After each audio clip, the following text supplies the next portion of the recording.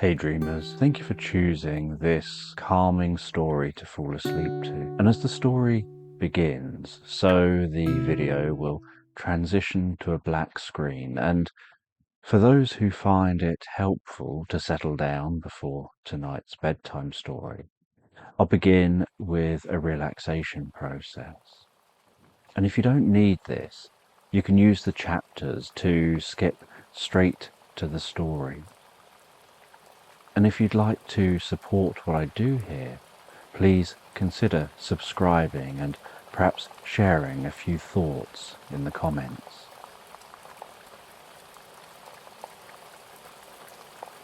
So in tonight's sleep story, you go out for a walk through British countryside, hearing a telephone ringing, sending you on a quest to meet a wizard in the heart of the woods, who asks for your help to open the magical portals, to reconnect the realms of the dwarves and the humans. So just take a moment to allow your eyes to close and allow yourself to begin to relax. And as you begin to comfortably drift asleep, I don't know whether you'll drift asleep faster to the sound of my voice, or whether it'll be to the spaces between my words. And as you comfortably fall asleep, you can take a moment to allow yourself to get comfortable and imagine a healing light softly, slowly and gently passing down from the top of your head to the tips of your toes, relaxing gently down through you as I count from 10 down to 1.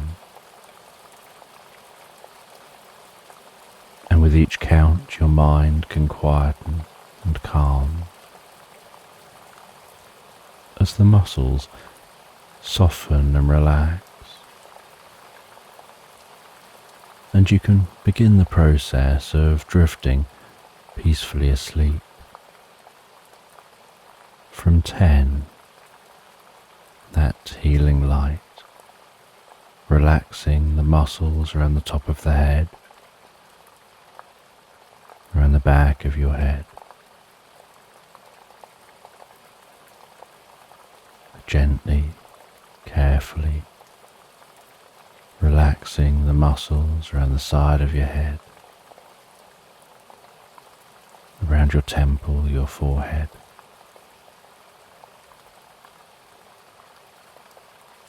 And with each out-breath, that relaxation deepens so peacefully, so comfortably, as it flows down around the eyes and around the ears.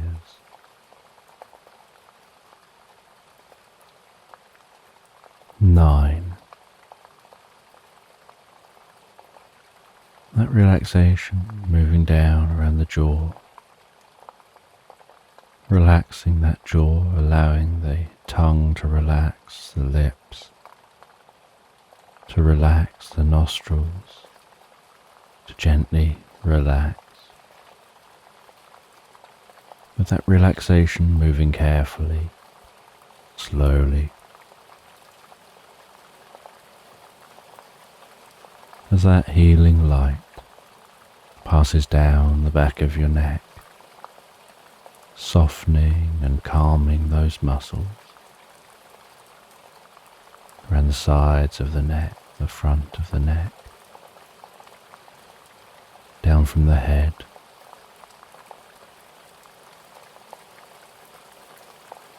gradually moving that calming, healing light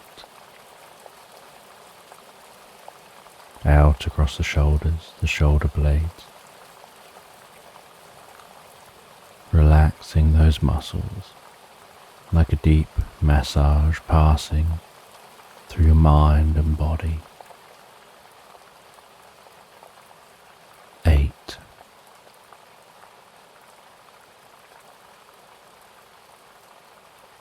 as that relaxation begins to move down those arms. And I don't know which arm the relaxation will move down fastest, whether it will be the right arm or the left arm. But you can be aware of that healing light spreading gently down those arms, around the biceps, the triceps, down into the forearms.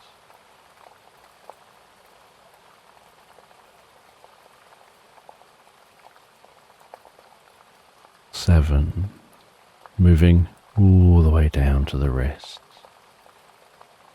the palms of the hands, down to the fingertips.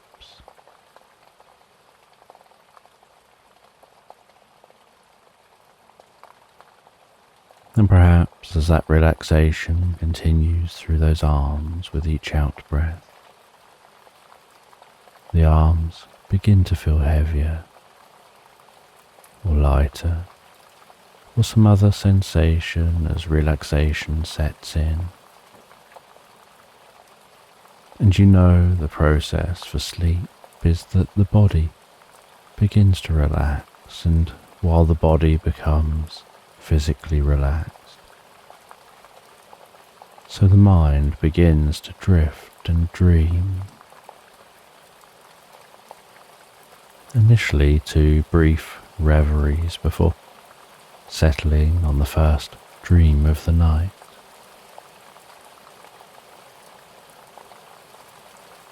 Six, and that healing light can spread down from the shoulders and down around the chest, the upper back, softening and relaxing those muscles, gently calming the breathing, helping you drift deeper and deeper into the experience.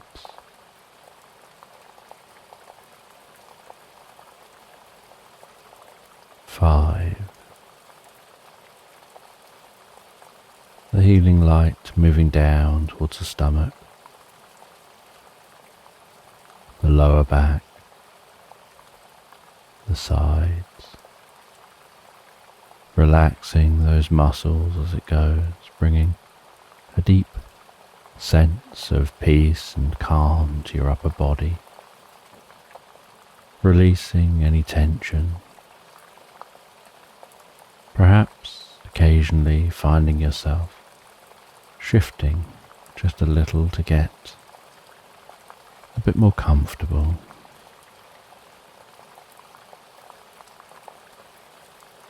Four, with that relaxation spreading down around your buttocks, down into the upper parts of your legs. Three, passing that relaxation down towards the lower parts of your legs. Perhaps those legs feeling heavier and heavier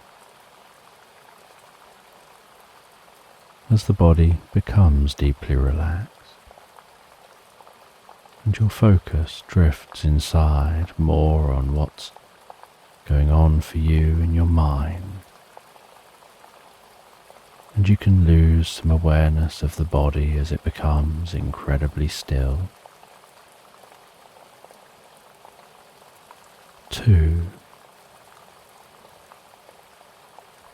The relaxation spreading down to your feet, calming, softly relaxing all the way down to the tips of your toes. And 1, as a final wave of relaxation pushes gently through you from the top of your head, down through your body, all the way down to the tips of your toes, as your mind begins to drift and dream and wander into tonight's sleep story. And as you relax into the sleep story, you find yourself wandering down a country lane. And as you wander down this country lane, the road meandering through the countryside, birds singing cheerfully within the trees, clouds ambling across the sky,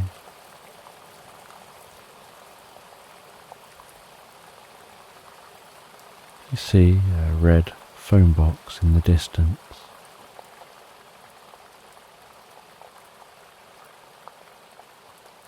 And each footstep along the road gives a gentle crackling sound.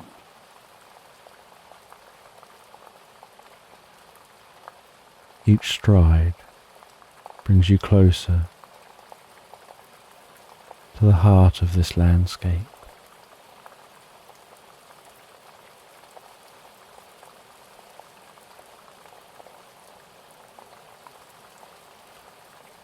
And while you walk through the landscape,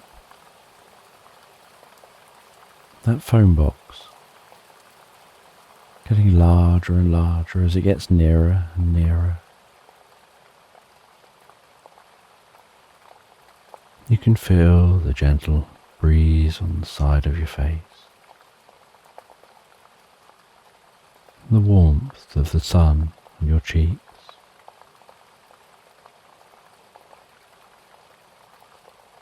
Hearing the rustling of the wind blowing through the tops of the trees.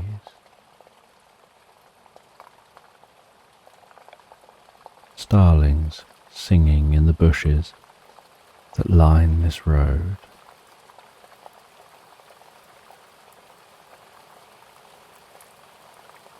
And as you near that phone box, you can hear the sound of it ringing.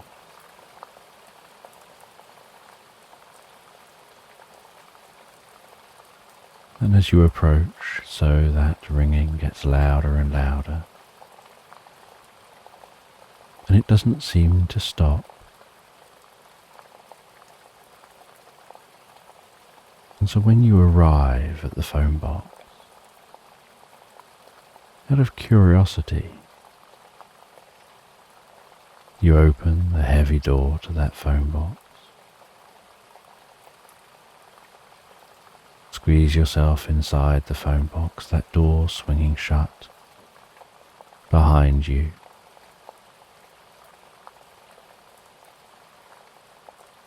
And then slowing down to close very slowly behind you the last few centimeters. That phone ringing before you. A stillness to the air within the phone box.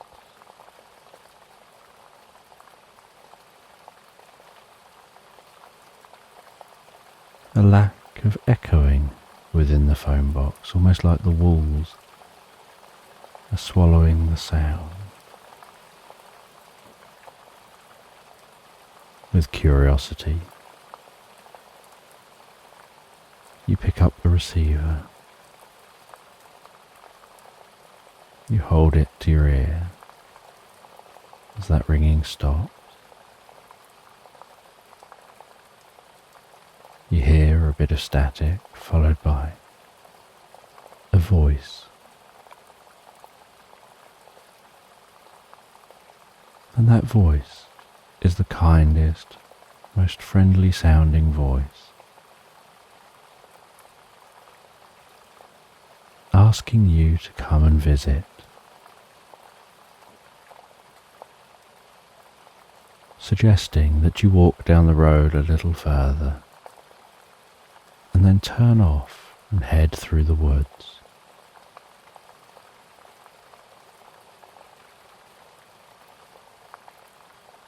And then the phone hangs up.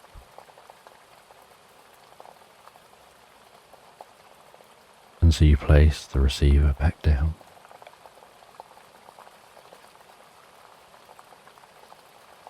Push your way back out of that phone box and continue on your journey. And although you're still admiring nature around you, a part of your mind is on that message.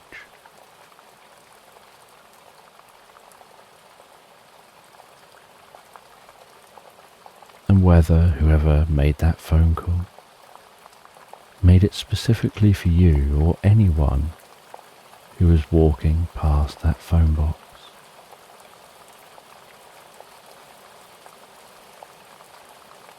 and whether you should follow the instructions or just continue on the path you are taking.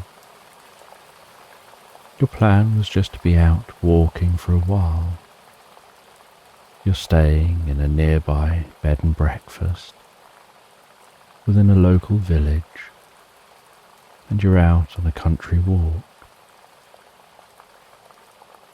You're following this road on this country walk. But do you continue to follow the road? Or if that turning exists into the woods, do you take that turning and head through the woods to visit the person who made that phone call?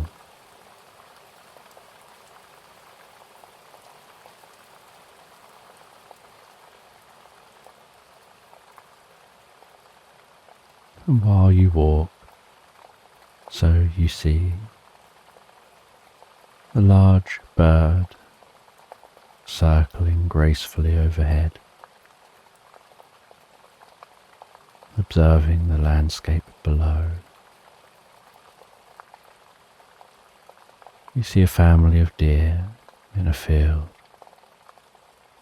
You bob up and down slightly as you walk,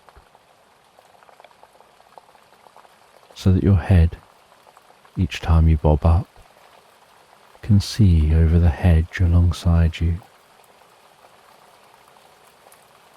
until you reach a gate into the field, and you stop for a moment at that metal gate. Head over to the gate. You rest your arms on top of the gate and your chin on top of your arms, looking out across the field, watching that family of deer. How peaceful and still they seem.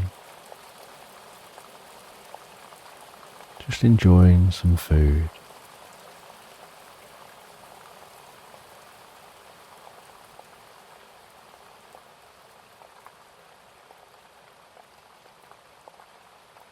And you can feel the warmth of that metal through your sleeves that's been gently warmed by the morning sun.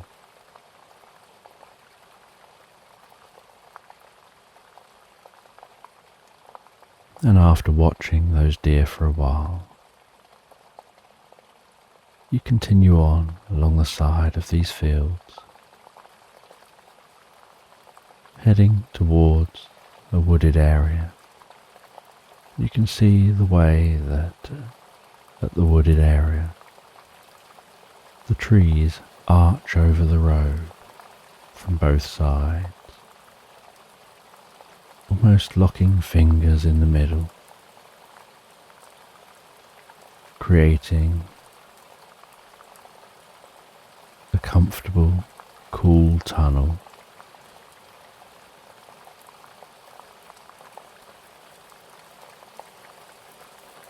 with just the occasional dancing dappled light working its way down through the tree leaves.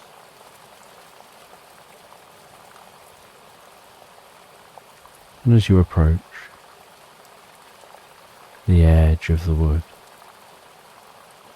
so you notice that there's a fence running alongside the wood on either side of the road.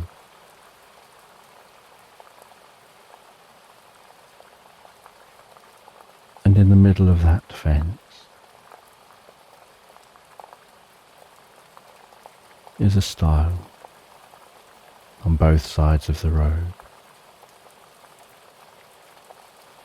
and a muddy footpath cutting into the woodland.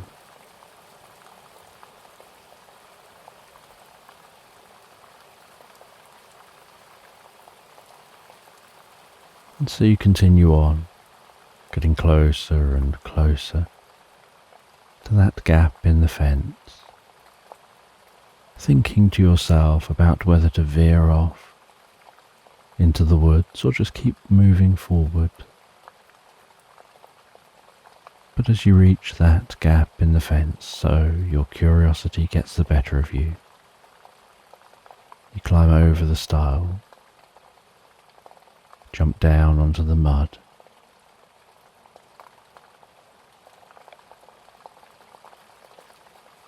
and begin to walk into that woodland.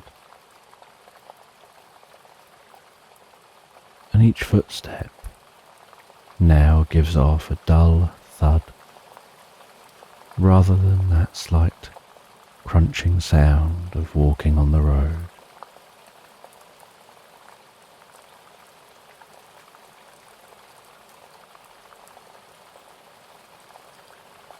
And birdsong echoes through the woodland, making it hard to pinpoint exactly where within the woods the birds singing are situated.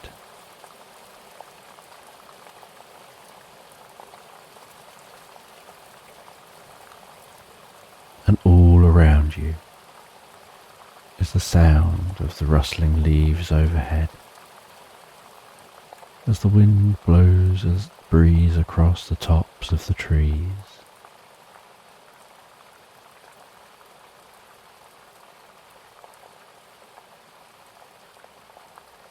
And you follow this path, initially the path being very straight, and then it begins to weave and turn, as if it's been created to avoid causing harm to any of the trees, placing the path where it can go that fits around the nature that's already here.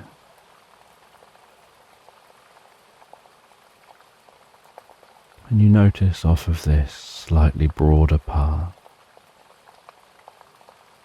occasional narrow, deeper seeming paths,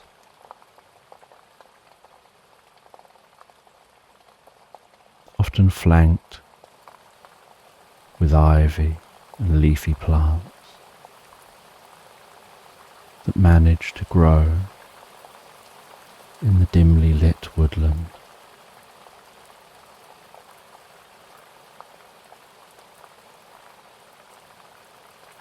And you recognize that these are trails from centuries of animals finding their own paths through the woodland, which sometimes cross the human path.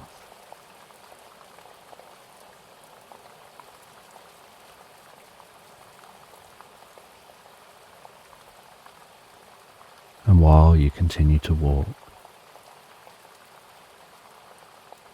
so you start to notice the uncertain outline of a cabin within this woodland.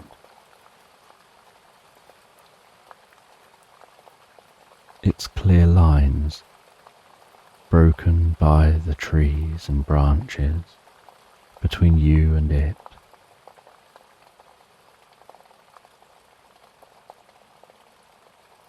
And the cabin seems to be built of the same wood of the woodland, helping it to blend in.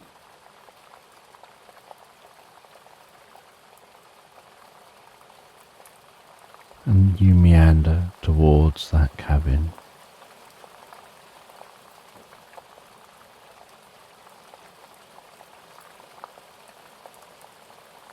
And you're curious who will live there.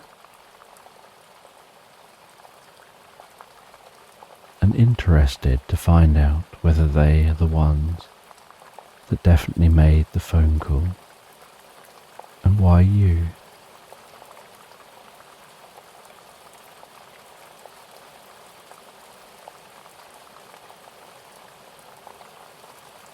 And the cabin, as you head out into a slight clearing, looks like it's growing out from the woodland, like it's a part of the woodland rather than a part from it.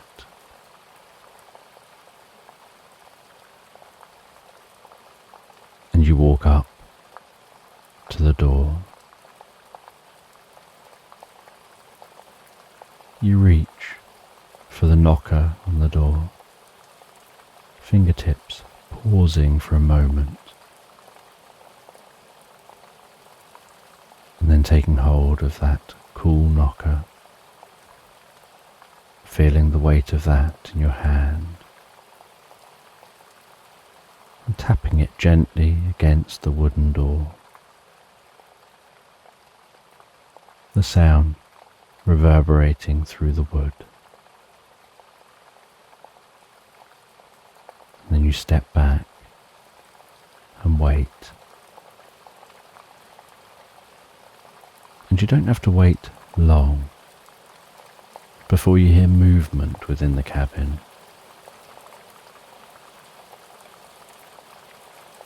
And then a latch going on the other side of the door.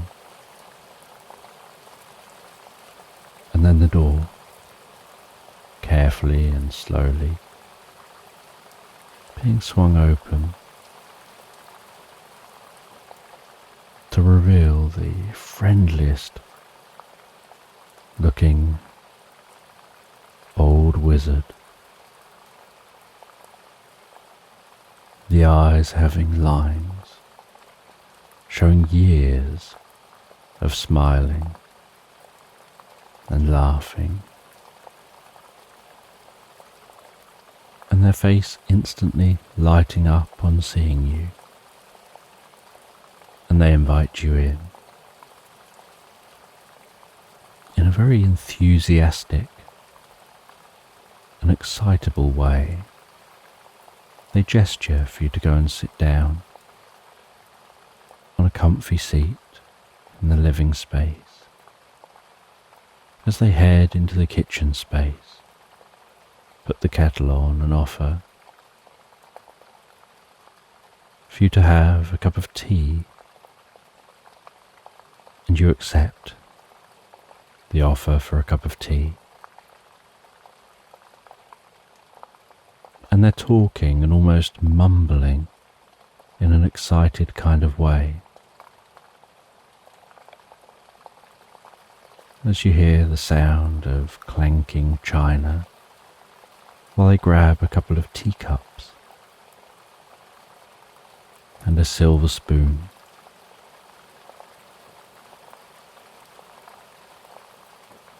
And they grab a teapot,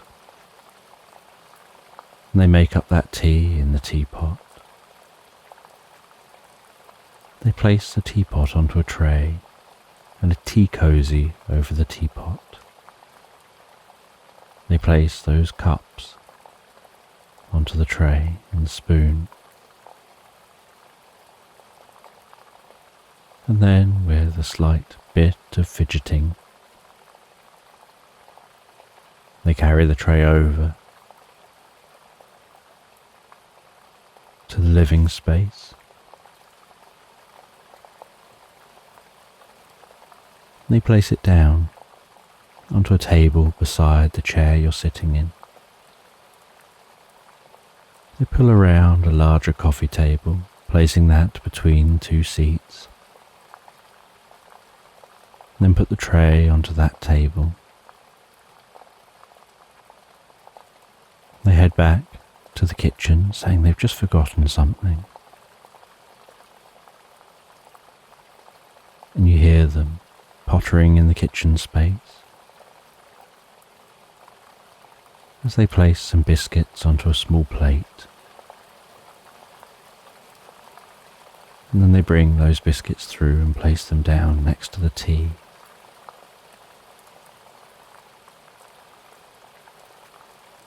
And they seem so excited to see you, although you've never seen them before. You're pretty confident you don't know them and they shouldn't know you.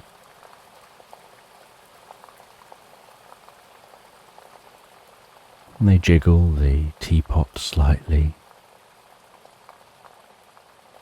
And they say, I'll just let it brew for a little while, as they sit back in their seat.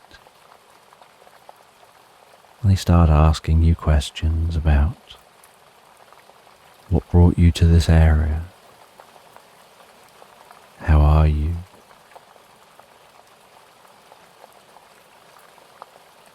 What do you think of the weather? How have you found this place so far?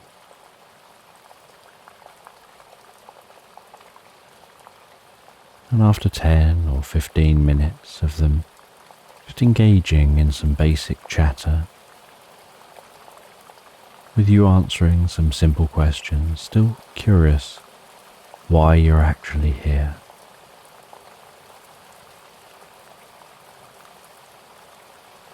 they lift up the teapot, resting the 3 middle fingers of their other hand on top of the centre of the teapot on the lid,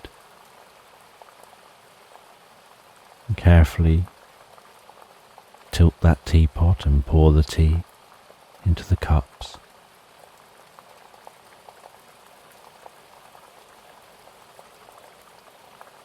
They offer you some milk with the tea, some sugar if you want it, some biscuits if you'd like those. And now that the tea has been poured, they feel that they can sit back and really just take their time to engage in conversation. No longer a need to make small talk to fill the time between sitting down and pouring the tea.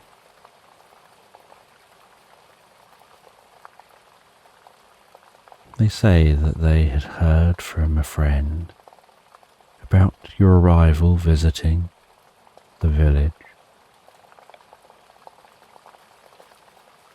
And that friend who'd seen you in the village recognized something about you that you perhaps wouldn't know about yourself. A deep quality that you have that most others never really cultivate.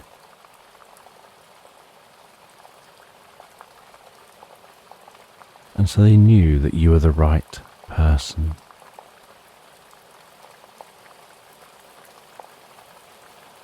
And they came and told the wizard of your arrival. And they told the wizard what you looked like.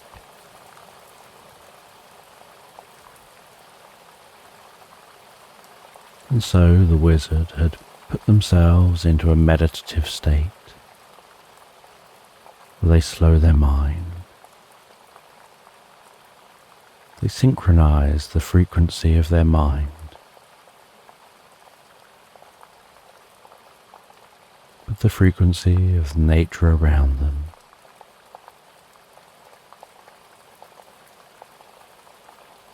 And they perform a meditation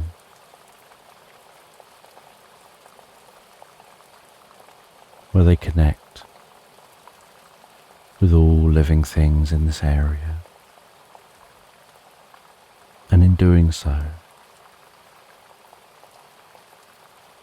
they can see through the eyes of birds and other animals.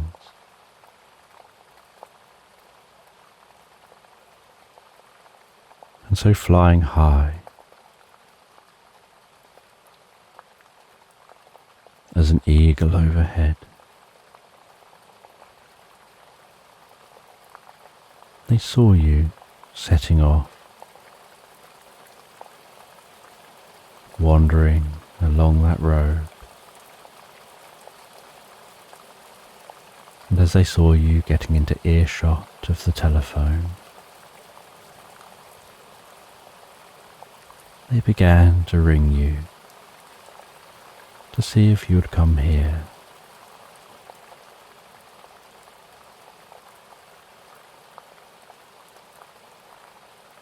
And as the wizard continues to talk, they stand up from their chair while placing their teacup down on the table.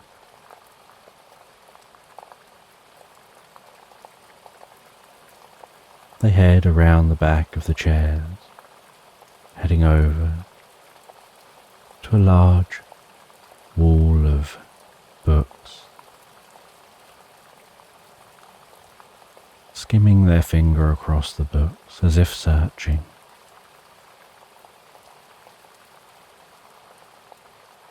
Making an acknowledgement of discovery before plucking one of those books off the shelves. They carry the book back to the seat, still continuing to talk while flicking through that book and finding what they're looking for.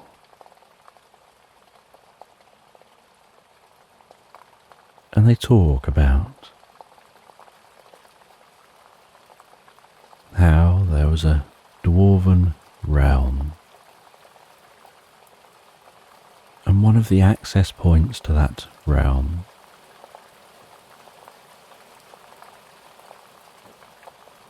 was in the furthest reaches of these woods.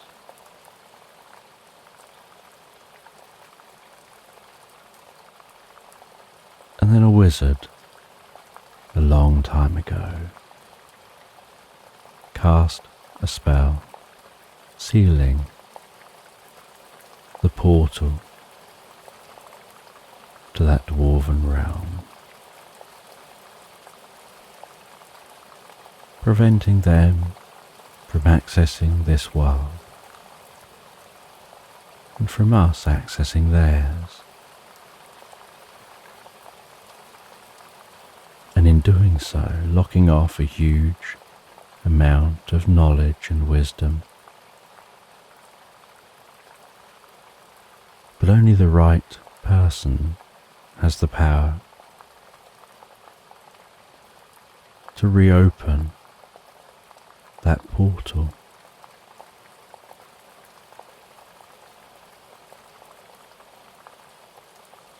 And you are that person. You have the qualities you need, and unknown to you, you have the lineage that's required.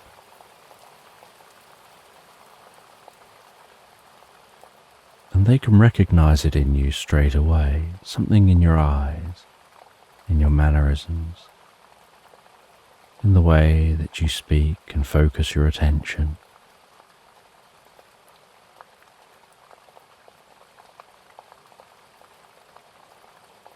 And while they're talking, they're pointing at points in the book. And they're saying everything in their own words. But you can tell that they're talking about what it is that they're reading.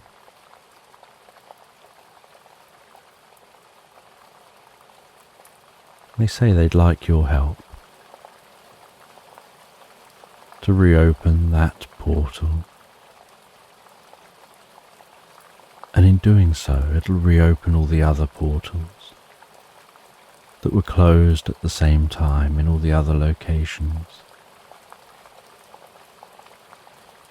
It will allow beings from both worlds to interact and communicate once more.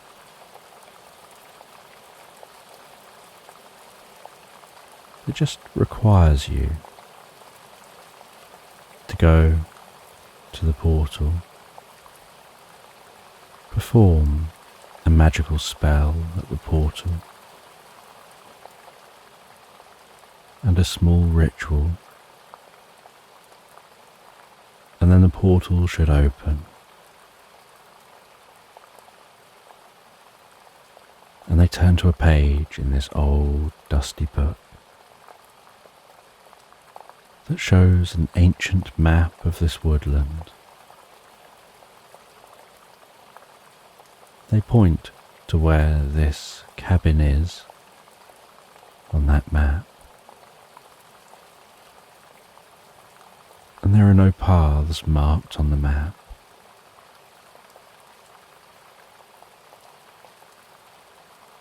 And so you take a look at that map.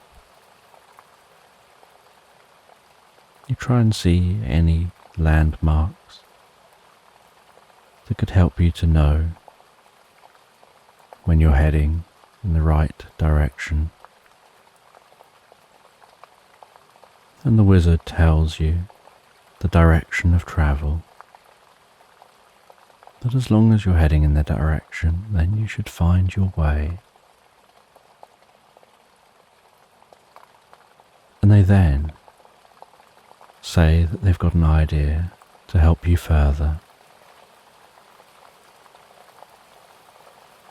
They close their eyes. They rest their hands around the teapot.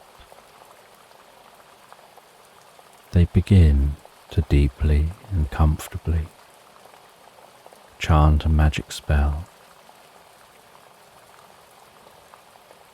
And some faint blue steam comes out the spout of the teapot.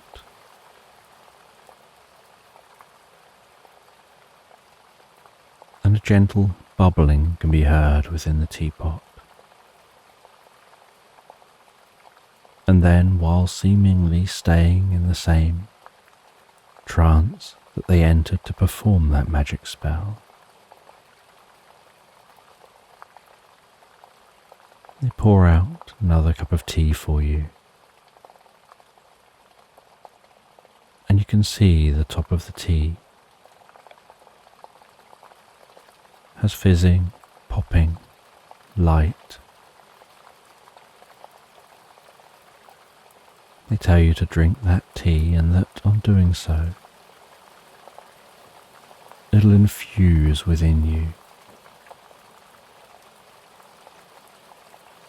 And you'll feel an instinctive knowing when you're pointing in the direction of your destination. And so that'll help you to find where you're going. And so you drink that tea, and it takes you a little while. And so while drinking, the two of you just chat.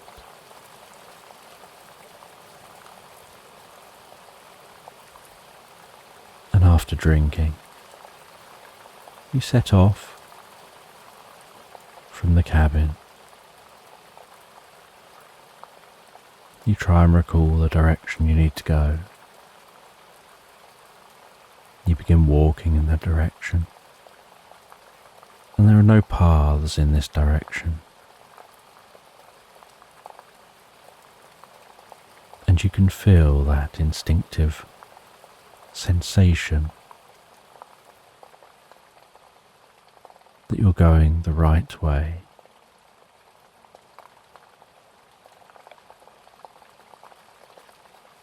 And while walking through this woodland,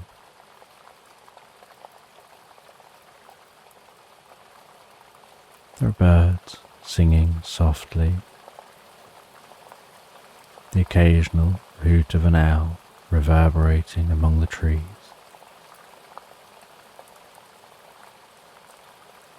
The pulsing of the rustling of the leaves as the wind blows a breeze, sometimes stronger, sometimes the breeze almost comes to a standstill.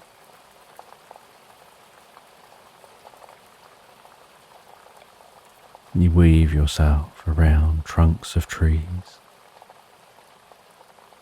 The rough feeling of the bark beneath your fingertips.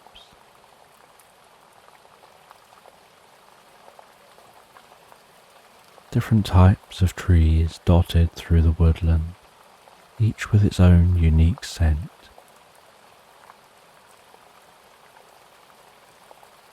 The smell of pine, the smell of oak,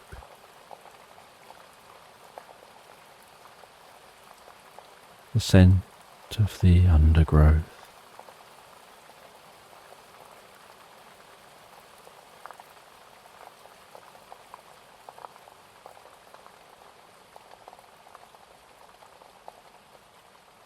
And while you continue to walk, so the day continues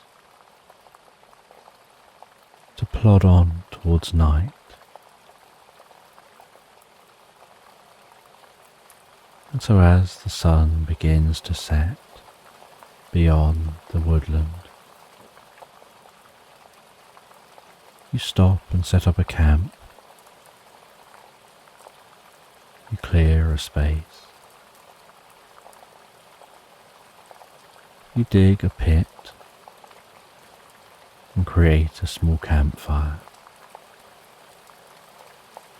You light that campfire and have yourself something to eat and drink. You make a shelter from some branches and leaves. You place many leaves down in your shelter. Add some smooth padding. And after eating and having something to drink, you tuck yourself into your shelter and listening to the sounds of nature around you and feeling so deeply relaxed, you drift comfortably asleep.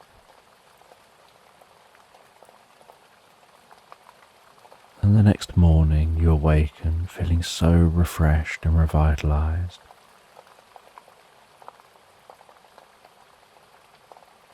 And very little direct sunlight makes it into the woodland, but the glow within the woodland gets lighter and lighter as the sun continues to rise.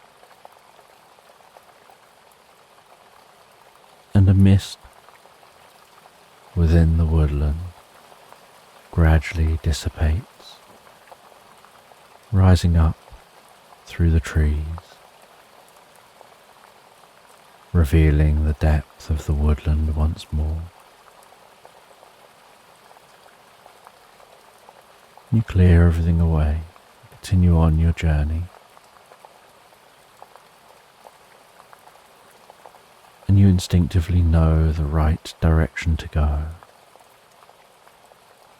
And as you continue walking, so you faintly hear the distant sound of flowing water. And you know that at one point during this journey, you have to follow a stream and then cross over just before the stream turns for you to remain on track. And so you begin to head towards that sound of flowing water.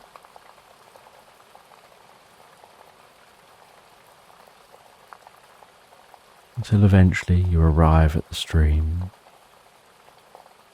and this stream cutting through the woodland allows a bit more light from overhead. And so you can notice along the edge of the stream the fluffy patches of grass and other wildflowers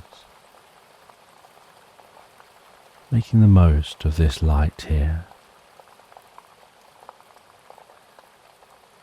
And you follow the stream, the air smelling fresher near this water.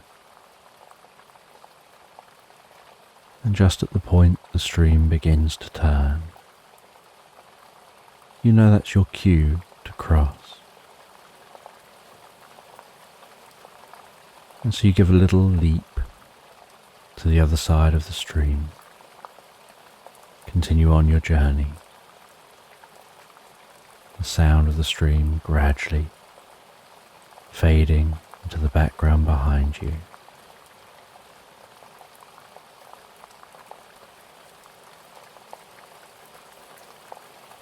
And it's still quite a walk back through this woodland,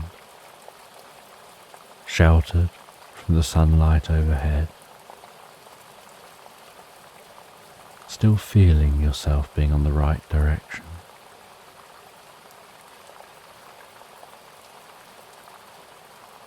Until eventually that feeling becomes so overwhelmingly strong, you know you're about to arrive where you need to be.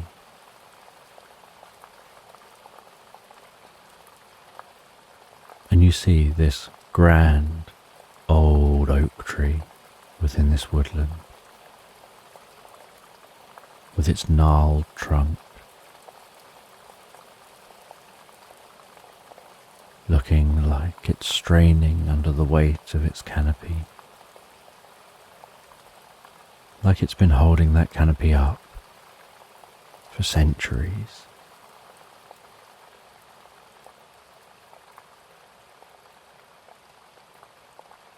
You clear a space in front of that old oak.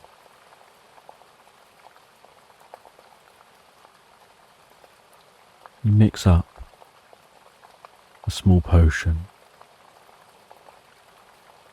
following the instructions you were given, and you begin the ritual. You begin to say the magic spell, pausing at the points you need to pause, to drink some of that drink,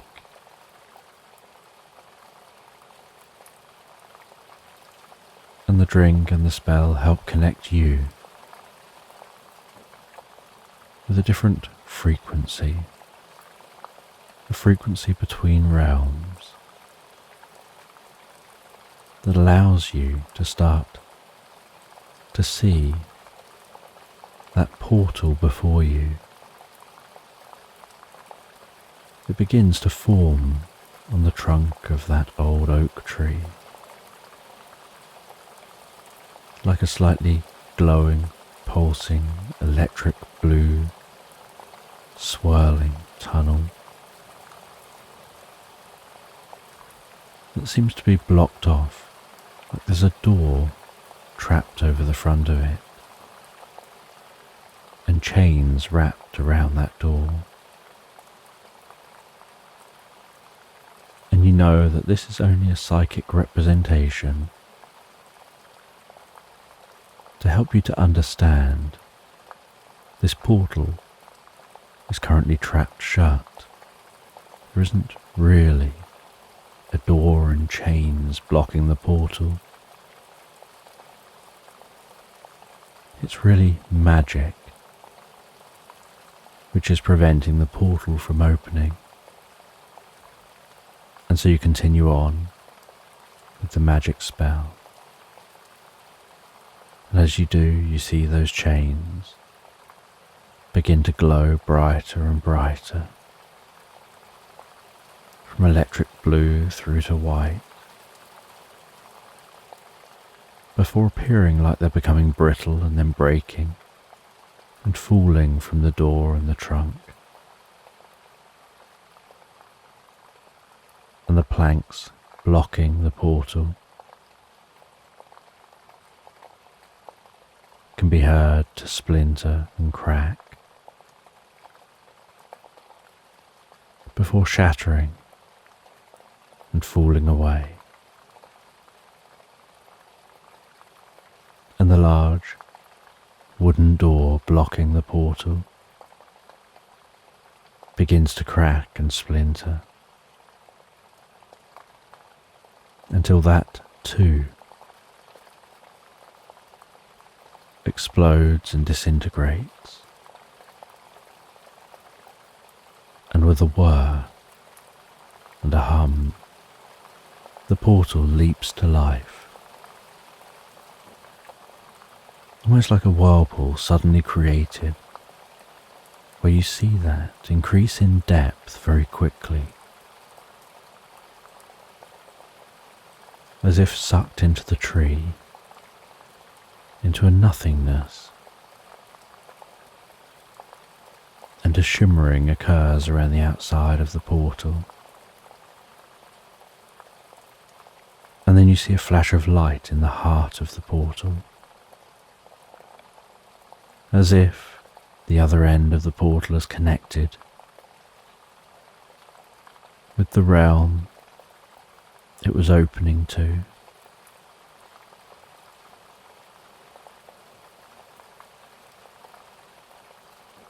And then you see somebody through the portal peering in, and they're wearing a red hat, green clothes.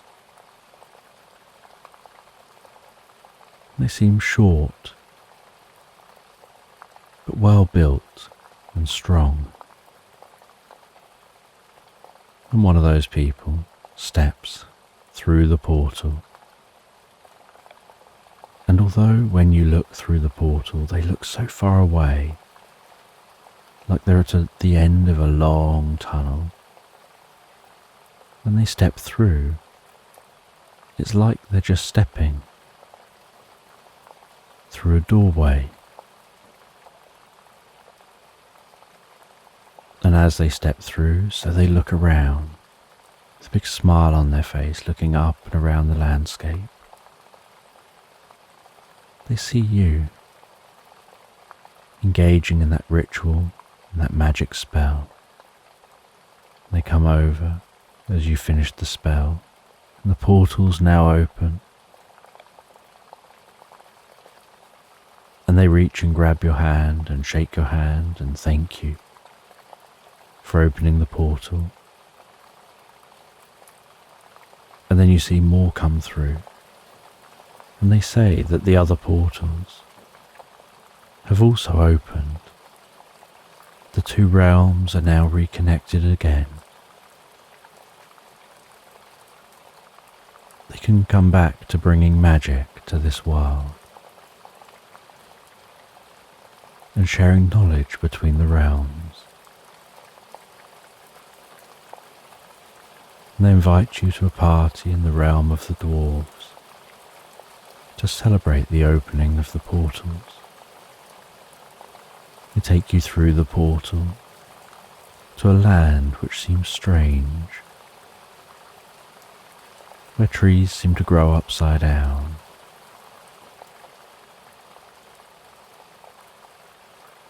where everything is a slightly different colour to what you would expect.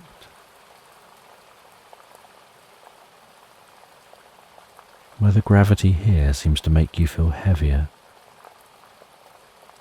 than the gravity where you've come from.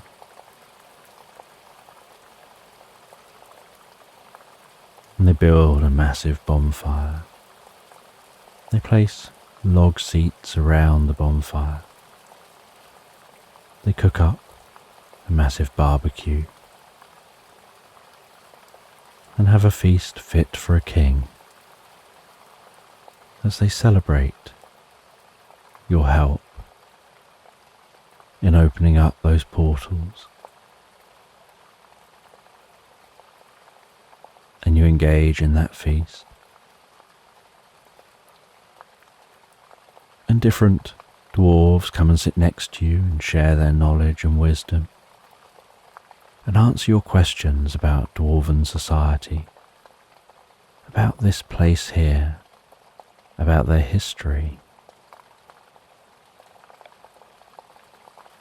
until eventually it's getting late and they let you stay with them for a while And the next day you head back through the portal. You set off early, finding your way through the woodland. You head back to the wizard. You tell them about how you've helped. The wizard already knows.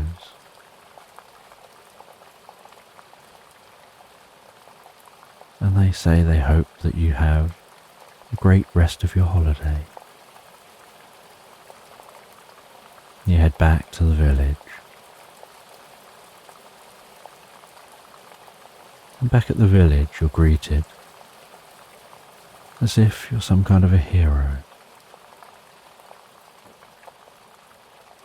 As if somehow everyone here knew who you were, what you've just been and done. And you head to the bread and breakfast. You head to bed, settling down so comfortably on your bed, feeling a deep sense of sleep waft over you. So happy to be in an incredibly comfortable bed rather than sleeping on the ground. And pondering the experience you've had. You drift and float, so deeply relaxed asleep, into Slumberland.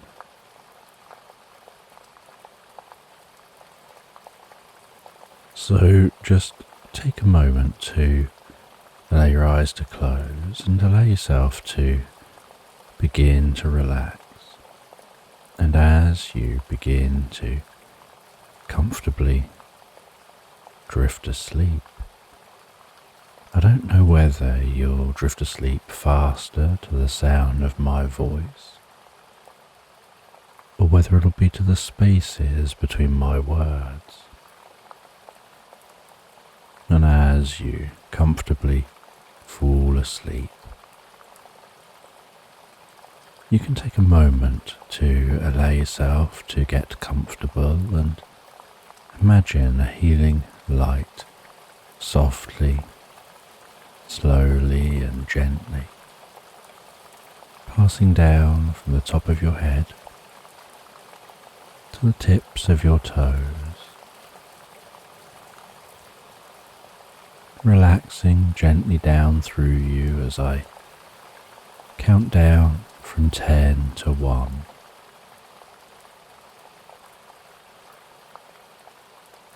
And with each count, your mind can quieten and calm as the muscles soften and relax. And you can begin the process of drifting peacefully asleep. From 10, that healing light relaxing the muscles around the top of the head, around the back of your head, gently, carefully relaxing the muscles around the side of your head, around your temple, your forehead. And with each out-breath, that relaxation can deepen so peacefully, so comfortably as it flows down around the eyes and around the ears. 9. That relaxation moving down around the jaw, relaxing that jaw, allowing the tongue to relax, the lips relax, the nostrils gently relax. With that relaxation, moving carefully, slowly,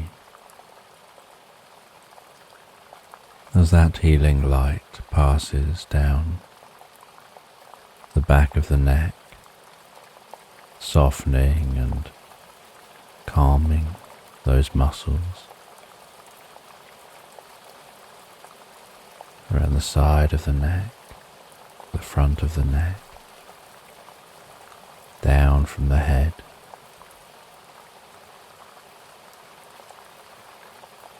gradually moving that calming, healing light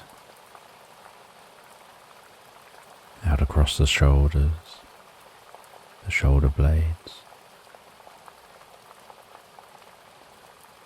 relaxing those muscles like a deep massage passing through your mind and body. 8. As that relaxation begins to move down those arms, and I don't know which arm the relaxation will move down fastest, whether it'll be the right arm or the left arm. But you can be aware of that healing light spreading gently down those arms, around the biceps, triceps, down into the forearms. 7. Moving all the way down to the wrists, the palms of the hands, down to the fingertips, and perhaps as that relaxation continues through those arms with each out-breath, the arms begin to feel heavier or lighter, or some other sensation as relaxation sets in.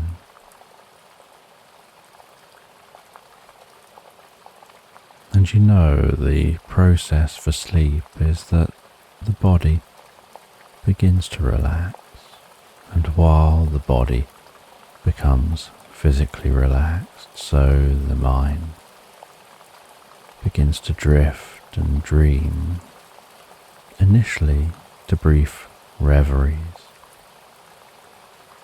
before settling on the first dream of the night.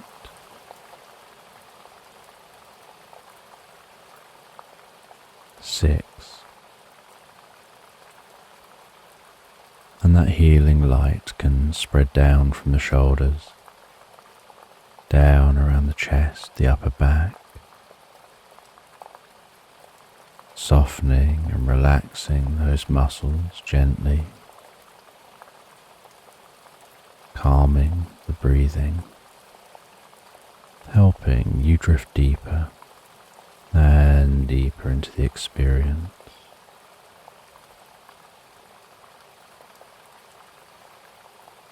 5. The healing light moving down towards the stomach, the lower back, the sides, relaxing those muscles as it goes, bringing a deep sense of peace and calm to your upper body, releasing any tension, perhaps occasionally finding yourself shifting just a little to get more comfortable. 4. Of that relaxation spreading down around your buttocks, down into the upper parts of your legs. 3. Passing that relaxation down towards the lower part of your legs. Perhaps those legs feeling heavier and heavier, maybe as the body becomes deeply relaxed and your focus drifts inside more on what's going on for you in your mind. You lose some awareness of the body as it becomes incredibly still.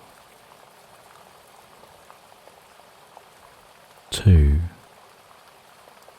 The relaxation spreading down to your feet, calming, softly relaxing all all the way down to the tips of your toes.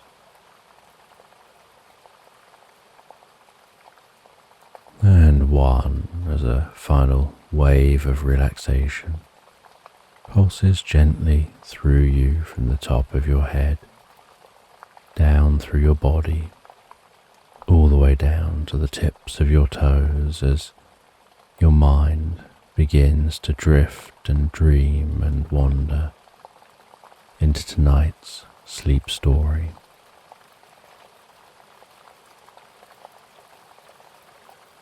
And you wake up one morning in faraway cottage, Slumber resting in the bed beside you. You say good morning before getting out of bed, making your bed and tucking your teddy Slumber comfortably into the bed. And the daylight is gently glowing through the closed curtains.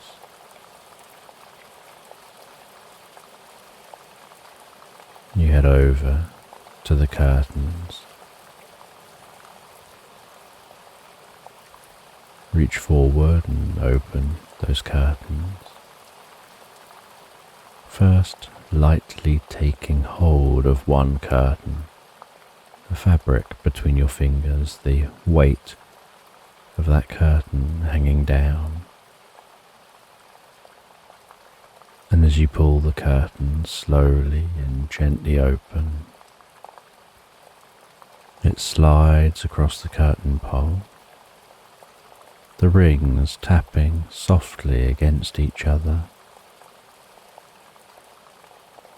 Once open, you place a magnetic curtain tie around the curtain and take a moment to neaten the curtain up before opening the curtain on the other side, repeating the process slowly and carefully, sliding the curtain open, the sound of the curtain sliding across the curtain rail, the rings tapping against each other, placing a magnetic curtain tie around the curtain before smoothing and neatening it up. The light of day filling your bedroom.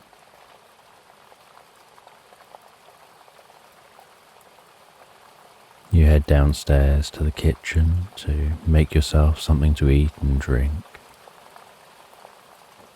Carry that through to the living area where you sit in the most comfortable chair to have your breakfast.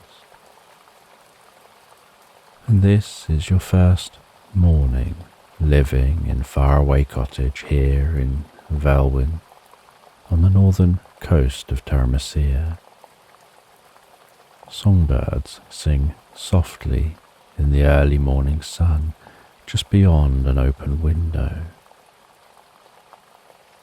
The net curtain over the window waving gently in the slight cool breeze as it finds its way into faraway cottage.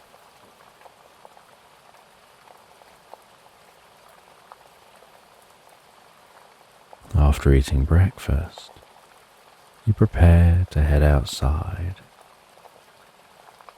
You arrived at your new home here in Velwyn yesterday, so you haven't really explored the area.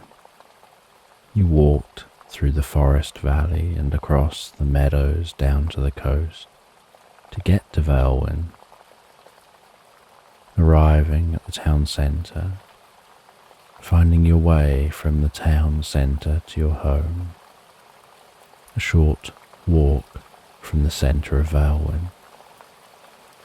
But you haven't explored anywhere else yet.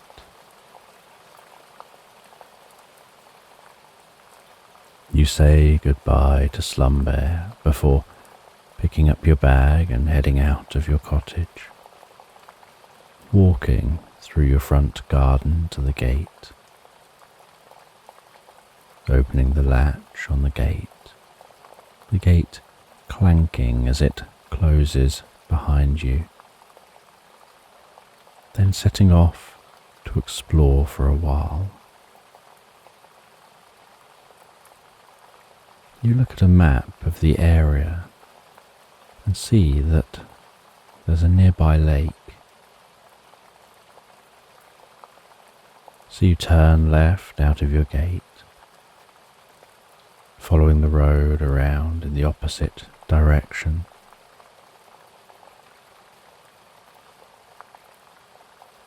You look at a map of the area and you see that there's some nearby countryside. So you turn left out of your gate, following the road around in the opposite direction to the walk into town.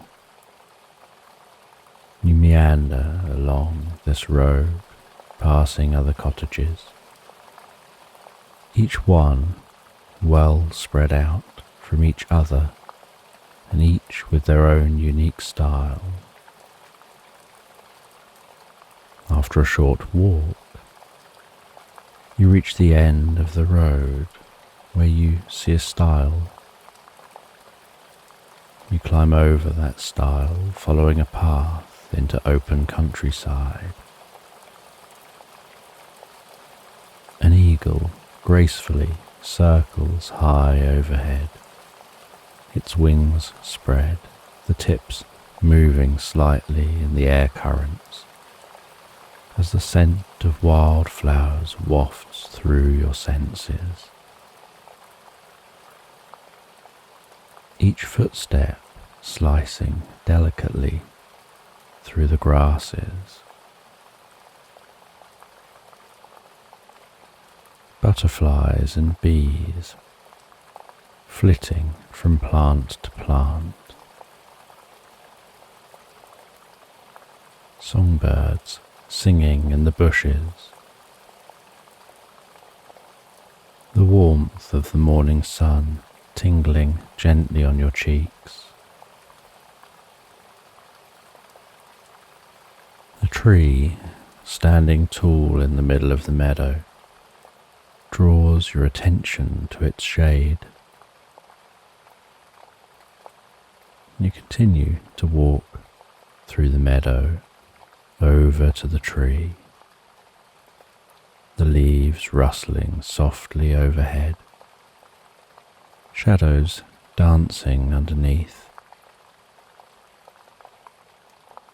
The bark of the tree is smooth, cool and dark brown, with a slight spongy texture, perfect for resting back against.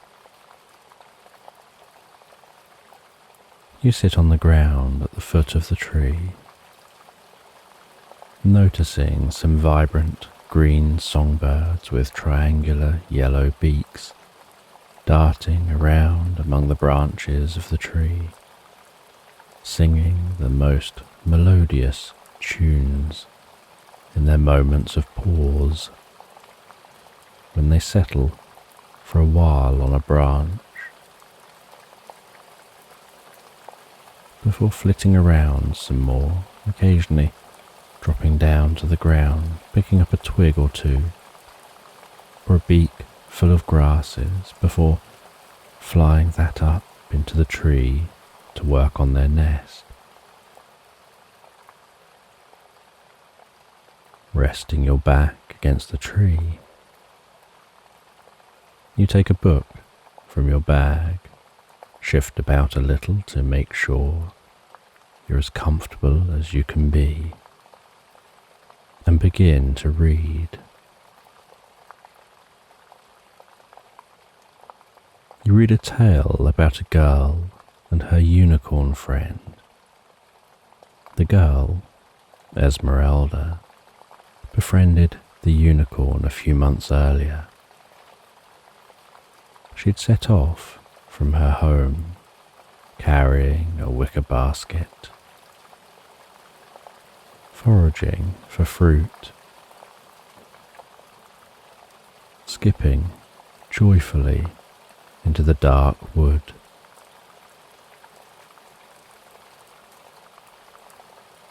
she always found herself mesmerized by the dancing shards of light piercing down through the canopy overhead, with particles floating and glinting in the light.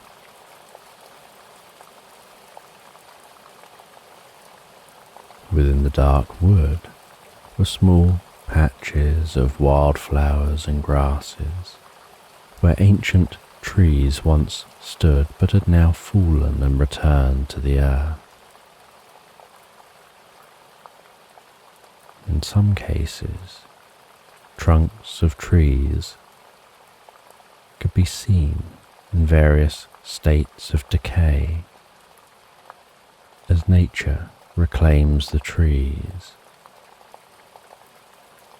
Other times the trunks had recently fallen, and so she could sit on the trunk when she takes a break from exploring.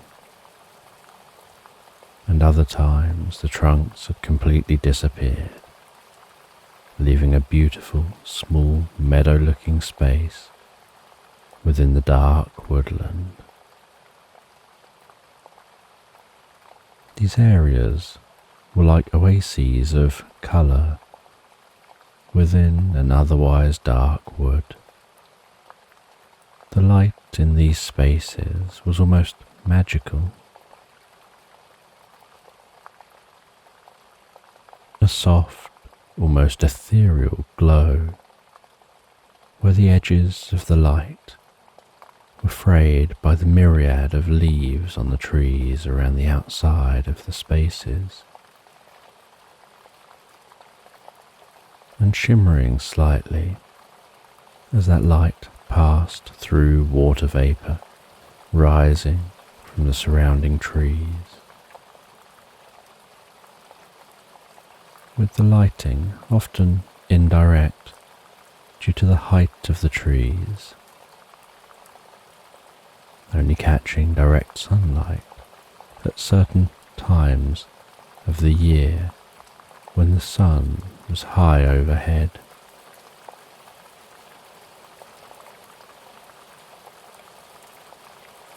And one day, in one such clearing, Esmeralda saw a unicorn grazing in the glow of the sun, its hair glistening like a million diamonds. She noticed that this unicorn had a damaged and blunted horn, with the end third of the horn hanging off, still attached to the rest of the horn, like a snapped branch hanging from the rest of the branch on a tree. The injury exposing the nerves and flesh which grows on the inside of a unicorn's horn. Esmeralda slowly and carefully walked into the clearing, each footstep a gentle crunch underfoot. The unicorn looked up slightly, still chewing on a mouthful of grasses, but it didn't run. It let her get closer and closer, to the point she was able to rest her hand on the side of its neck. She carefully touched its horn. The unicorn flinched. She did an instinctive sympathy flinch, as if she felt some of the pain that unicorn felt.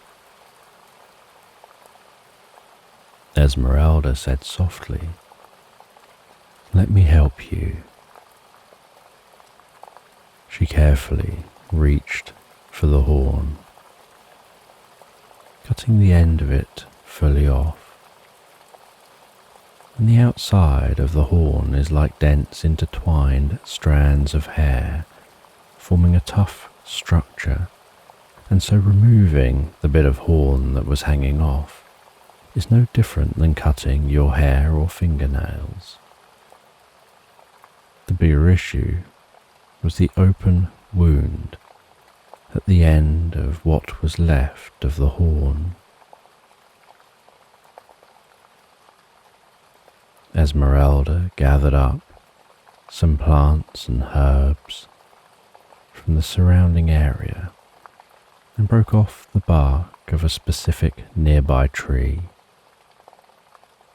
With another tree, she pierced the bark and gathered some of the thick, white, gloopy sap which flowed from the hole in the bark. She placed all of this into a small pot,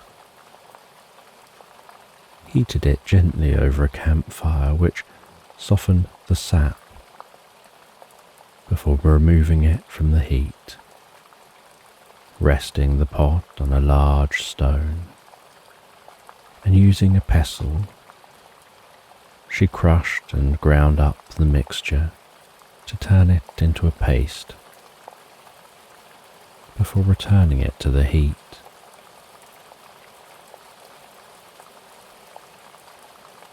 As the mixture heated up, so it thickened again, giving off the sweetest scent.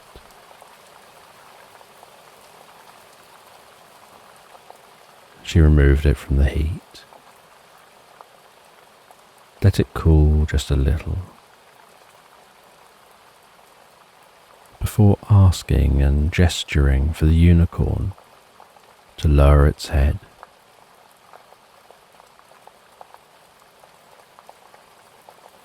The unicorn seemed to know what was going on and did as they were asked, allowing Esmeralda to apply the ointment to the wound. She carefully smeared it over the end of the horn, over the open wound. The unicorn flinched in pain but allowed her to continue. She applied the white paste fully within the wound and around the edges of the horn. As the mixture continued to cool, so it firmed up and stuck fast to the unicorn's horn, taking on the texture of rubber, protecting the end of the horn with that healing ointment. It would take a few weeks for the unicorn's horn to grow over the wound before gradually taking back its shape. But in the meantime, the wound would be protected and healing promoted by the mixture. Esmeralda gently petted the unicorn on the side of the neck while reassuring them that they'd be fine.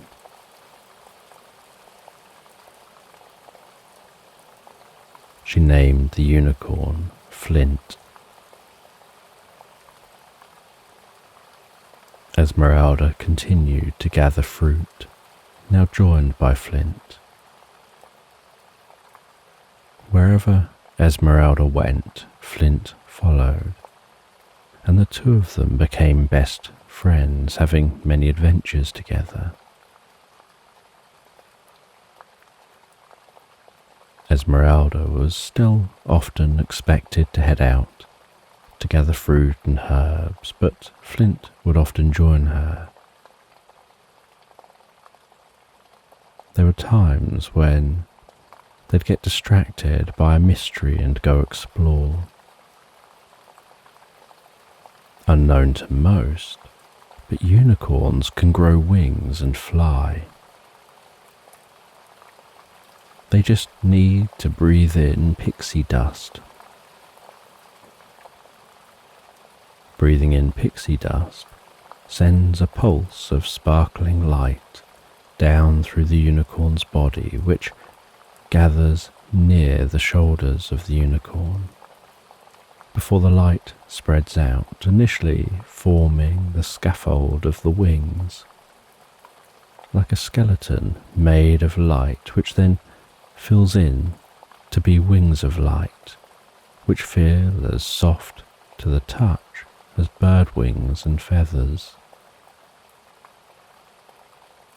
As unicorns set off to fly, they pick up speed to a gallop, and then launch into the air on an ever-changing bridge made from specks of light, which appear before the unicorn and fade behind it.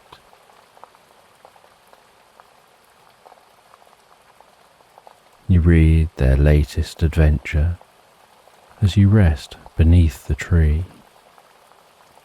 losing awareness of your surroundings as you delve deeper and deeper into the book. As you read, so the sun continues its journey across the sky, with the clouds telling their own stories, marching slowly and quietly as they blend from scene to scene.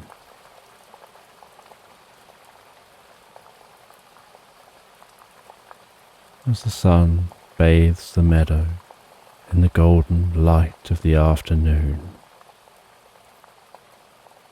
so you stop reading, place a bookmark into the book,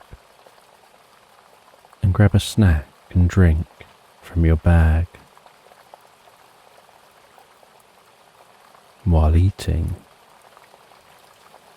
some inquisitive songbirds drop down to the ground, a short distance away from you, cocking their heads and hopping about a little, as if to try to get your attention and food. Their eyes looking at the food as you bring it up to your mouth, take a bite and then lower it back down again. You break off a bit of the food and throw it for the birds.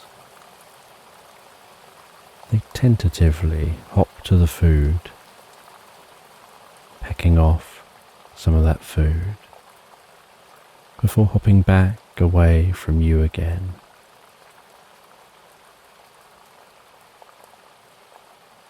You smile gently as those birds nibble at the food, continuing to eat your food.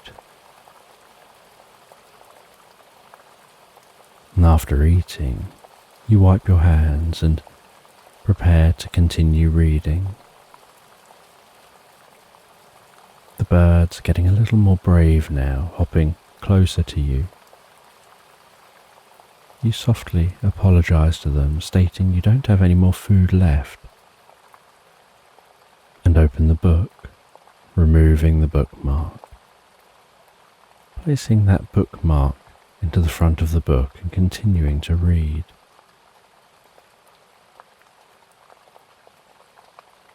The birds potter around you for a while in the hope of getting some more food, and when this isn't forthcoming, they eventually disperse back into the trees and bushes.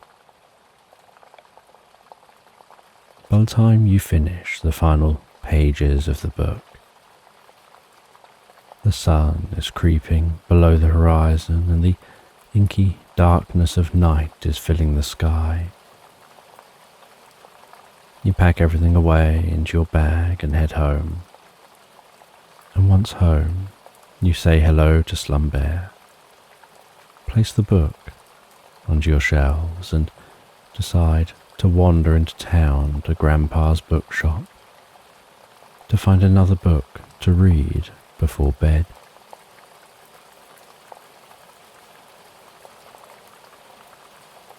The street lights glow the most delicate orange, the light reflecting off of damp cobblestones, horse and cart clopping over the cobbles, the sounds of people milling around most heading to the taverns. You walk to Grandpa's bookshop, front of the shop emitting a cosy glow, the bell above the door tringing as you enter. Each footstep within the shop is the quietest dull pat on the rugs, dust motes hanging in the air around the soft lamplights, stirred by your movement through the shop. Grandpa relaxing, reading a book in a comfy seat near the till. Grandpa welcomes you back, asks how you're settling into your new home. You share how peaceful and pleasant it is over at Faraway Cottage. You talk about wandering into the nearby meadow today, sitting underneath the old tree and reading the book you picked up from here yesterday. You've now finished reading that book, and so you want to find something else to read. You look around the shop, checking the different sections. You find a curious book, In Memory of Water. Grandpa explains that this is a really interesting and curious book. It's about a hilltop village where water contains memories that can be revealed in puddles.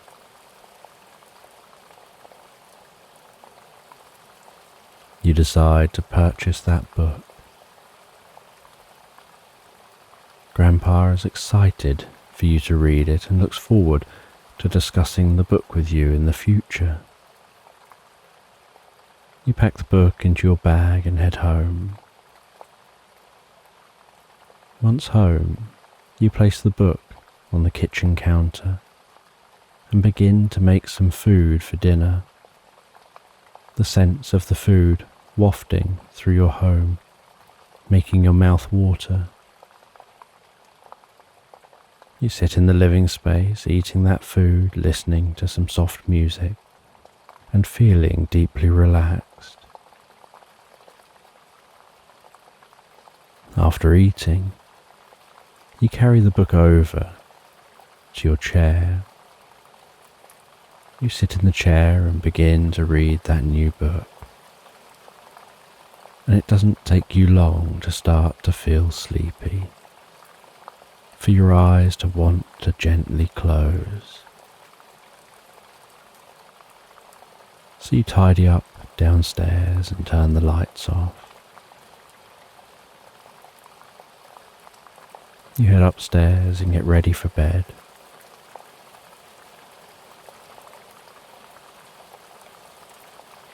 You head into your bedroom. Sit on the bed, move Slumberland over a little. Tuck yourself into the bed, sitting back against the cushions for a while as you read in bed for a bit. Before sleep begins to descend upon you, and so you close the book. You place that down on a small table beside the bed. You tuck yourself down into the bed, turn off the light, say goodnight to Slumberland, and drift so peacefully, so relaxed asleep into Slumberland.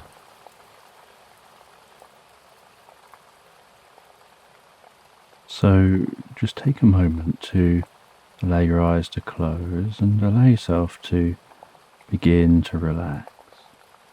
And as you begin to comfortably drift asleep, I don't know whether you'll drift asleep faster to the sound of my voice, or whether it'll be to the spaces between my words. And as you comfortably fall asleep, you can take a moment to allow yourself to get comfortable and imagine a healing light softly, slowly and gently passing down from the top of your head to the tips of your toes, relaxing gently down through you as I count down from 10 to 1.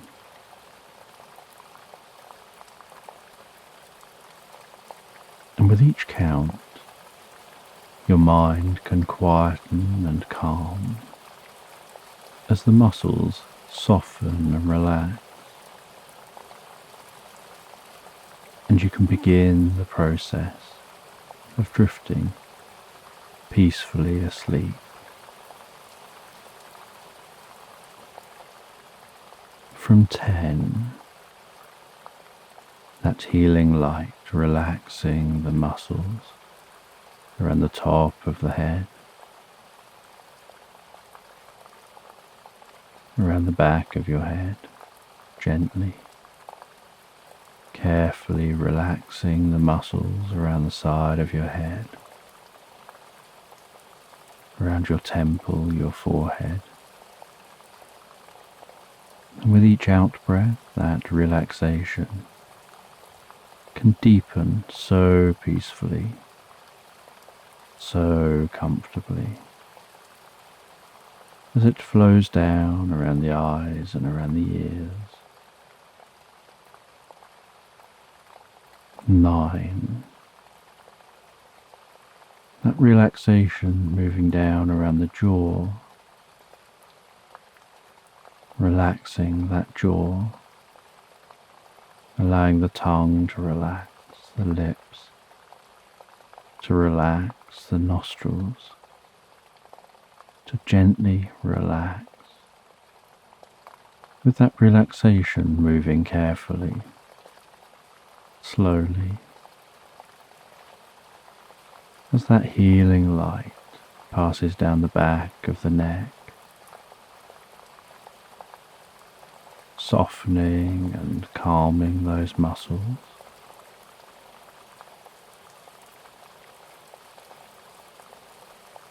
Around the sides of the neck, the front of the neck, down from the head, gradually moving that calming, healing light out across the shoulders, the shoulder blades, relaxing those muscles like a deep massage passing through your mind and body. 8. As that relaxation begins to move down those arms, and I don't know which arm the relaxation will move down fastest, whether it'll be the right arm or the left arm. But you can be aware of that healing light spreading gently down those arms, around the biceps, the triceps, down into the forearms.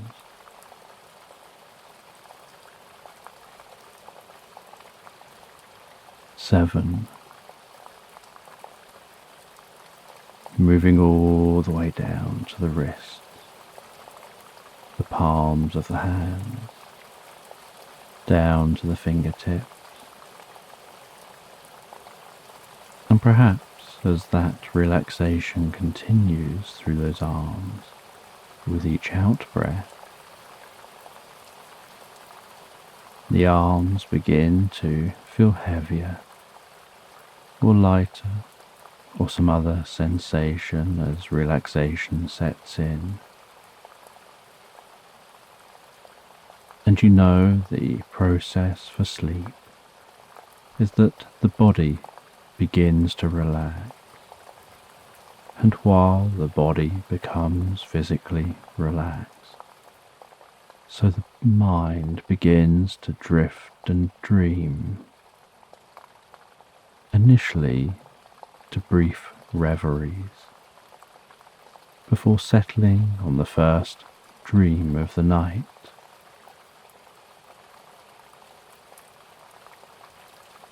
Six,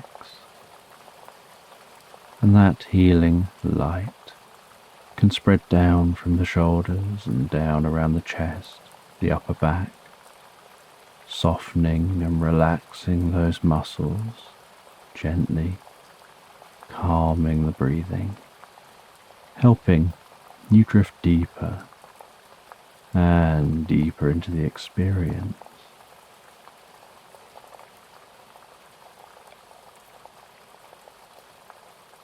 Five, the healing light moving down towards the stomach, the lower back, the sides, relaxing those muscles as it goes, bringing a deep sense of peace and calm to your upper body, releasing any tension. Perhaps occasionally finding yourself shifting just a little to get a little more comfortable.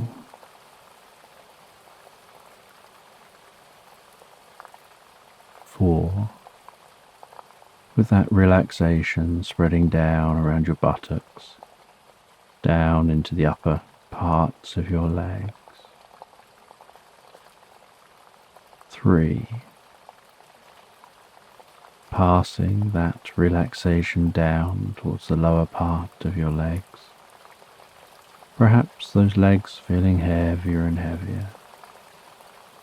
Maybe as the body becomes deeply relaxed and your focus drifts inside more on what's going on for you in your mind. You lose some awareness of the body as it becomes incredibly still. 2. The relaxation spreading down to your feet, calming, softly relaxing, all the way down to the tips of your toes. 1. As a final wave of relaxation pulses gently through you, from the top of your head, down through your body, all the way down to the tips of your toes as your mind begins to drift and dream and wander into tonight's sleep story.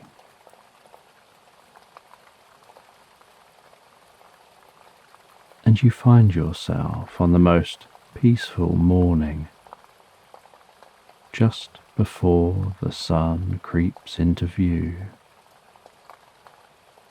walking through a mist-filled meadow. The mist wrapping around your ankles like water on the calmest seashore. The tops of spindle-like stems of wild flowers carrying flashes of colour out of the mist. Colour carefully being painted across the morning sky.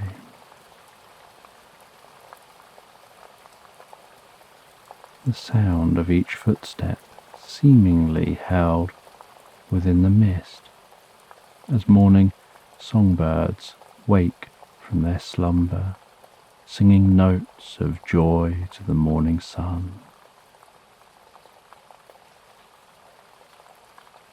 Each step that you take through the viscous mist makes the mist slowly swirl around your legs.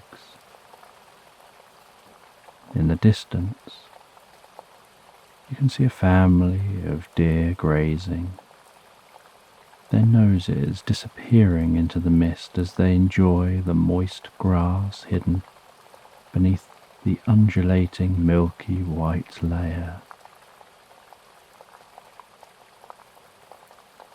As the first rays of sunlight creep up over the horizon, so the mist begins to evaporate. Soft, fuzzy clouds rising gently into the air, slowly revealing the landscape, bathed in the golden light of morning.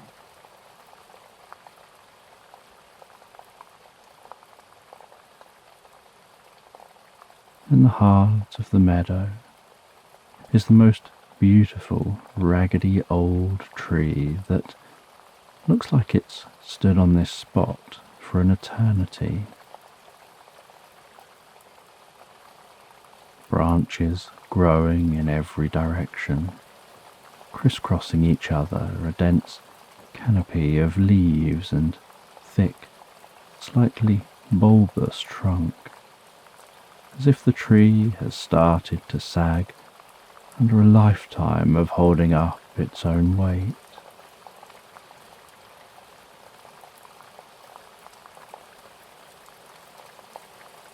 You walk towards the tree, the mist still dispersing.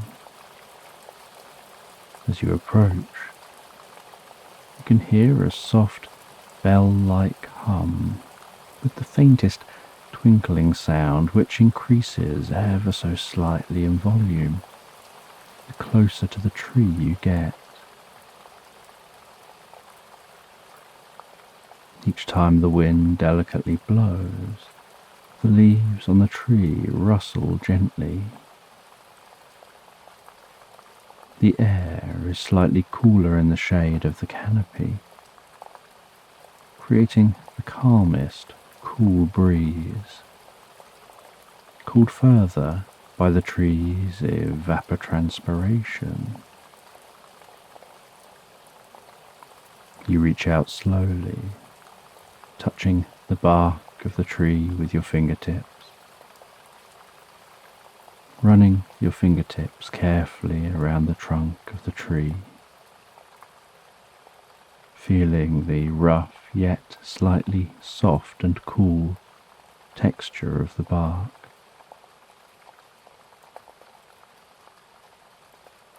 Noticing how it has a slightly squidgy feel to it, not solid and firm as you were expecting.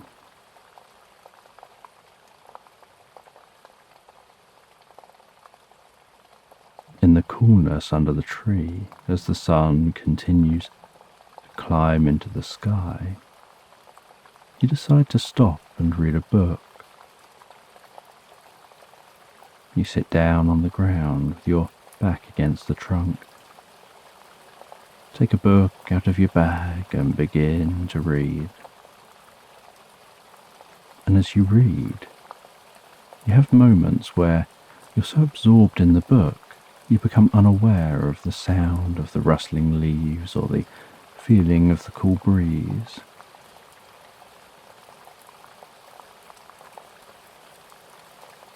From time to time, often at the end of chapters, you gaze up and look out across the landscape, noticing how it changes slightly as the sun continues to arch its way across the sky. The way shadows change shape, getting shorter as the sun climbs before lengthening again as the sun begins its descent once more. Watching the shadows of clouds glide silently across the landscape.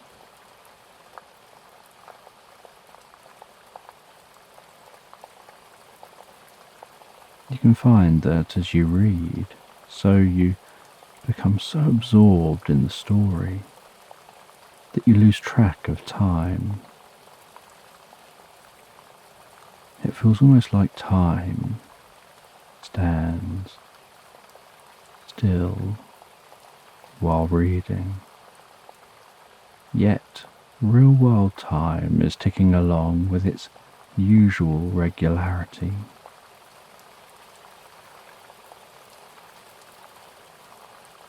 You notice that you're nearing the end of the book and so decide to keep reading to finish it.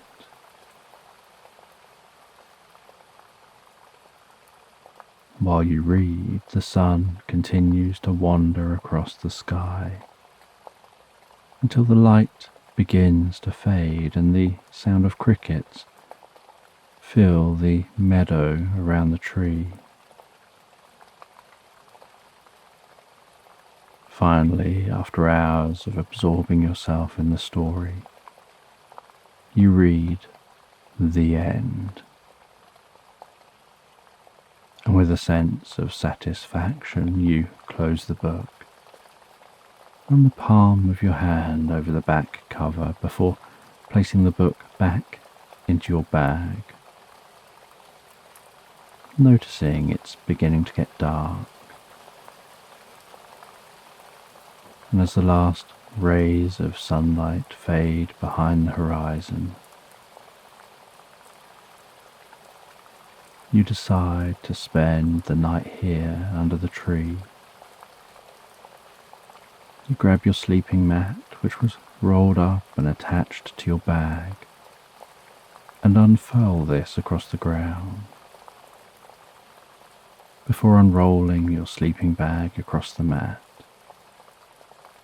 use your bag as a pillow, positioning this to rest your head on.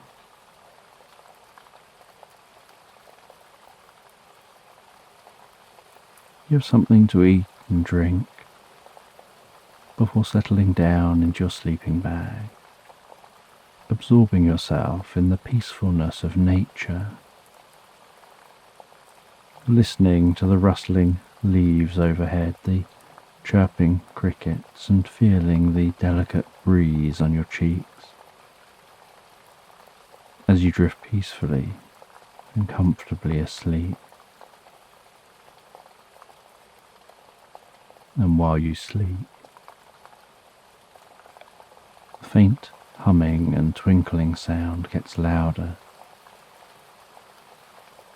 to the point that you begin to notice it rousing you gently from your slumber.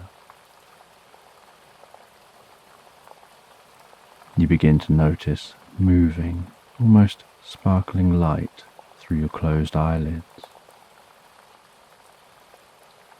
Gradually, as you become more awake, you open your eyes and can see that within the darkness of night, the landscape around you seems to be sparkling with small orbs of light streaking across the meadow.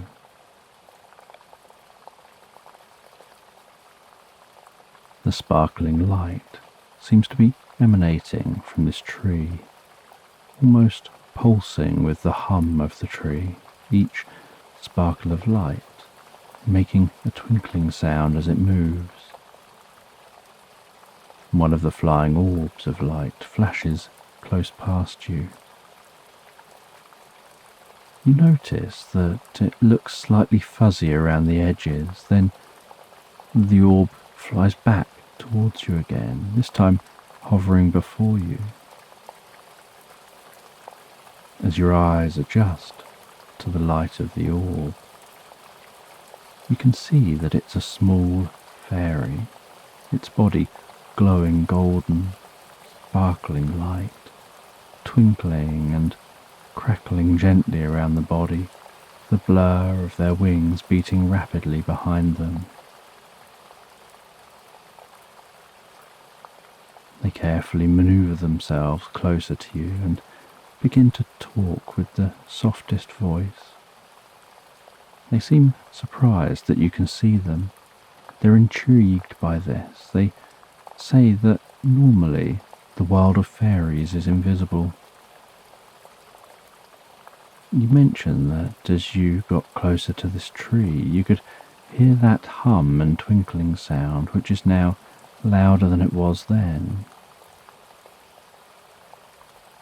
The fairy wonders whether there's something about you and how you process reality that means you're more likely to be able to perceive this reality.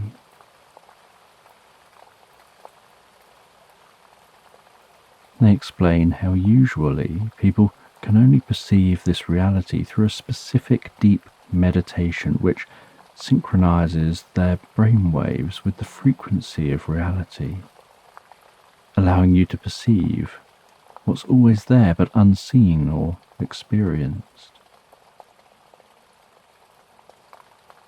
When you can perceive this reality, you can interact with it, and it can interact with you. What can't perceive this reality can't be interacted with. Perhaps you're already partially attuned to the frequency of this reality, and as you fell asleep and stopped directing your attention to other things, your brain naturally synchronized. It's known that the brains of two people sharing each other's company end up synchronizing, so it isn't unreasonable to assume that the brain can't synchronize with other frequencies as well. You ponder for a moment what the fairy's telling you. You're curious how your brain's remaining synchronized even though you're now awake. The fairy invites you to follow her. Follow her through the meadow, walking among the sparkling light, seeing the meadow in a whole new and unexpected way.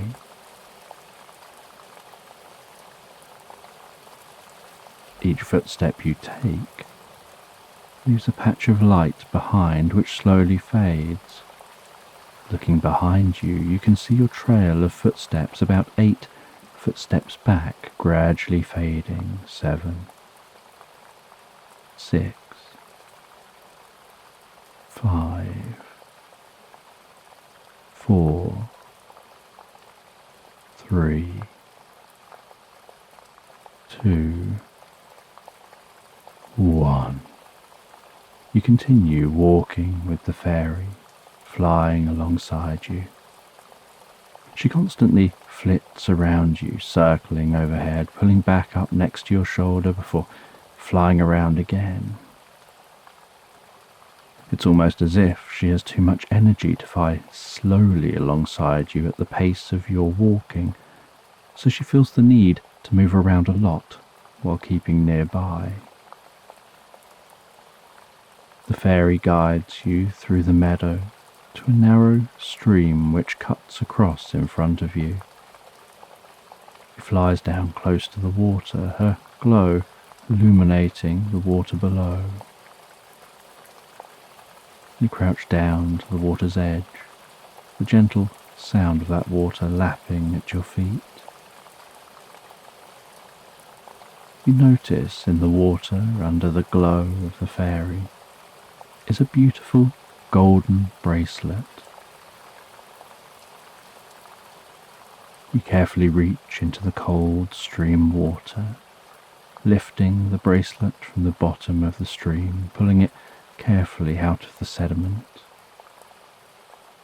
The gold of the bracelet looking so pure, crisp and golden that it looks like it could have been made yesterday. The bracelet is dense and heavy with intertwined, plaited gold strands woven together and melted down at the ends of the weave into solid gold balls. The fairy suggests you try the bracelet on. As you place it onto your wrist, a pulse of light flashes from the bracelet and spreads out across the landscape. Around the meadow, you now notice the glow of window lights. You know that this meadow was in the middle of open, empty countryside. There wasn't a building for miles. You stand up and look around you. The fairy flies up to keep at about the height of your head. She's quiet, just flying with you, as if to give you time to figure things out for yourself. and to only share her thoughts or knowledge if asked for.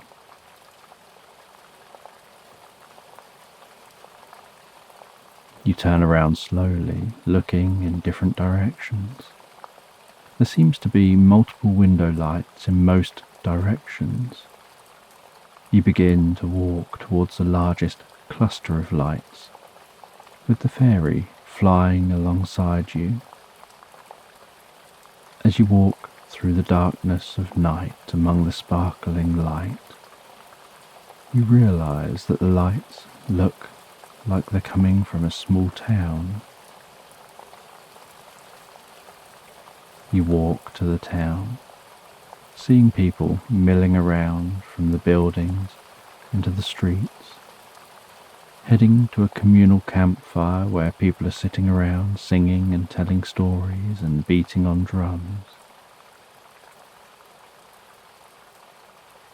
The fairy explains that this is an echo of the past contained within the bracelet.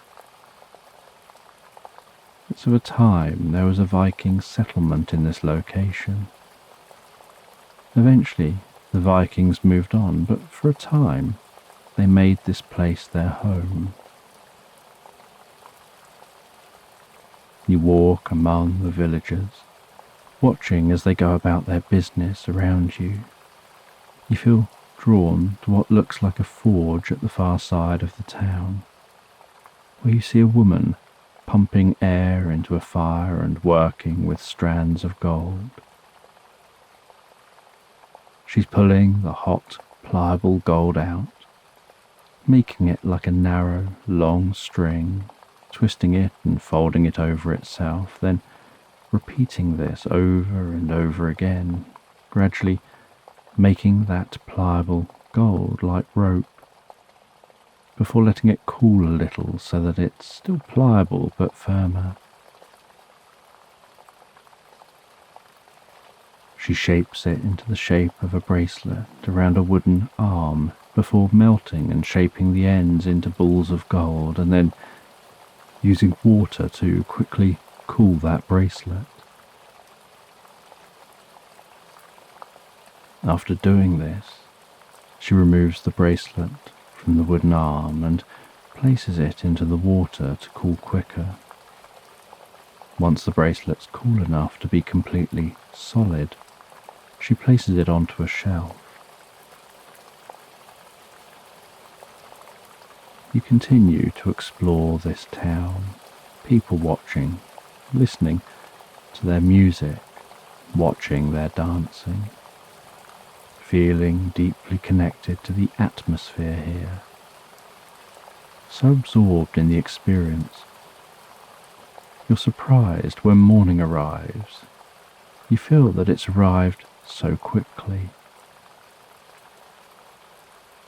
With morning, you watch as people buy food from different market stalls in the town and other items. You see a mother and daughter head to the woman who made the bracelet, and the mother gets the bracelet for the daughter and carefully places it on her wrist. And the smile on her daughter's face as she lifts her arm up and stares at the bracelet, glistening in the sun. The girl heads off to play in the nearby meadow with her friends. You watch as she goes to play before focusing your attention on one of the buildings which catches your eye. You head to the library. Walking into the library, the first thing you notice is the same thing you notice in most libraries: the stillness. All of the books absorb any reverberating sounds.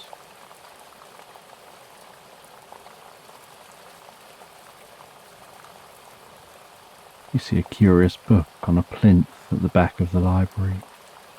As you approach, you notice that it has the faintest purple glow, with the letters and words on the pages also faintly glowing.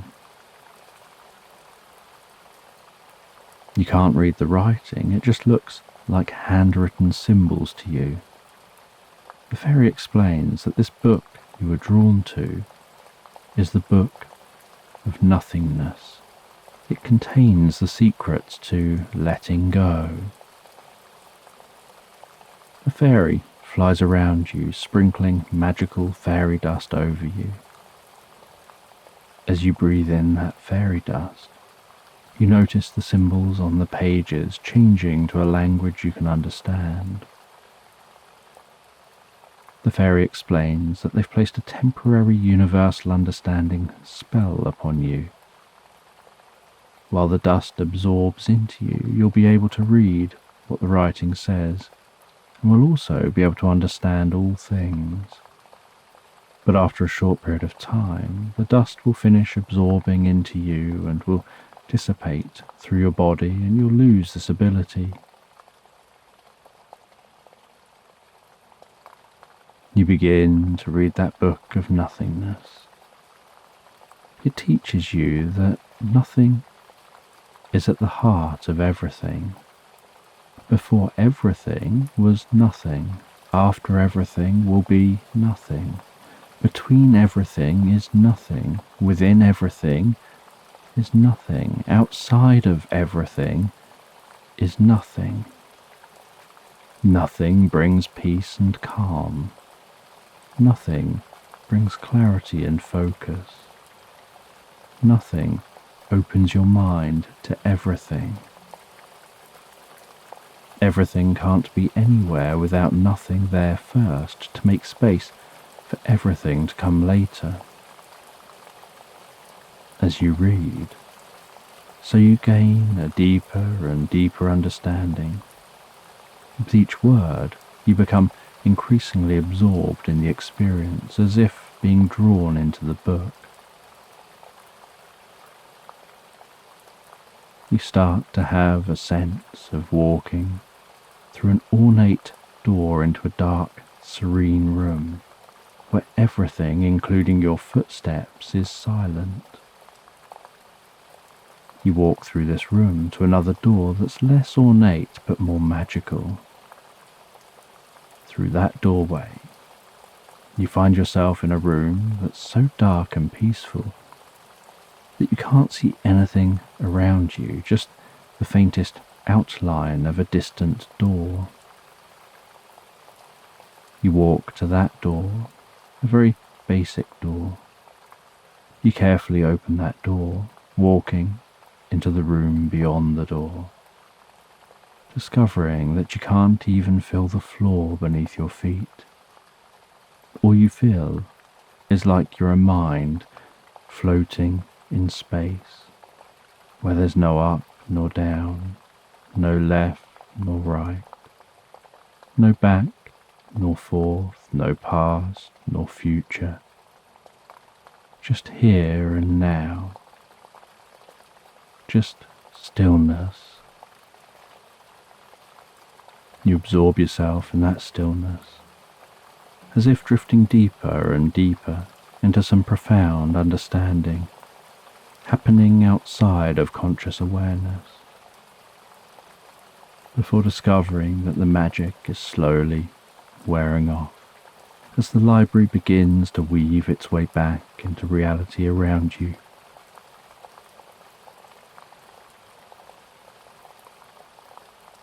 You walk away from the book, continuing to look around the library, taking in the sights, sounds and smells of being in this space, surrounded by thousands of ancient manuscripts. After exploring the library, you head back out into the town. You see the girl who had the bracelet crying. She's describing how her and her friends were in the meadow playing. They're running around playing tag, running and splashing in the stream. They've been out playing in the meadow for a number of hours and even climbing that grand old tree. She describes how, as they were heading back to town, she noticed her bracelet was missing. They went back to search for it, checking through the meadow and walking along the side of the stream, looking in the stream, and even looking under the tree, but she couldn't find it. They'd been playing for hours, and in that time had covered a lot of the meadow, so she didn't know where it could have fallen off her wrist. You head over to the girl. She can't see you or interact with you. You take the bracelet off and place it on a log in front of the girl. As you take the bracelet off, so the town begins to fade around you and the darkness of night begins to return. But you notice that the bracelet, which is also fading for you, is appearing for the girl. You see her face light up as she notices and reaches for it, just as the experience fades from view and you find yourself in that meadow at night time, as if no time had passed.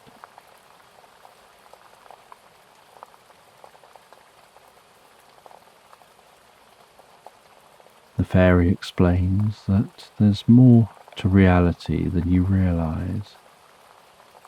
It's multi-layered and everything contains a memory trace of its history.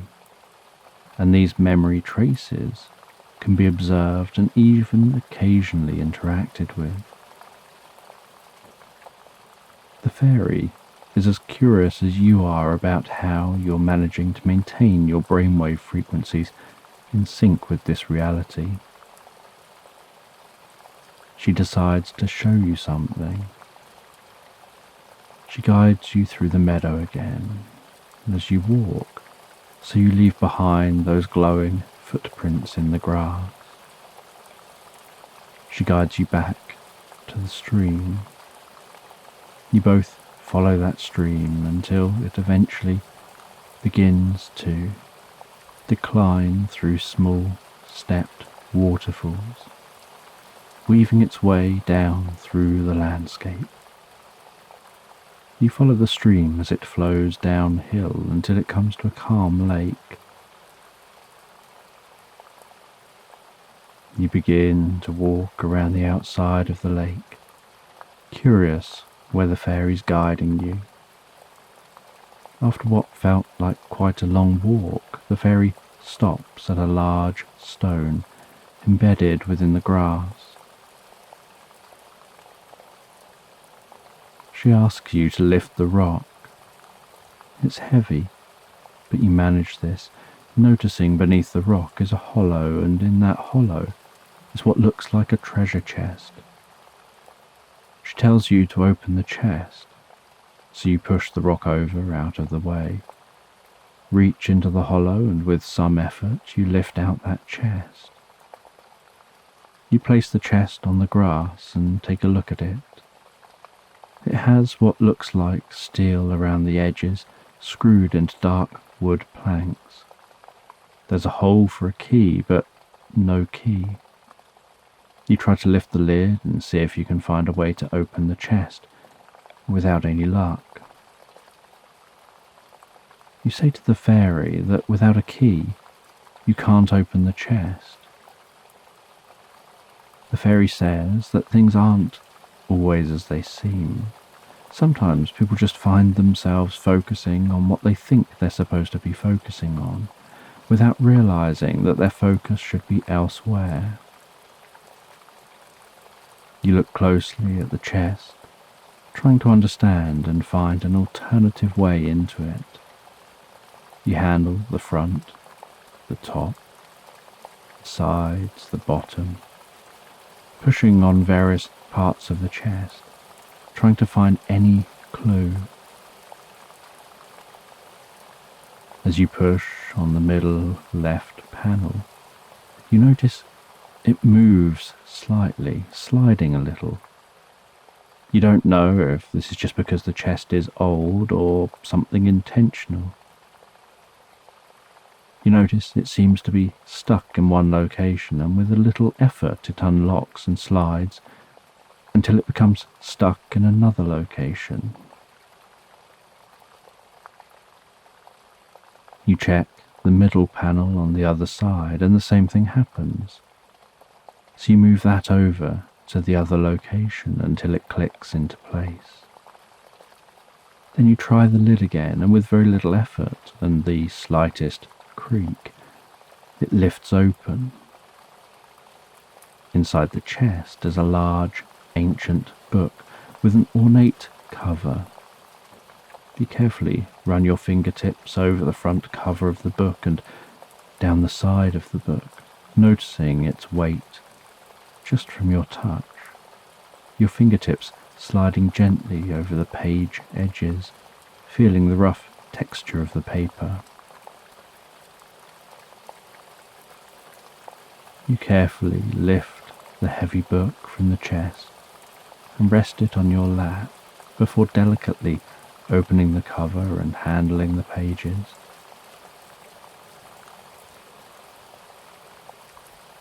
The writing on each page is elaborate, detailed cursive, carrying with it the feeling and effort the author put into crafting this work.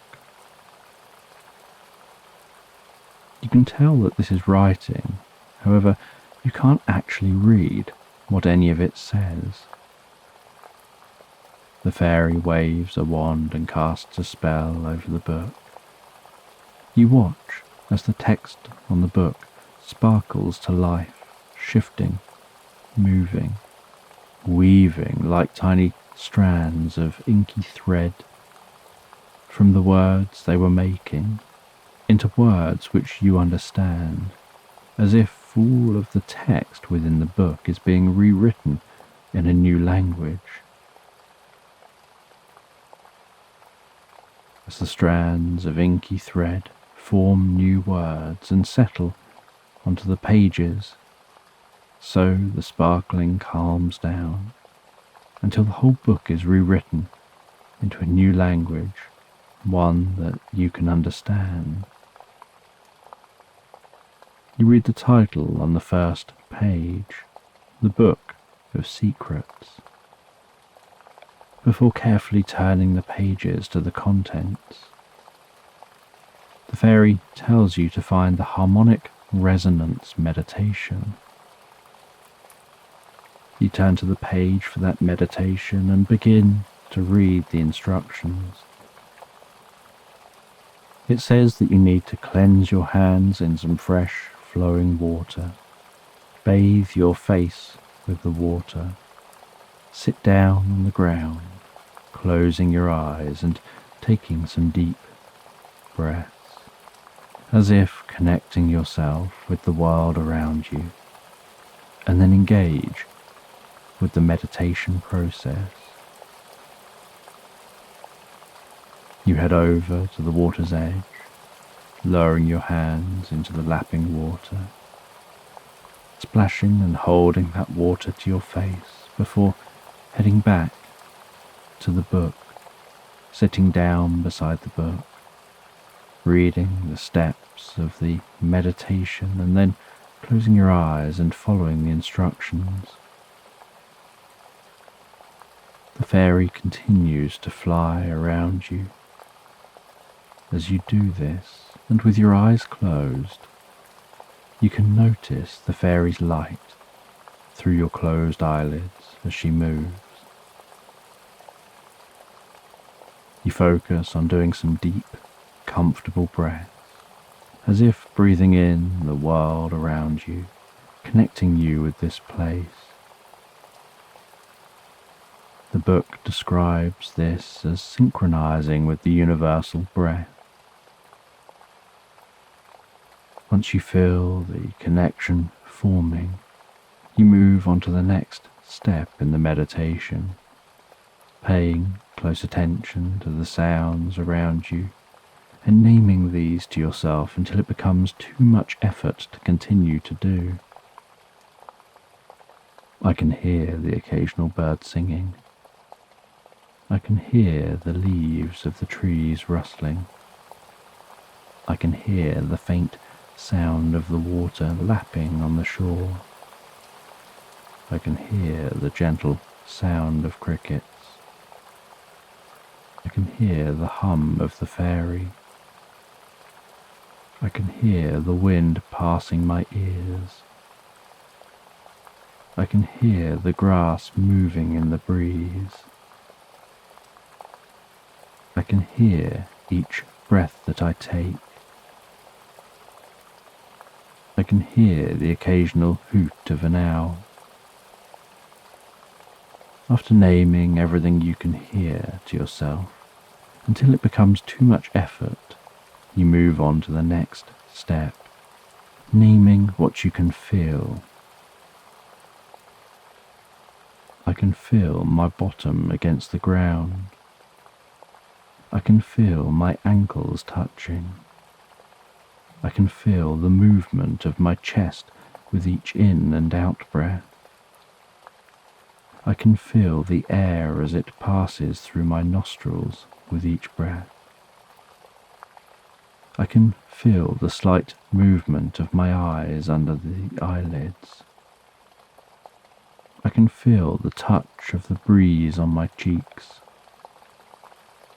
I can feel the weight of my hands resting in place. I can feel a sense of inner peace and calm. After naming everything you can feel, you move on to the next step, naming what you can see with your eyes closed. I can see the faint light of the fairy as she flies around me. I can see the faintest hint of the other lights around me.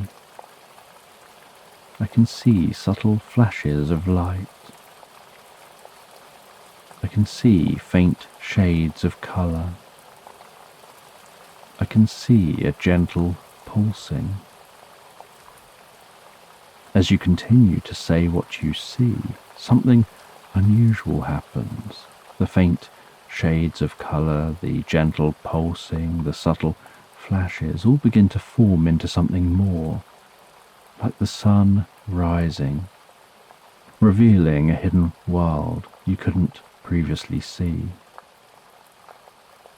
The world around you that you see in your mind becomes more and more vivid and clear, as awareness of your body sitting there and of sounds around you fade into the distance, replaced by the sights, sounds and sensations of being in this place. You notice that you're seated on a round, smooth, flat grey stone with strange markings around the outside. Beyond the stone are grey stone paths weaved through the most beautiful garden of what appears to be a monastery of some kind, with people slowly milling around, walking with purpose, mindful of every step that they take. Echoing through this experience is the low sound of a distant bell, likely within the building which seems to be the focal point of this space. Once the world around you seems to have fully formed and become a stable experience, you have a sense of standing up and walking through this new space. You walk out of the circle and follow one of the paths towards others who are walking around. As you get closer to these people, you notice that they all seem to be glowing slightly, as if somehow magical or connected with the light of this place, with that light weaved into the fabric of their being.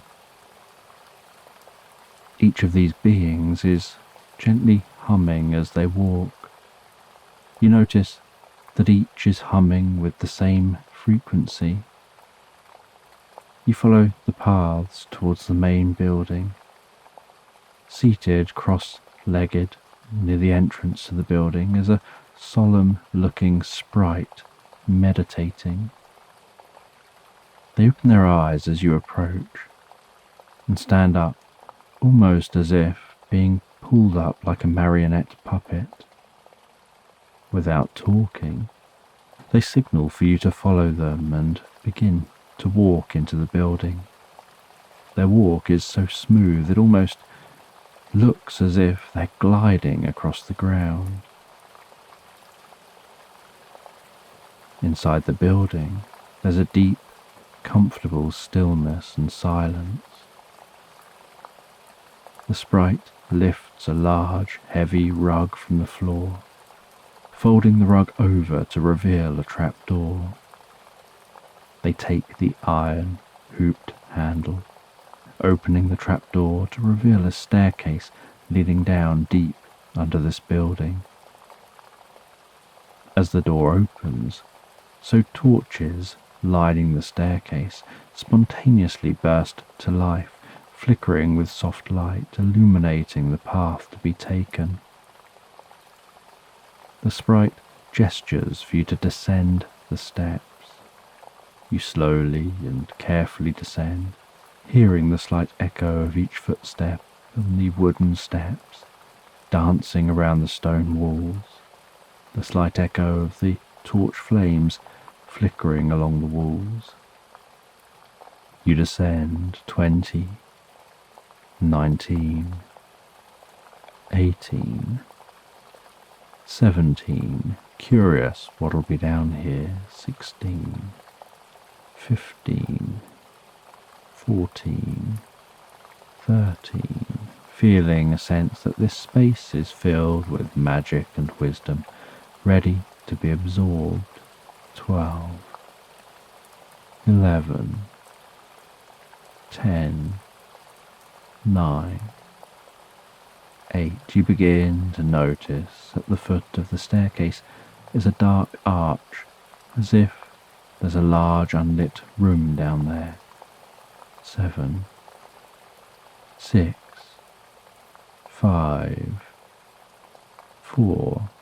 As you descend closer to that space, you notice light flick on, the way the lights of the staircase flickered to life before you began your descent. 3, 2, 1. On reaching the bottom of the staircase, you walk into the newly illuminated space. The walls are lined with gold, which glistens and shines, helping to brighten the room and give the room a magical feel. In the heart of the room is a stone table, and on that table are what look like two precious stones, one green, one blue, a gold necklace and a chalice of water. Both stones are the same size. In the necklace is a space for a stone to attach. You handle both stones. They feel the same as each other, both smooth and cool to the touch, both weighing about the same. You see a riddle written before you. As above, so below.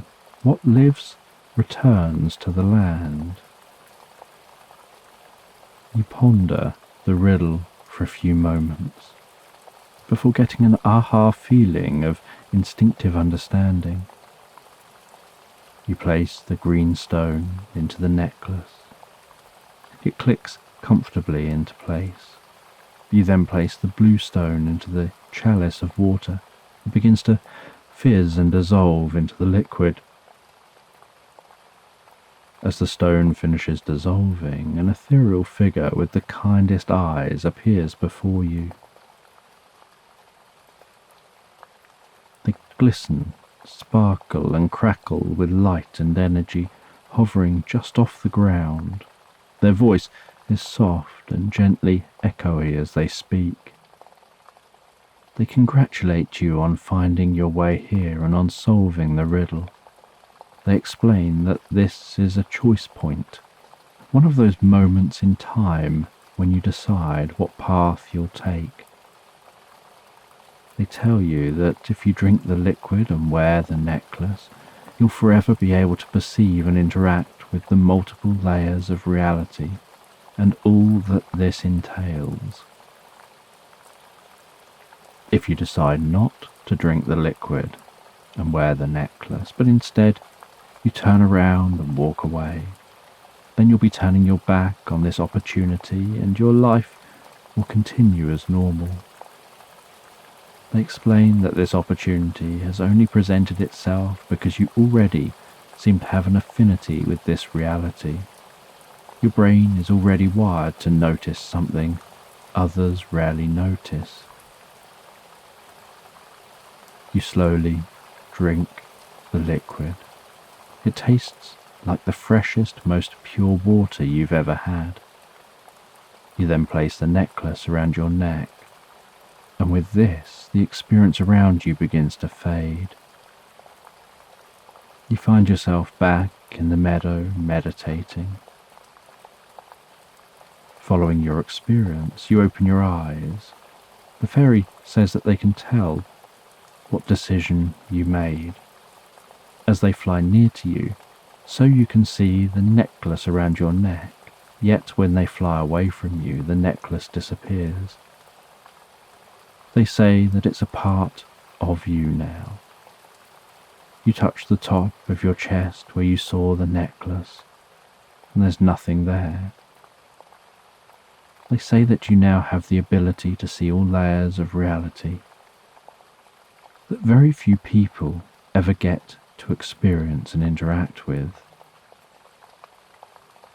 The fairy spends a number of hours teaching you how to control your perception of realities, how to experience just your regular reality, how to change your state slightly to perceive this reality, how to see and interact with reality echoes. The fairy travels with you back to that old tree and says it's time for them to leave.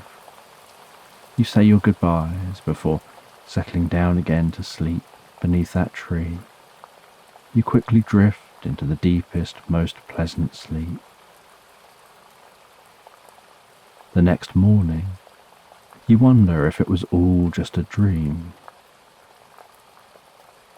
You test out what you were taught about changing state slightly. As you do, so you notice that other reality return. You then change state again, and that reality fades from your experience. Realizing the experience was real, you head home, curious about how this will shape your future, how you see and interact with the world around you.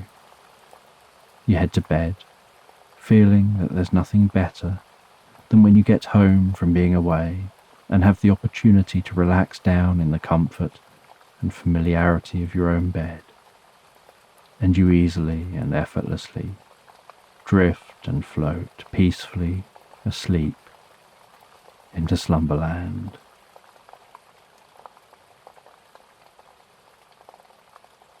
So just take a moment to allow your eyes to close and allow yourself to begin to relax. And as you begin to comfortably drift asleep, I don't know whether you'll drift asleep faster to the sound of my voice or whether it'll be to the spaces between my words.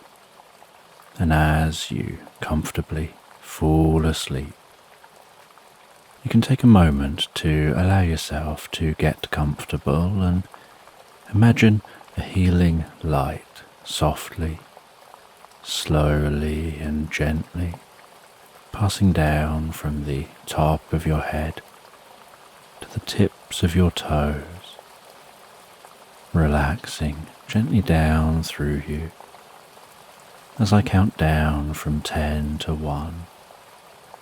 And with each count, your mind can quieten and calm as the muscles soften and relax, and you can begin the process of drifting peacefully asleep. From 10, that healing light relaxing the muscles around the top of the head, around the back of your head, gently, carefully relaxing the muscles around the side of your head, around your temple, your forehead. And with each out-breath, that relaxation can deepen so peacefully, so comfortably, as it flows down around the eyes and around the ears. 9. That relaxation moving down around the jaw, relaxing that jaw, allowing the tongue to relax, the lips to relax, the nostrils to gently relax. With that relaxation moving carefully, slowly, as that healing light passes down the back of the neck, softening and calming those muscles around the sides of the neck, the front of the neck, down from the head, gradually moving that calming, healing light out across the shoulders,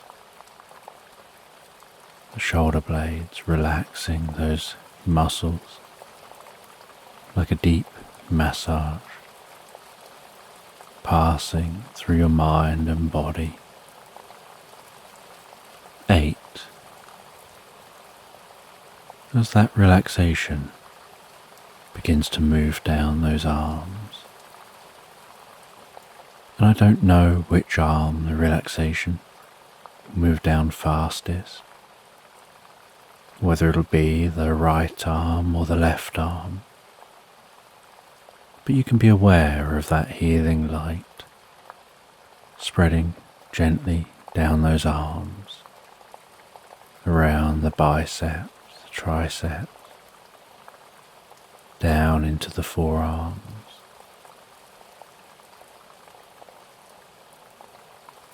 7. Moving all the way down to the wrists, the palms of the hands,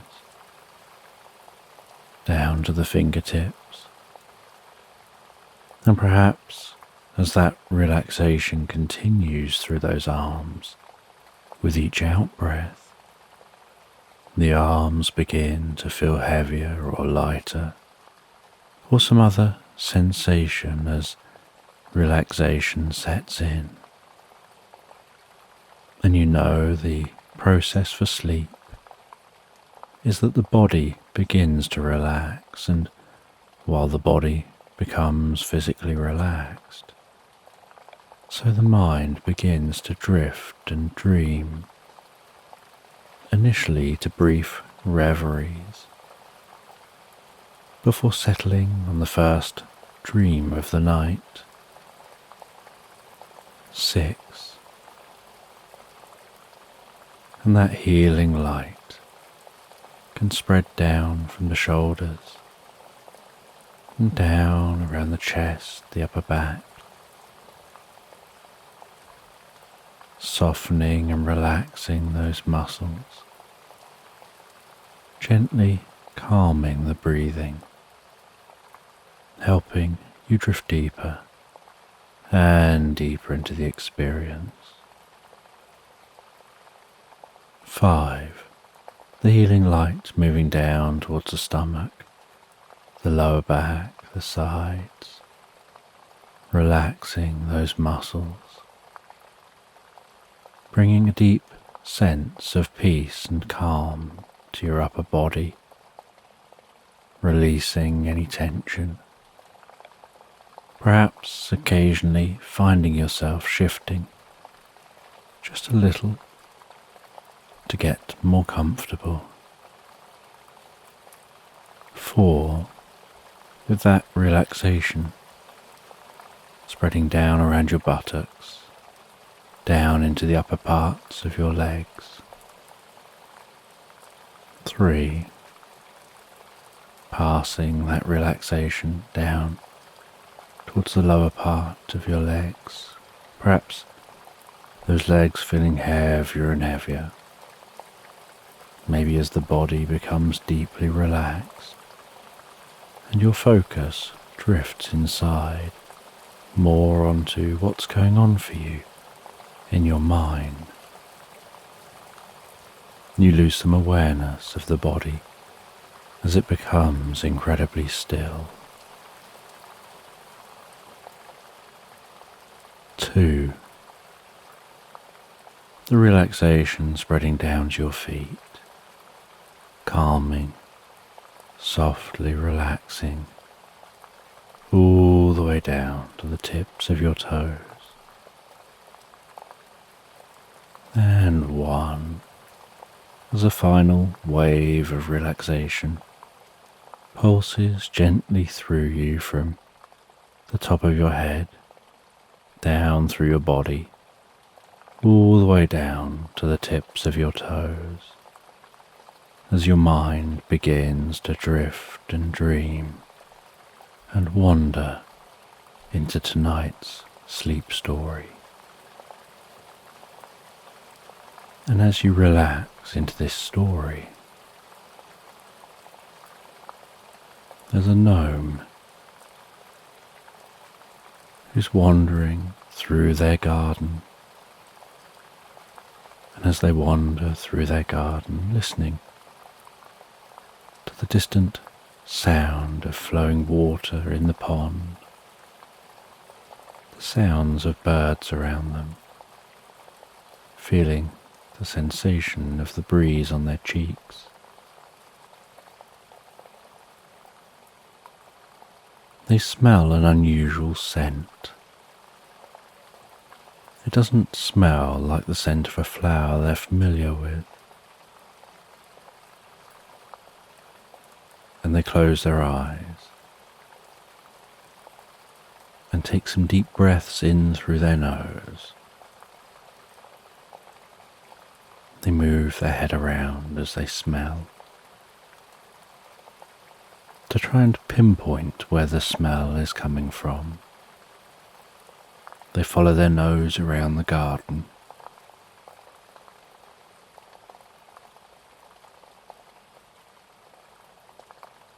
They walk past the roses.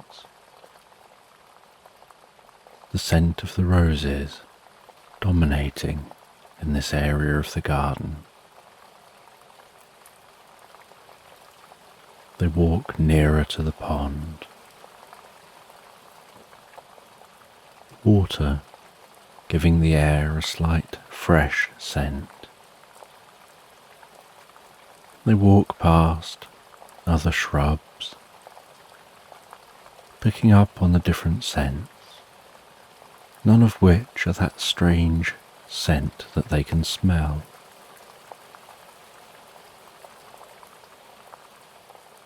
They find their way through their garden to the gate at the end of their garden. They pass through that gate, still following their nose.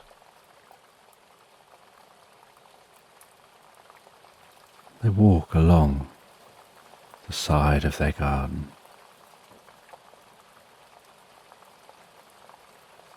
The scent getting stronger and stronger, and this strange scent isn't an unpleasant one. In fact, it's a very pleasant fragrance. It's just unfamiliar. And as they wander round the outside of their garden, following their nose in search of that scent, you think they spot what it is they're seeking. There appears to be some unusual flowers growing beneath a tree. And they walk over towards that tree. A grand tree, a sturdy trunk, bushy leaves overhead, rustling in that gentle breeze.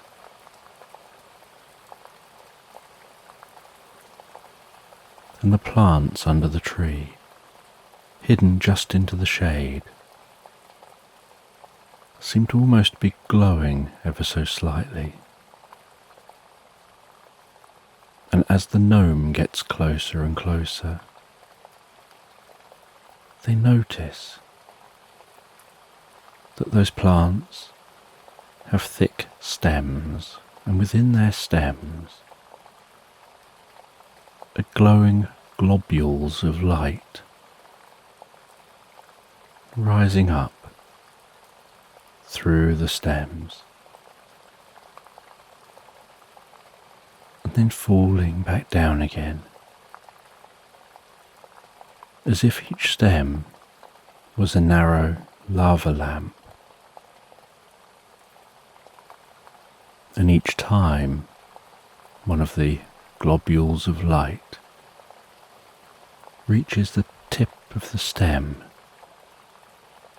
a slight puff of mist sparkles from the top of the flower,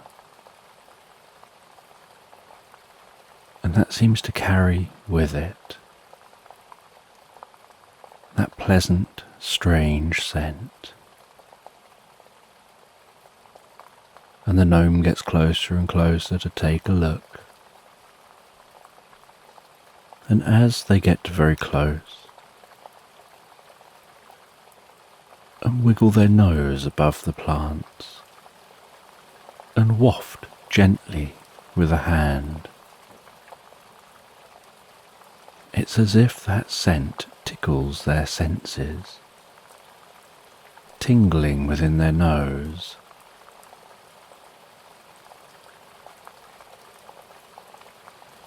It begins to shift their consciousness, like a Trojan horse sneaking in to their mind, lured in by the pleasantness of that scent.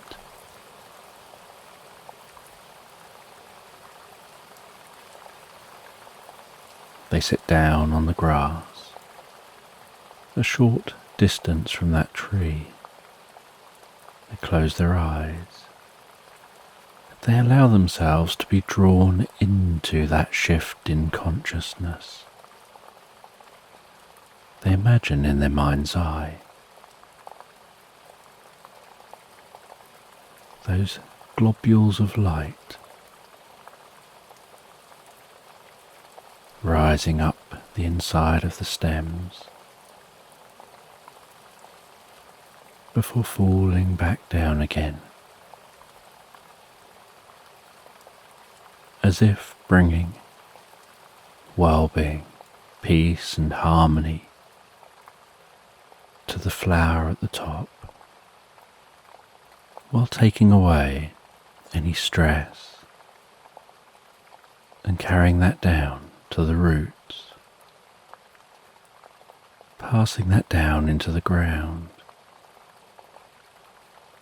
making the plant at the top so pure and fresh,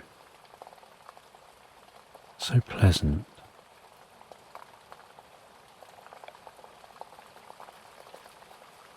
And in their mind,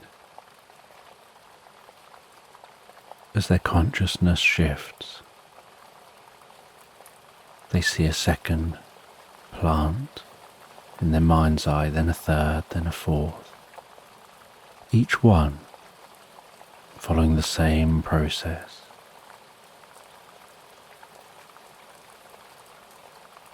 With the gnome almost feeling like they're surrounded by these lava tubes.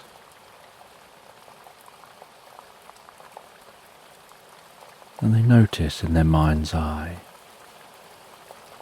that the petals of the plants begin to hum and whistle the most pleasant and delicate tune.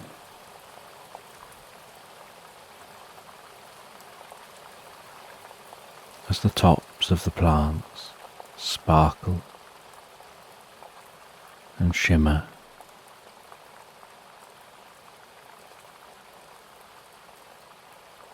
and they feel themselves drawn deeper and deeper into the experience. They notice themselves drifting away from an awareness of their surroundings into the inner experience.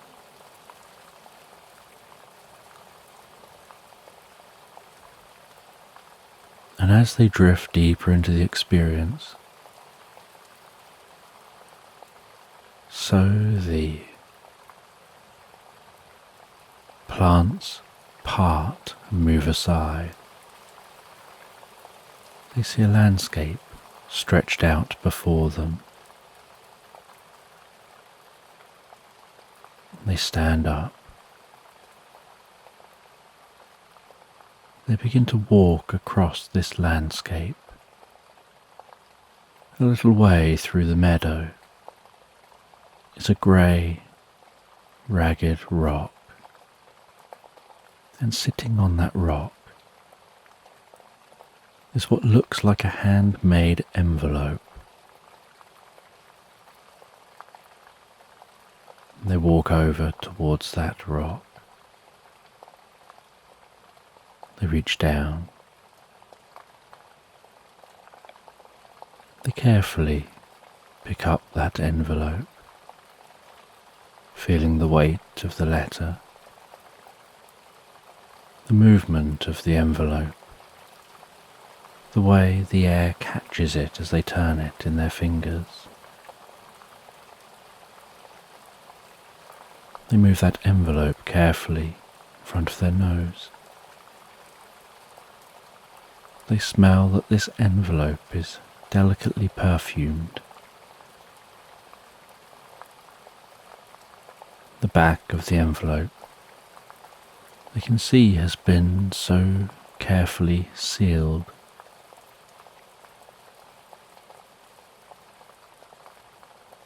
The writing on the front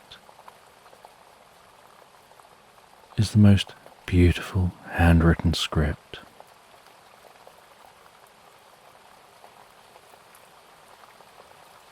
They run their fingertips gently across the envelope, feeling the texture of the paper. Run their fingers across the edges of this envelope, feeling the smoothness of those edges. They hold the envelope up to the light and can see the shadow of the letter inside.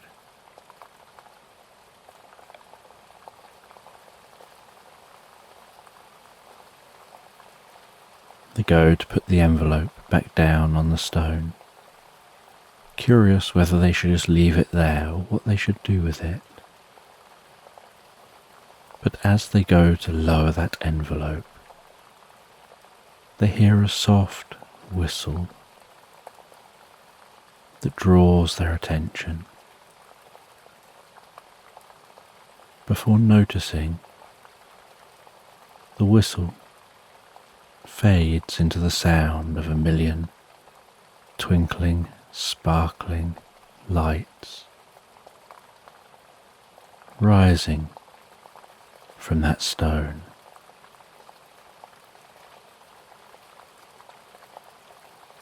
Almost like the most delicate firework, spraying light up into the air.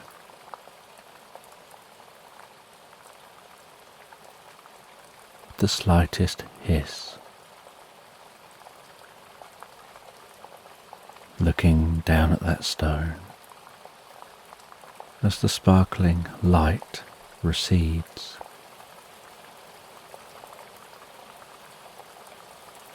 they see written in chalk on the stone,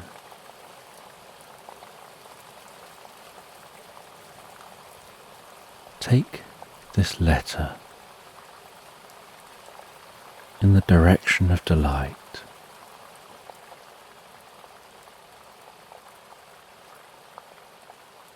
And you'll know where to go.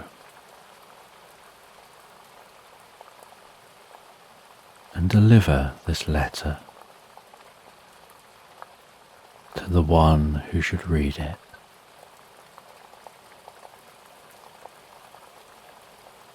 and the gnome carefully places the letter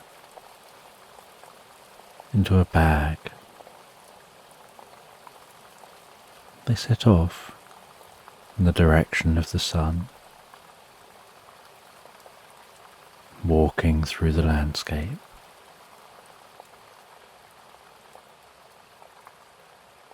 They follow that sun as it passes across the sky.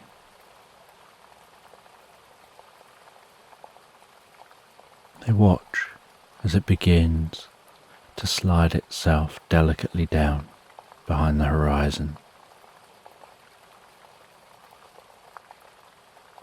tucking itself away for the night. And as it does, they take this moment to stop and rest, and they wonder if they're following delight.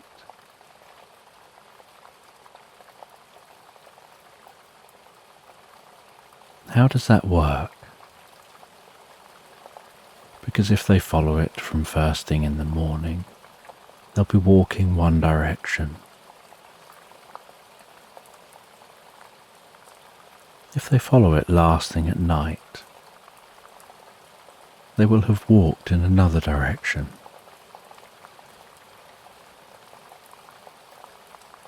If they follow it all day, they'll be walking in a strange route where they're permanently changing direction as they go. And at this time of year, the sun passes largely overhead. So once midday has passed, it seems to almost pass in a straight line. They wonder who this letter is for, how far they'll have to walk.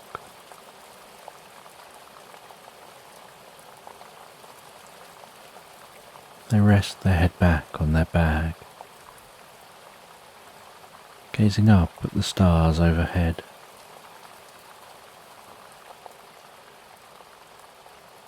Relaxing on that grass, feeling the cool breeze as evening turns to night.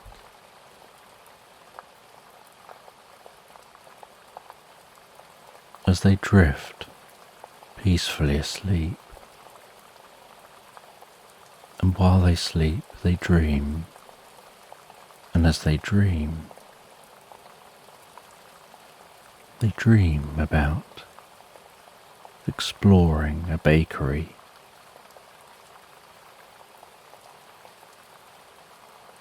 and they're looking at the products on sale in this bakery. And they find what looks like a jar of jam. Only when they open the jar,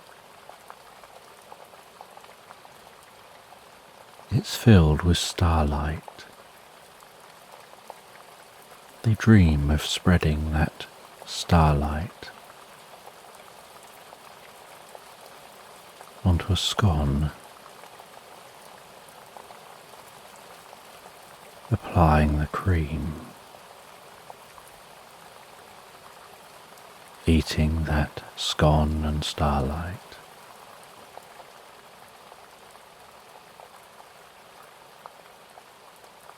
And then noticing that starlight passing through their body, tingling its way out to the tips of their fingers and toes, buzzing its way through to each and every hair follicle, almost making the hair seem static.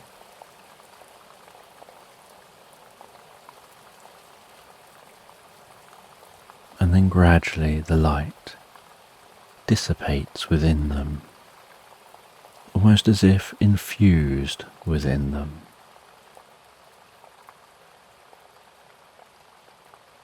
They leave that bakery, and they notice as they walk that they give off a slight glow, almost directed by their own light.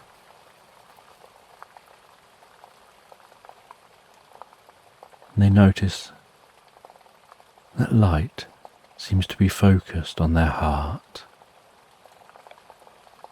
emanating so gently from their heart.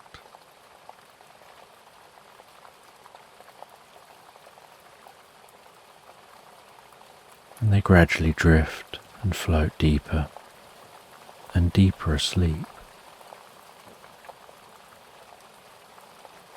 And on awakening from the most healing, recuperative sleep,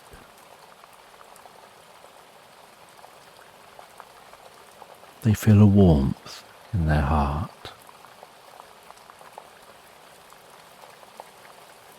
They take the envelope. They hold it up near their chest. They have this sense they're supposed to follow their heart. It almost creates a connection between their heart and that letter. And they feel delight pulsing gently from their heart as they walk, setting off again through the meadow.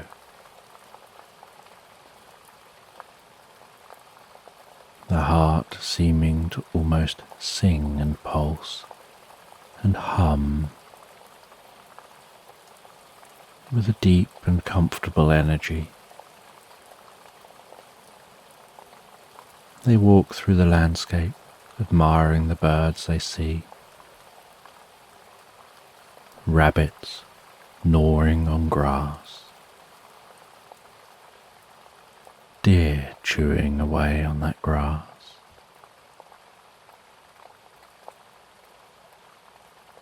Following the sensations and the light of their heart.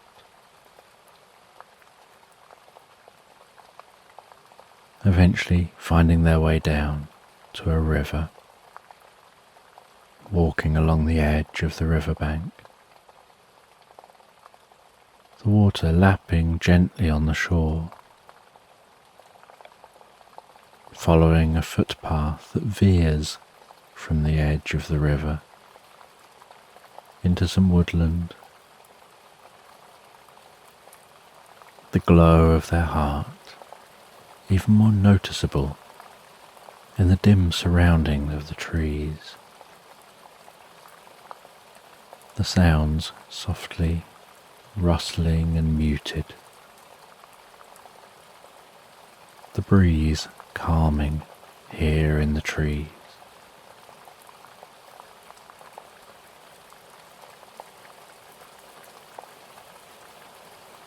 Aware that it's starting to get darker and darker again on another day.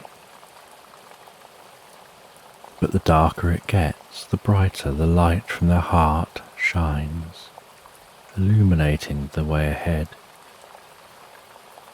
And so they continue to walk.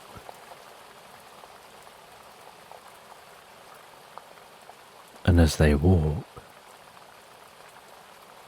they spot the most beautiful wildflowers. They pick a bunch of those wildflowers, continuing to walk through this woodland.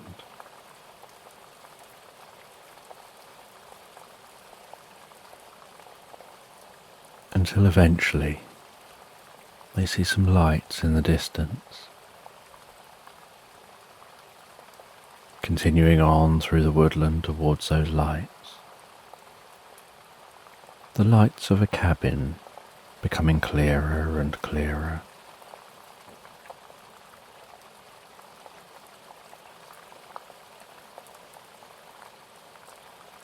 They arrive at that cabin, knock softly on the door. The light from their chest guiding them to this point. They wait for a moment.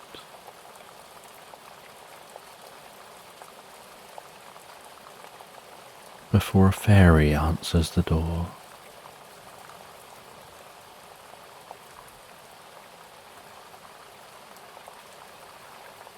The gnome takes that letter from their bag and says that I think this is for you, and the gnome explains the story, explains about seeing that letter on a rock and then seeing the writing on the rock, and then following the light of their heart all the way here. The fairy thinks the gnome, takes the letter and invites the gnome in. Gestures for the gnome to sit on the most comfortable chair near a fireplace.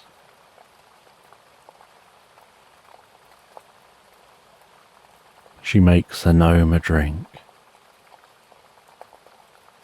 says you must be thirsty from your journey.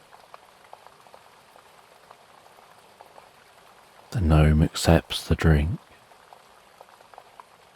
and then the fairy sits in the chair opposite, carefully opens the letter, the gentle ripping sound of the paper as the envelope is opened.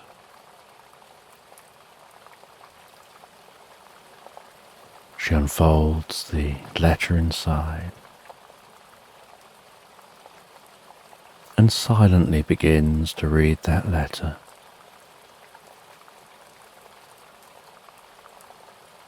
And the gnome watches as she smiles and holds the letter close to her.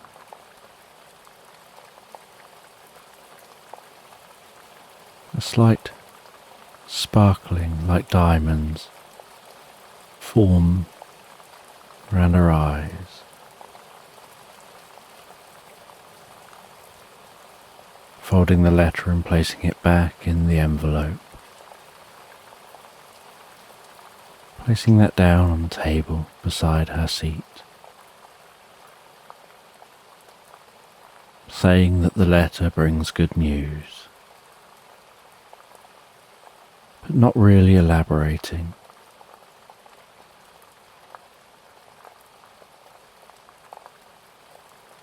And the gnome and the fairy chat for a little while as the gnome drinks his drink.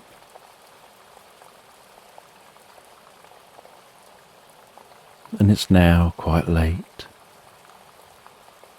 so the fairy asks if the gnome would like a room made up for them to spend the night. They spend the night settling down in that room, drifting so peacefully, so comfortably asleep, feeling the sparkling of the light from their chest dissipating and fading. Now their task is done.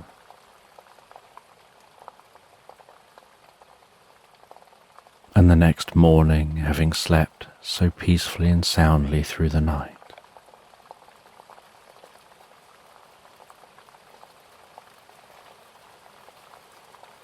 the gnome awakens. They smell a breakfast being prepared. The fairy greets them at the kitchen, offers them some breakfast and a drink.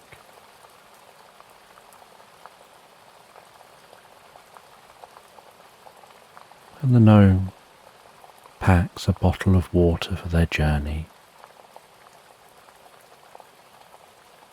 eats that breakfast, and says they'll set off back the way they came. They don't fully know where they're going.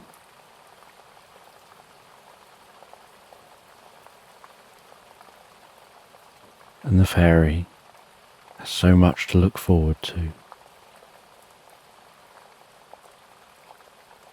They say that they're excited and they've got preparations to make.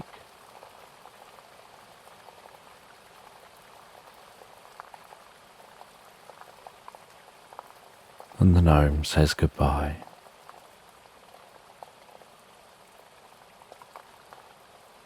Sets off back the way they came, walking through that woodland, fortunately in daytime for the return journey. Now they no longer have the light of their heart guiding them.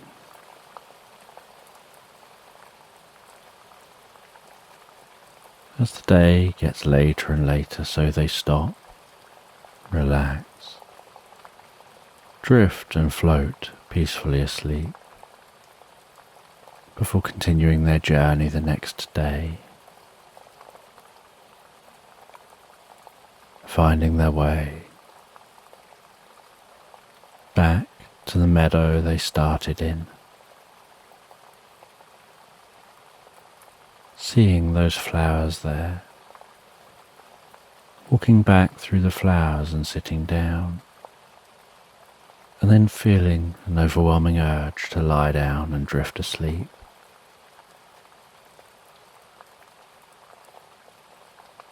Before awakening near that tree,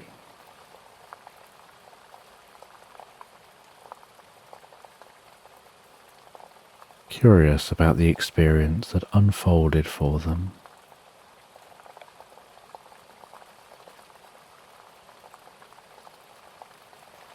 Noticing those flowers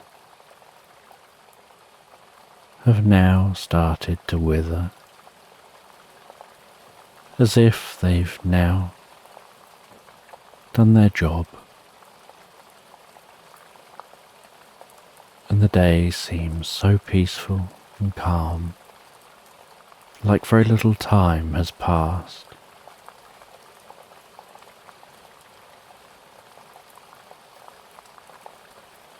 And the gnome is curious about those flowers and decides they'll try to find more information about them, try and learn what they were, before heading back into their garden. They sit down in their garden for a while, reading a book, enjoying the evening sun.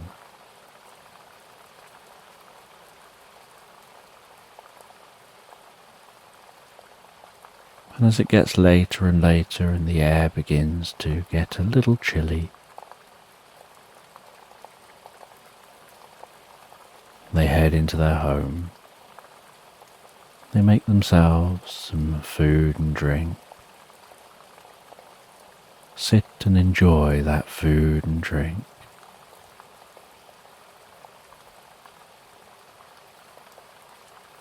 Before going and looking in their library,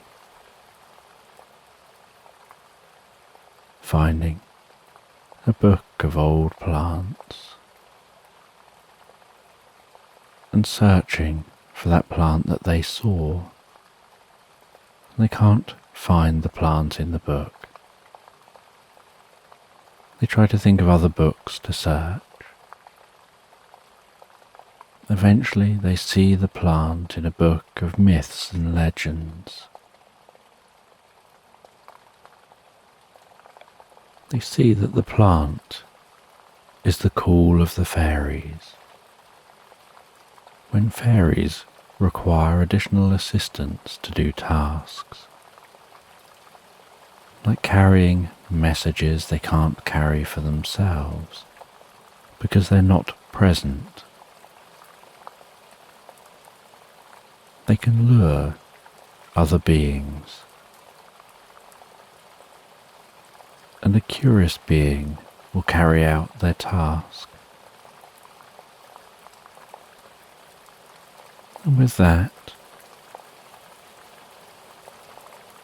the gnome smiles and closes the book.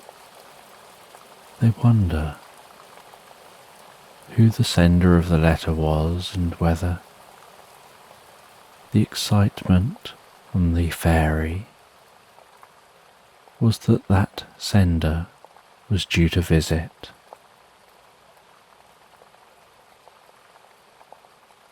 And the gnome heads to bed. And they relax down in bed, feeling so deeply comfortable, and so easily and so effortlessly they drift and float asleep into Slumberland.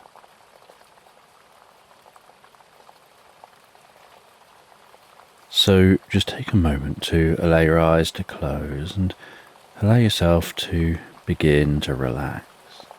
And as you begin to comfortably drift asleep, I don't know whether you'll drift asleep faster to the sound of my voice, or whether it'll be to the spaces between my words.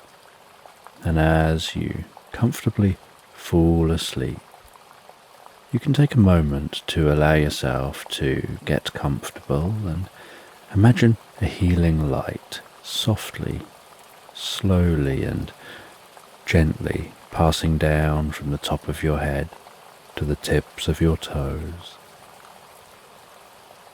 relaxing gently down through you as I count down from 10 to 1. And with each count your mind can quieten and calm as the muscles soften and relax, and you can begin the process of drifting peacefully asleep.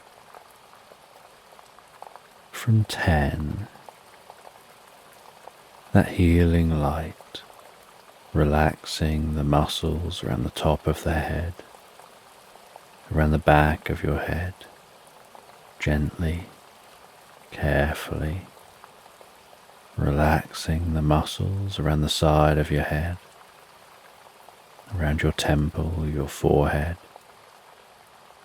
and with each out-breath, that relaxation can deepen so peacefully, so comfortably, as it flows down around the eyes and around the ears. 9. That relaxation moving down around the jaw, relaxing that jaw, allowing the tongue to relax, the lips to relax, the nostrils to gently relax.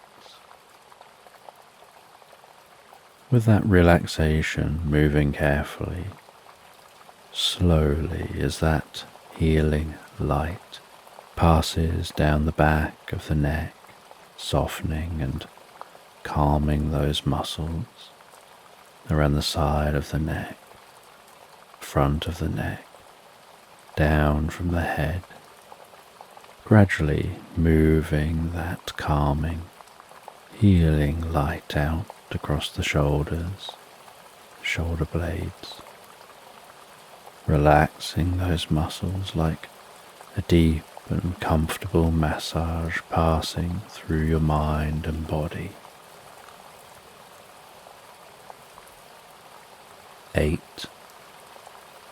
As that relaxation begins to move down those arms, and I don't know which arm the relaxation will move down fastest, whether it'll be the right arm or the left arm.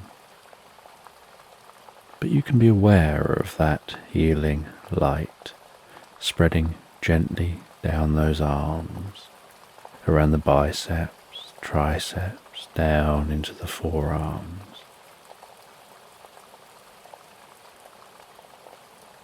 7. Moving all the way down to the wrists, the palms of the hands, down to the fingertips. And perhaps as that relaxation continues through those arms with each out-breath, the arms begin to feel heavier or lighter, or some other sensation as relaxation sets in. And you know the process for sleep is that the body begins to relax, and while the body becomes physically relaxed, so the mind begins to drift and dream, initially to brief reveries before settling on the first dream of the night. And that healing light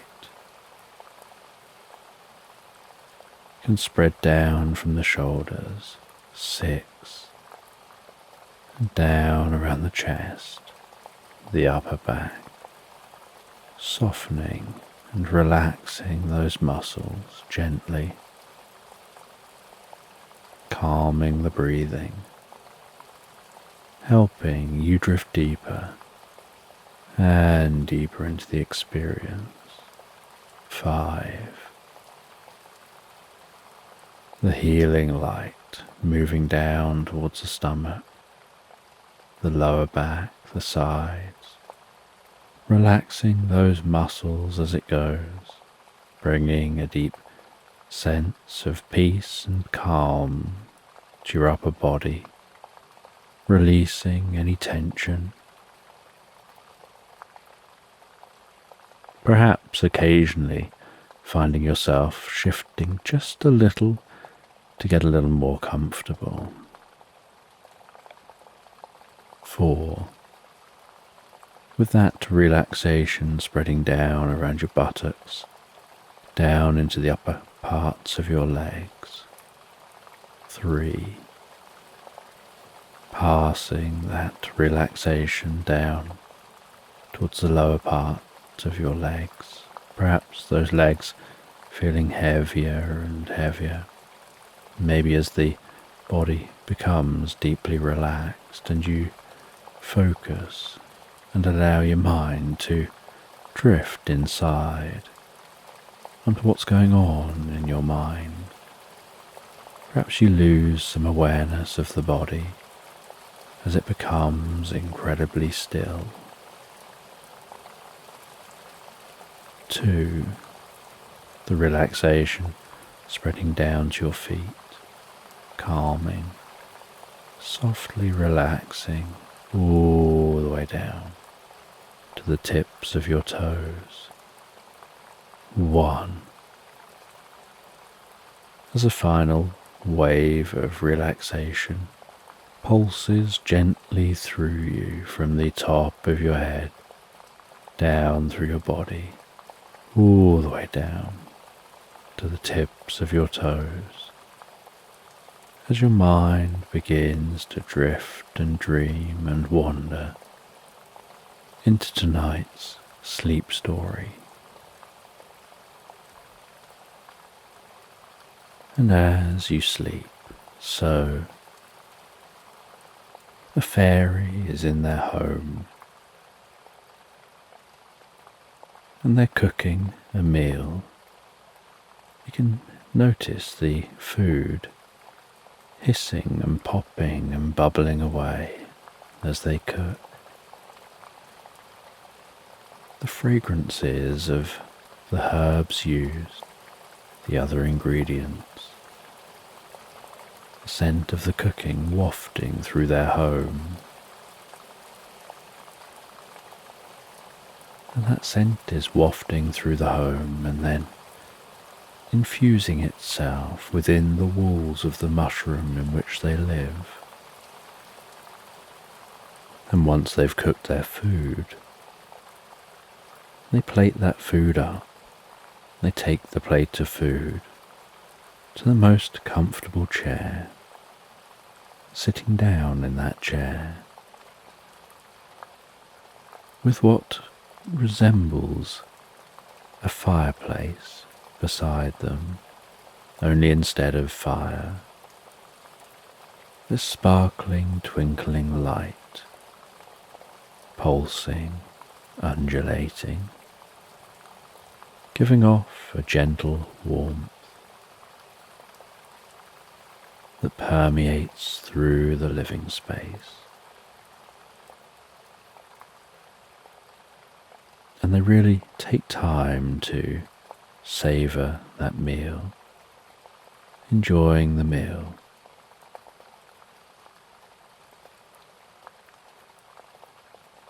And after finishing their meal, they head through their home into their library. And the library is down a spiral staircase to a basement level of their home. And the curved walls of this space, floor to ceiling with books.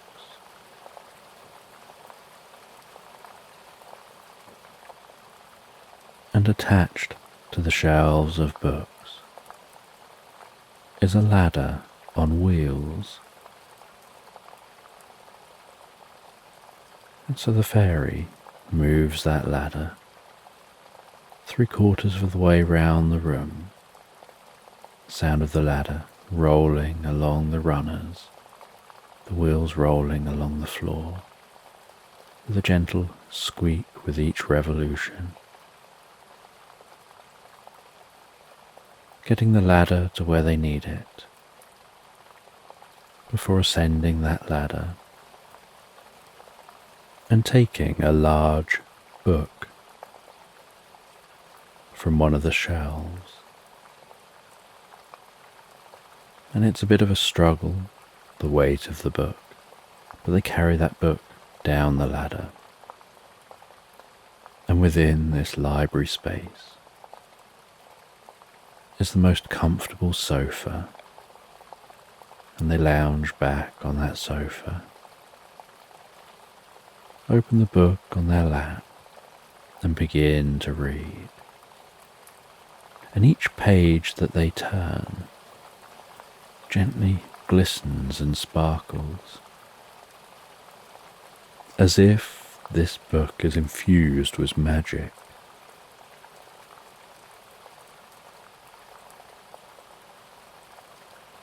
And while reading this book,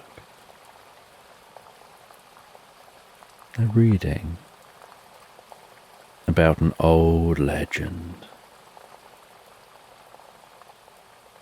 A legend set on a distant planet. A planet which can only be accessed by magic. And on this planet was a young rabbit. And the rabbit was out in the fields on the planet, collecting strawberries. Occasionally they'd eat one of those strawberries, mouth watering, the sweet taste gently infusing with their taste buds, and tingling through them to the tips of their fingers and the end of their nose.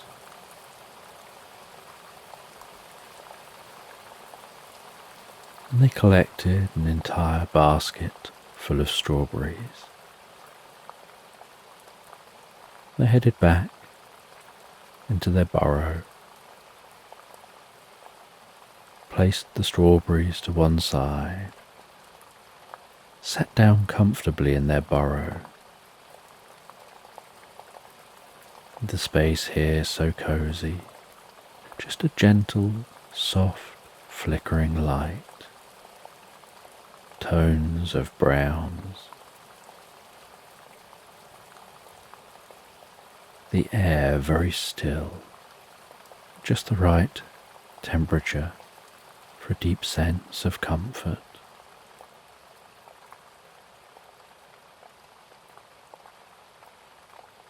And the rabbit sat there carving a small palm-sized sculpture out of wood,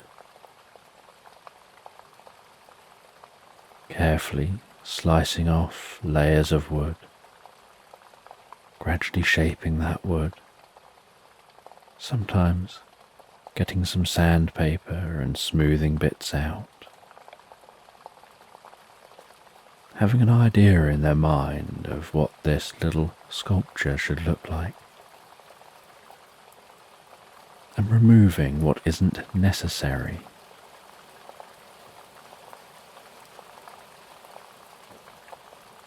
Once they carved that wooden sculpture,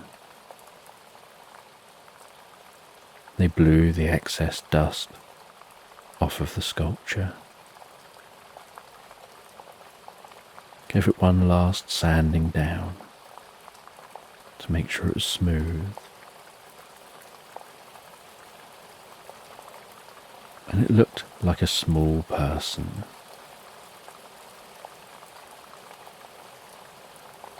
They cut some material up to make a small cloak, a flowing purple cloak. They placed that cloak around the neck of that small carved person.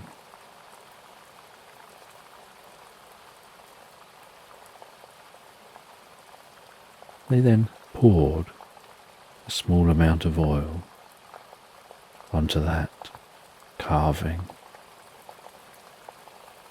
and it carefully infused with the sculpture, darkening the wood. They then placed that in a corner and settled down and fell asleep. The next morning, they woke up, they ate a few strawberries, and they saw that the small sculpture had come alive.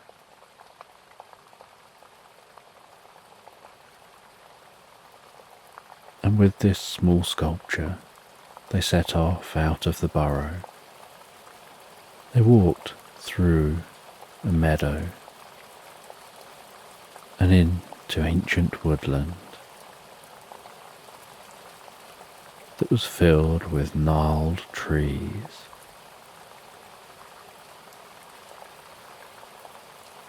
with lichen, mosses, and ivy hanging off of branches,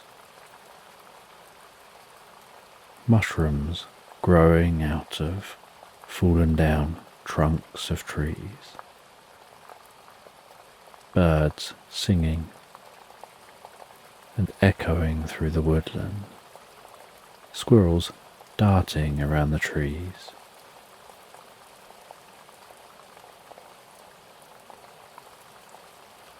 And the small man followed the rabbit as the rabbit guided them deeper and deeper into the woodland.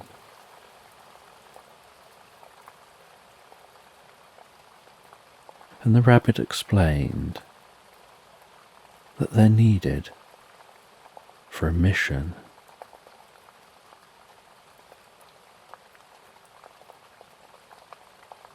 And took them through this woodland until eventually they arrived at a cabin.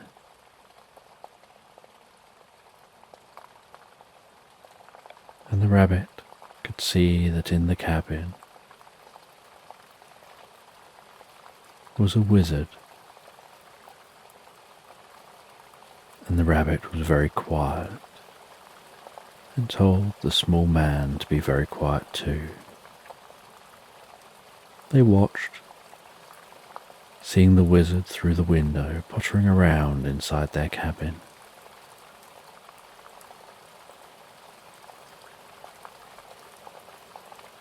And the rabbit said, "We'll stay here until he leaves."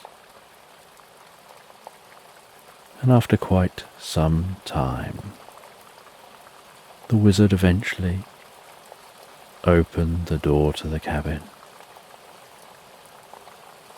throwing over a cape around their neck, pulling that around them for warmth, closing the door behind them as they set off away from the cabin.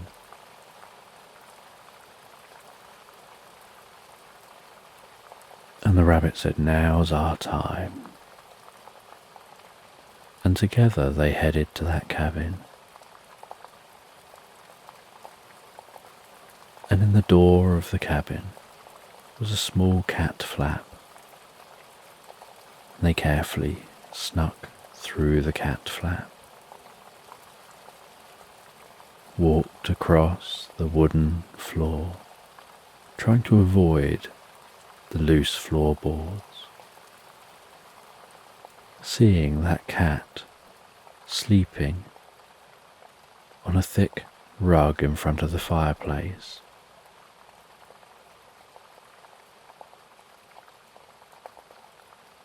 They crept across the floor, all the way to the back of the cabin, found their way into a room at the back of the cabin, shimmied up the side of a table,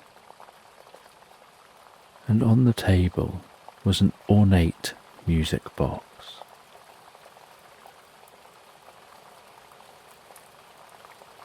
And the rabbit carefully opened the music box.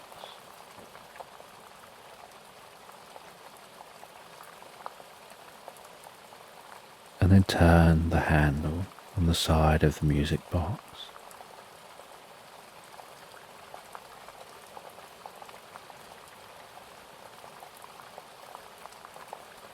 And as that wound up,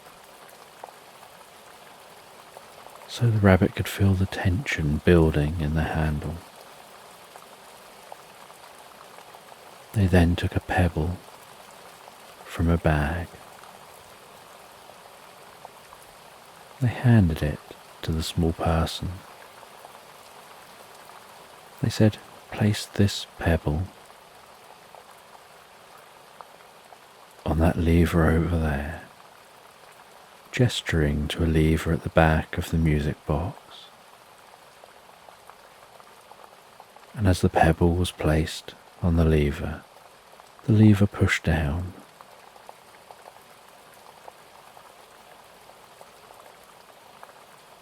And a woman in the music box began to dance. The rabbit said, "You need to dance with the woman." And so the little man went over to the dancing woman, watched for just a moment, for the right moment to join in the dance, then took hold of the hand gently, propping it in his hand, put his other hand behind her waist, moving in at the rate and speed as she was moving, straightened his back, pulled their waists together, watched her feet, and in time with the music, danced with the woman, losing himself in the moment,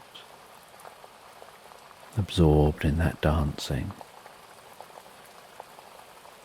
absorbed in the music.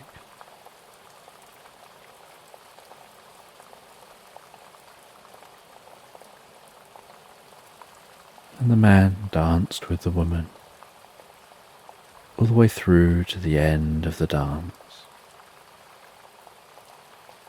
which ended with the two of them on a certain point within the music box. And something about their combined weight, the fact that they had both done this dance together, made the music box sound like a lock just unlocked. Some mechanism shifted, and a drawer on the front of the music box opened up.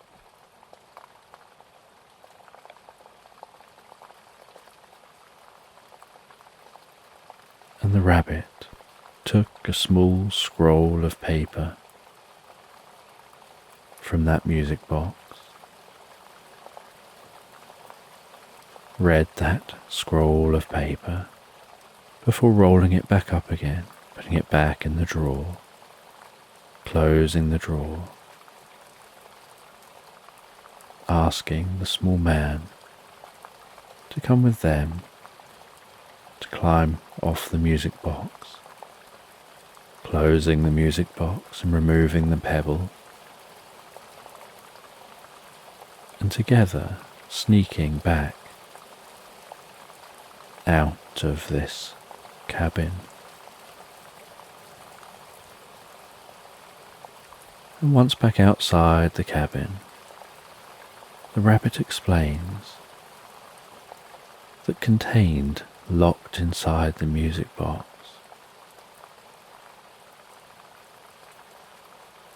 was a secret message about how to find a deep sense of connection with others.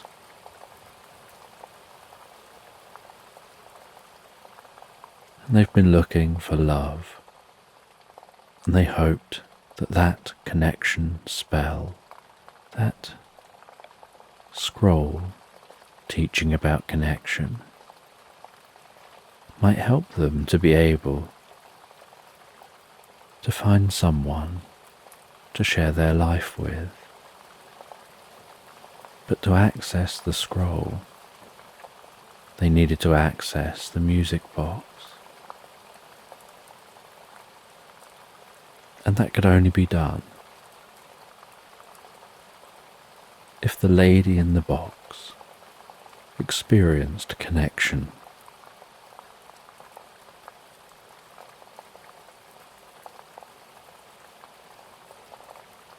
And so, when she experienced that connection and completed the dancing, the drawer slid open.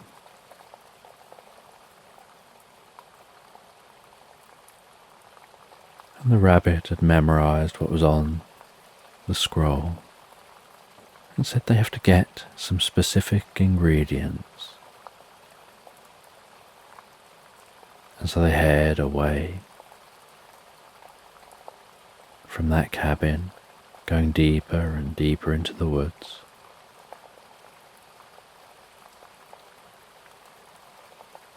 And deep in the woods, the rabbit starts picking certain ingredients, different herbs, different plants,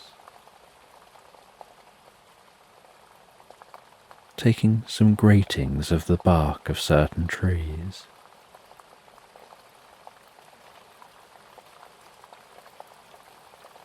before heading off back to their home, back into their burrow.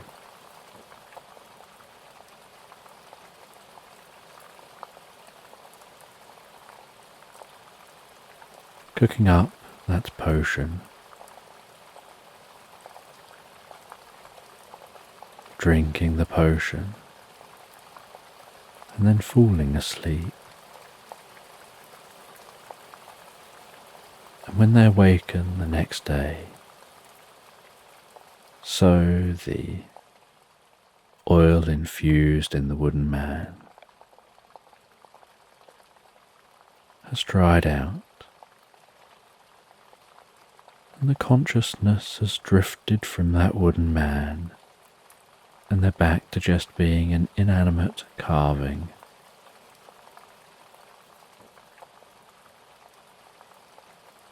And the rabbit doesn't know if they feel any different. They head out of their burrow.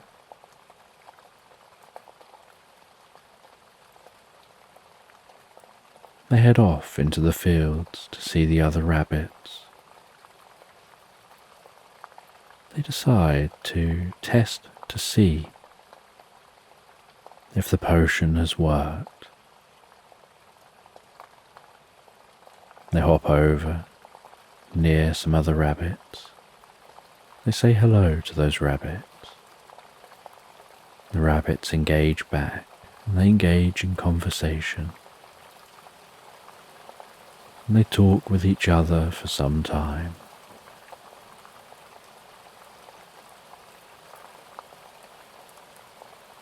And after talking with each other, and the sun beginning to set,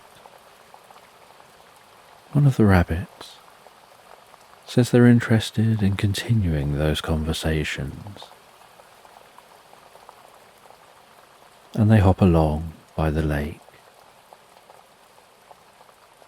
They can hear the sounds of crickets,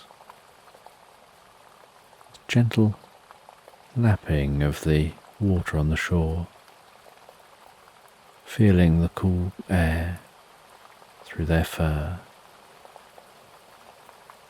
just chatting with each other, with time almost standing still between them, until eventually they're both so tired they head back to their homes, but agree to meet the next day. And the next day they head out, they see each other, they chat with each other some more. And day after day they talk with each other more and more and more. Until eventually they're chatting so much they don't leave each other's side. They realize they want to just spend more time with each other.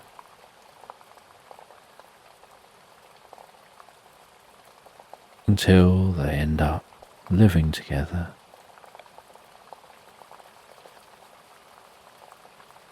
And the fairy reads all the way through to the happy ending. And she understands the deeper meaning. She understands what really happened with that spell and the resulting potion. And she understands how that applies to a situation in her life that's led her to getting that book and reading that book.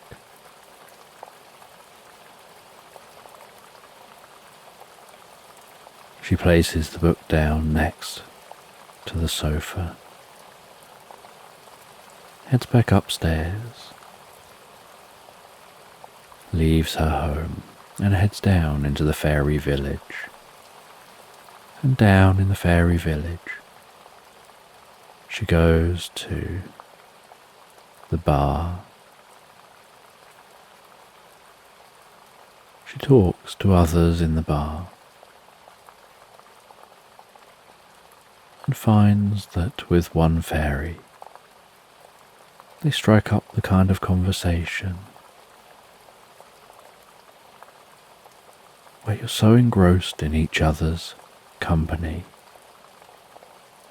that you lose awareness of everything else going on around you.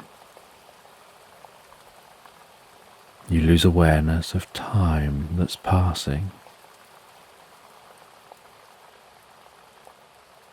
You find yourselves locked almost in a mutual world,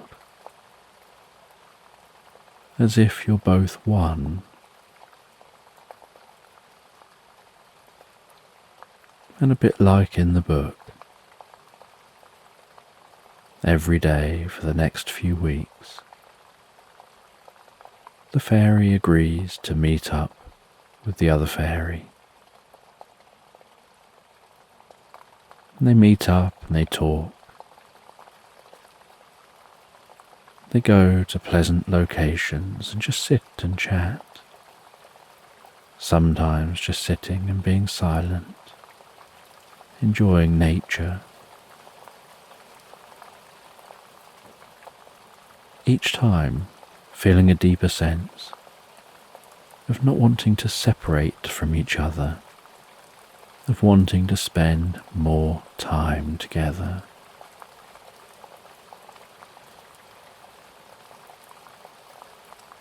Until eventually the fairy invites the other fairy back to theirs and cooks them a meal. And a few days later, the other fairy reciprocates.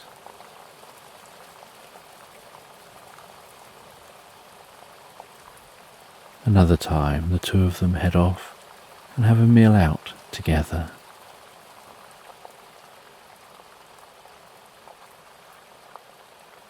And then a time happens where the other fairy stays overnight, where they just talk all night long without realizing where time has gone. And over the course of a few months, the fairies just find they spend more time with each other than without. And the fairy deeply understands what was taught within that book, how that was applied, what it all really means, and how that's played out just the same within their life, and is truly grateful for what they've gained.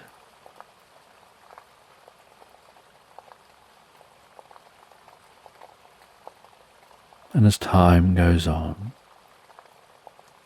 they become so comfortable with each other that every touch of each other triggers a deep sense of relaxation and inner well-being, a deep sense of safety and security, a deep sense of comfort and peace. And they find, lying down together, wrapped in each other's arms, that the act of being so close and calm, feeling so safe together, helps them fall asleep so quickly, so deeply, peacefully and comfortably, relaxed asleep into Slumberland.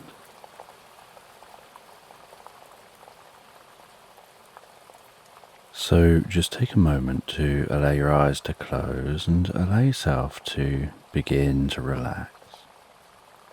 And as you begin to comfortably drift asleep, I don't know whether you'll drift asleep faster to the sound of my voice, or whether it'll be to the spaces between my words. And as you comfortably fall asleep, you can take a moment to allow yourself to get comfortable and imagine a healing light softly, slowly and gently passing down from the top of your head to the tips of your toes, relaxing gently down through you as I count down from 10 to 1. And with each count, your mind can quieten and calm as the muscles soften and relax. And you can begin the process of drifting peacefully asleep. From 10, that healing light, relaxing the muscles around the top of the head,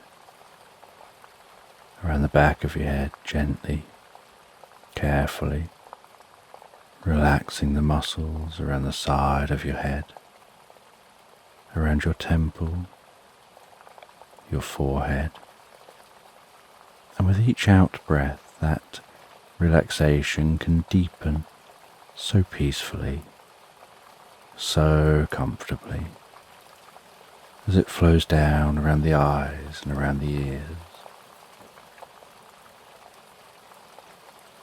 9. That relaxation moving down around the jaw, relaxing the jaw, allowing the tongue to relax, the lips to relax, the nostrils to gently relax, with that relaxation moving carefully, slowly, as that healing light passes down the back of the neck, softening and calming those muscles around the sides of the neck, the front of the neck,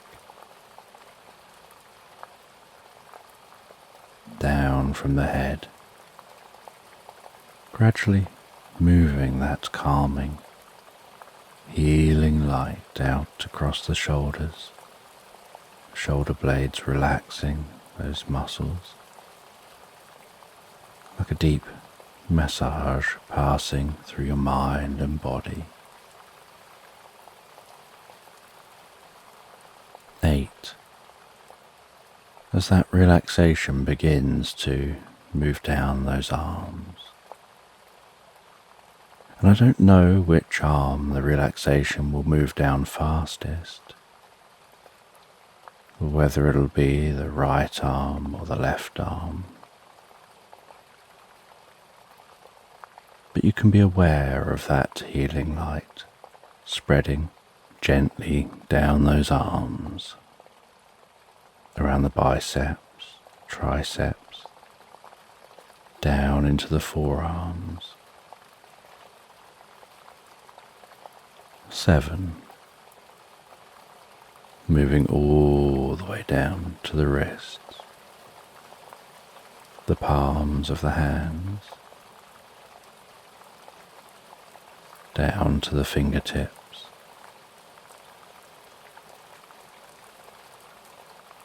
and perhaps as that relaxation continues through those arms, with each out breath, the arms begin to feel heavier or lighter, or some other sensation as relaxation sets in. And you know the process for sleep is that the body begins to relax. And while the body becomes physically relaxed, so the mind begins to drift and dream. Initially to brief reveries, before settling on the first dream of the night.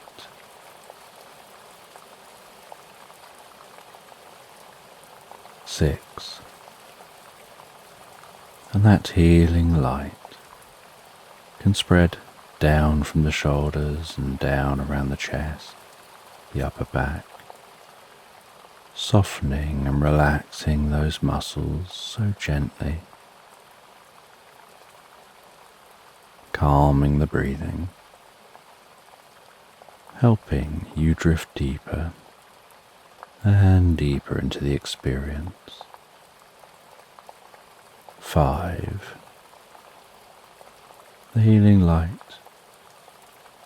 moving down towards the stomach, the lower back, the sides, relaxing those muscles as it goes, bringing a deep sense of peace and calm to your upper body, releasing any tension. Perhaps occasionally finding yourself shifting just a little to get more comfortable. 4. With that relaxation spreading down around your buttocks, down into the upper parts of your legs.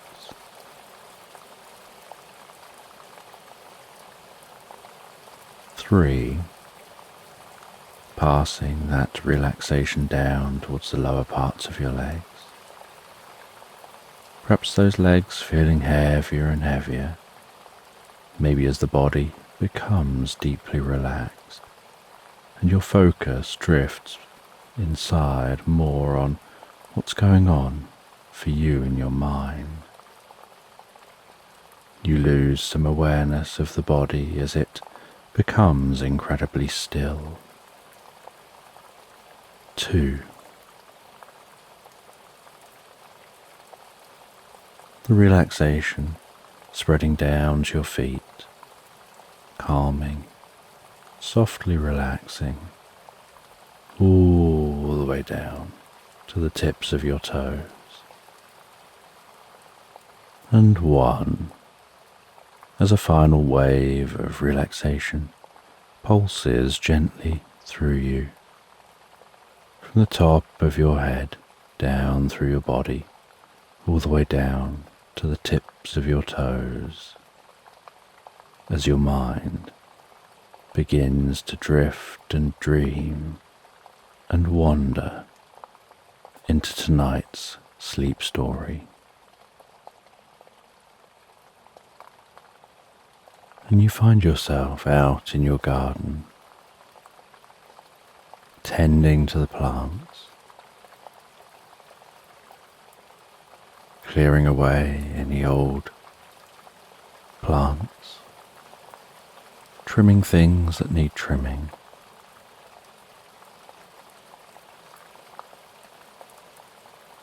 In some parts of your garden,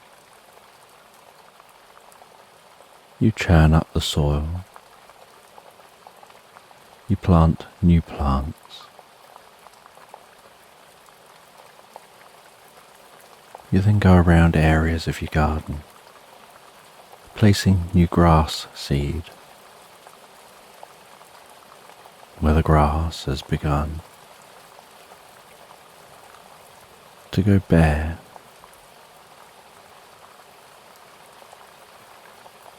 At areas where you walk a lot across those bits of the garden,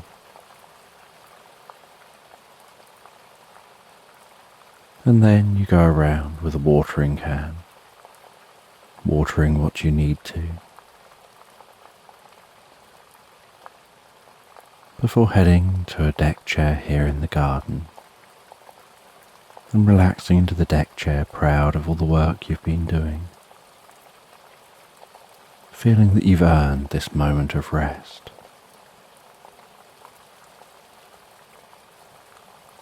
And you rest back in the deck chair, feeling the warmth of the sun on your face, feeling the occasional coolness of the breeze,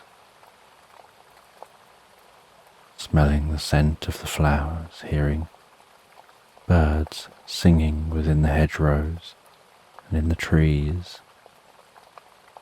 and the rustling of the leaves.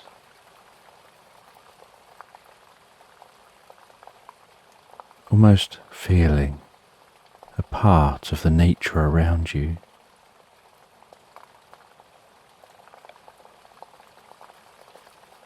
And as you rest and deeply relax,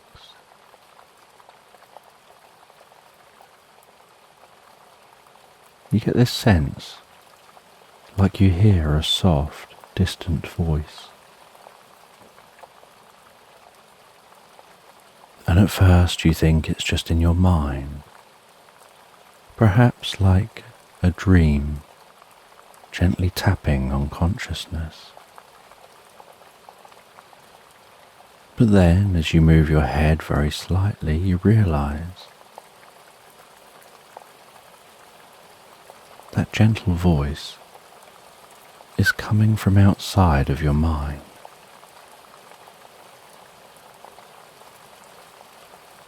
And so you open your eyes and look around your garden.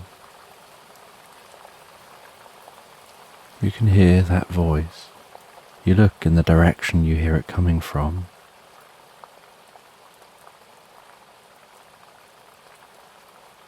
And you see, standing on the grass beside you, a very small gnome, perhaps no taller than your hand.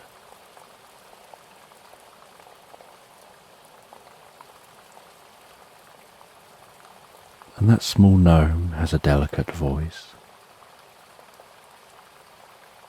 You swing your legs around off of the deck chair.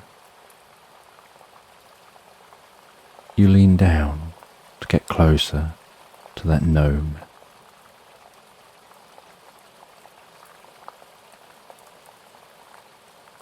And the gnome says that they could do with your help.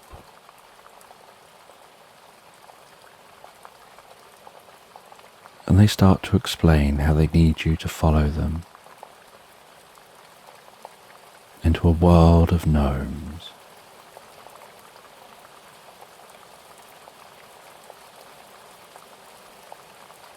And you stand up, agreeing to follow.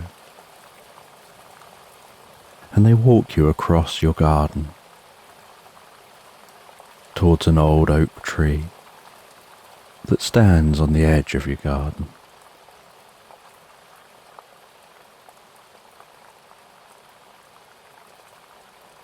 And then they walk up to the trunk of the tree.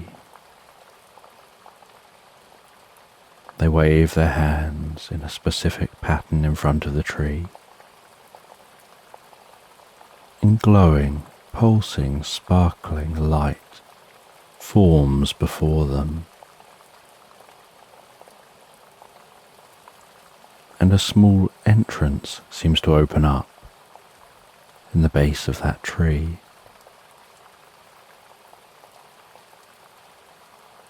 And the gnome walks in and looks back towards you.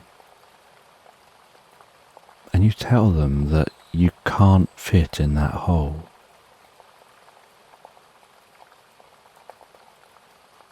And they shrug and acknowledge this, almost as if they'd forgotten you wouldn't be able to fit.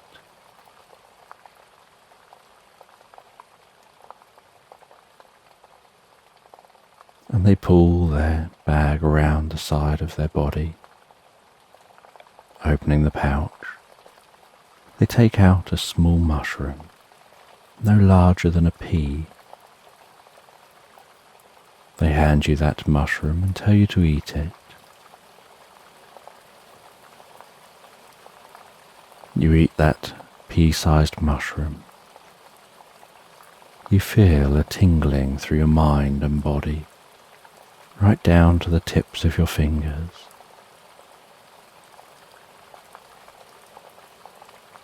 A little bit like pins and needles, just for a moment, before you start to feel a euphoric, deeply pleasant feeling, and a light spreads across you, and in that light, it's so bright you can't see anything around you, but you feel something shifting within you.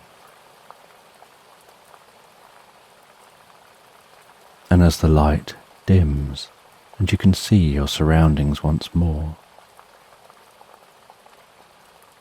you find that you're no larger than the gnome. You and everything you were wearing has somehow shrunk to the size of the gnome.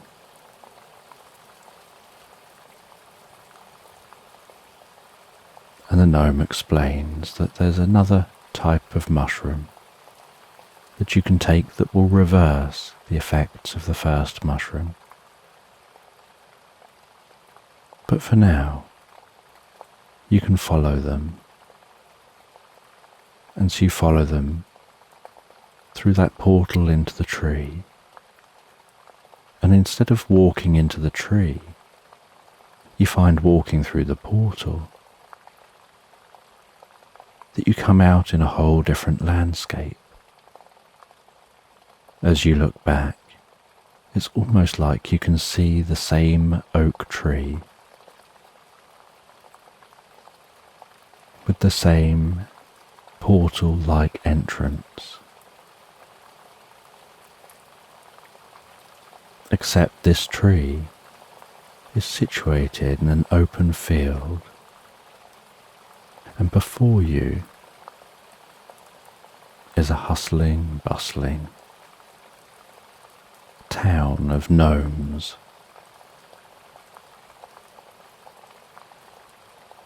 There's houses and streets.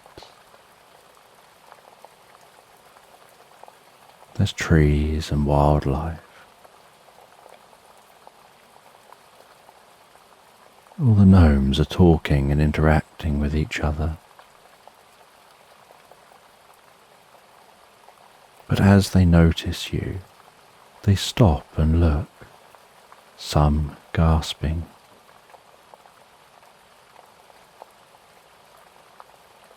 And the gnome guides you down through the street, heading down towards a grand-looking building. Knocking on the door of that building before opening the door and entering and guiding you in with them. And inside the building is wooden floor with large, dense rugs covering that floor. The two of you walk across the large, dense rugs, heading towards an old-looking gnome with a thick white beard, resting in a chair. They introduce you as the gardener.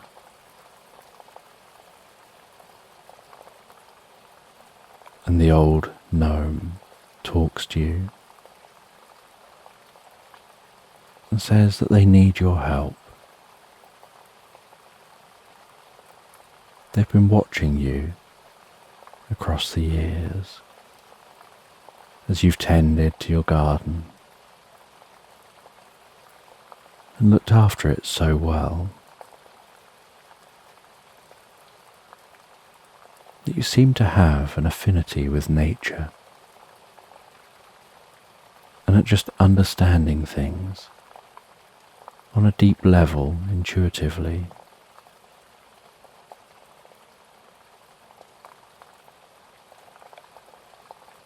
And they tell you about a tree in their land.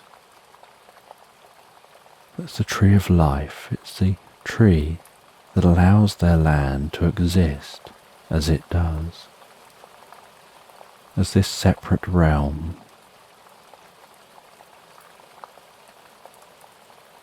But recently that tree has been damaged and has started to die. And if the tree dies, their realm disappears. And everything in this realm disappears with it.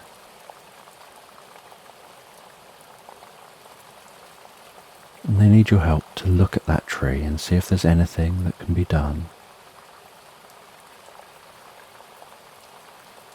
And you agree to help. And you set off with the gnome that came here with you. They show you through the landscape, down towards that tree.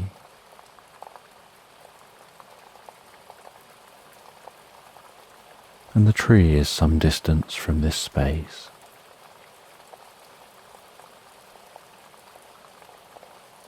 And so you ride mice towards that tree,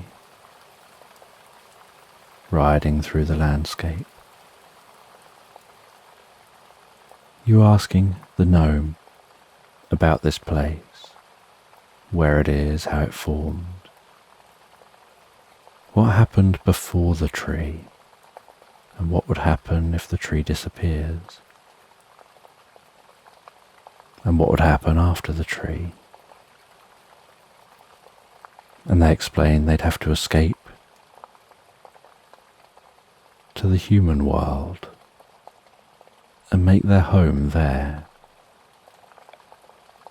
rather than in this gnome world, where they can live free and open, rather than hiding themselves. And you make the journey all the way to that tree, dismount from the mice, head over to the tree, and you see it's somehow become cracked, following a branch, and right down almost into the heart of its trunk.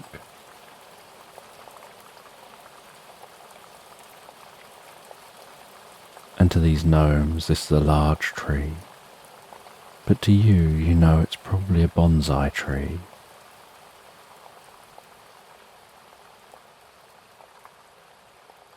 And you say that you think you can help. And you start getting to work on the tree. You get some natural fibres. You wrap them around the trunk, pulling the trunk together. You start fixing up that tree.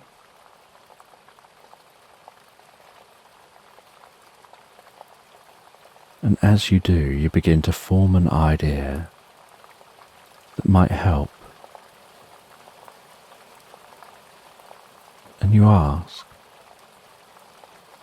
what is it about this tree that brings life to this land?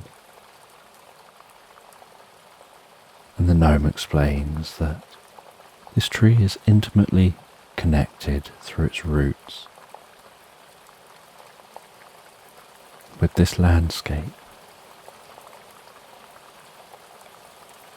And this is the only one of its species here.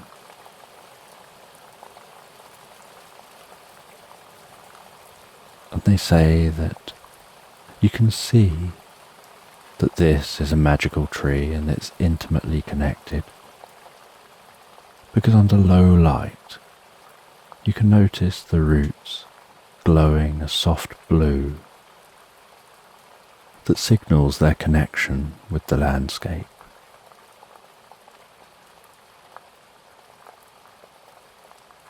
And you say you've got an idea, and so you want to test that idea.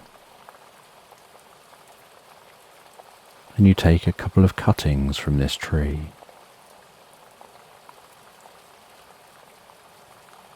And you head to different locations away from the tree. You plant those cuttings. You water them.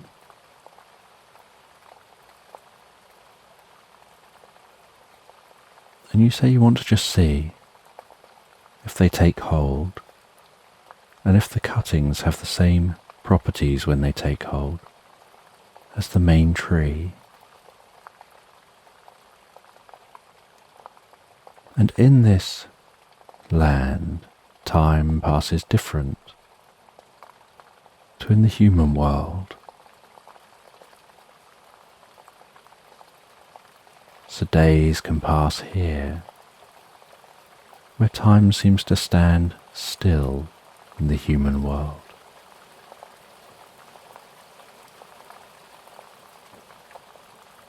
As if the portal itself is just a point in time.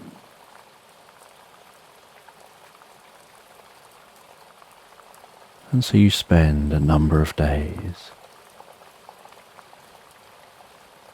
staying with this gnome, every day heading out to those cuttings, watering them, nurturing them, and checking in on the main tree.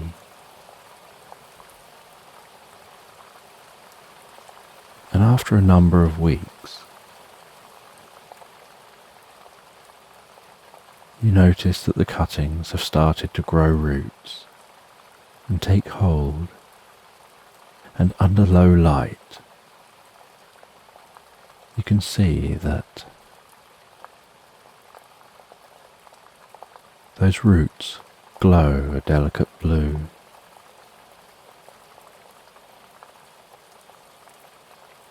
And seem to be equally as connected to the landscape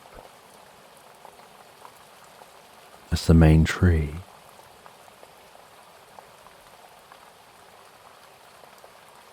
And this confirms your idea that if they want to survive here, and reduce any risk of any issues. Perhaps they need to have more than one tree that maintains this space, this alternate world.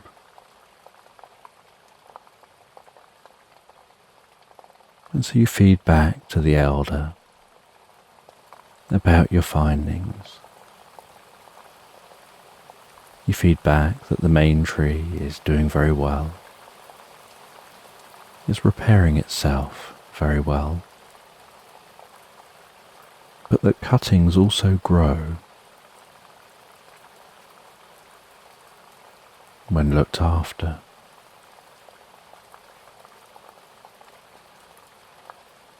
And that if more cuttings can be grown, and then take cuttings from the cuttings as they grow up,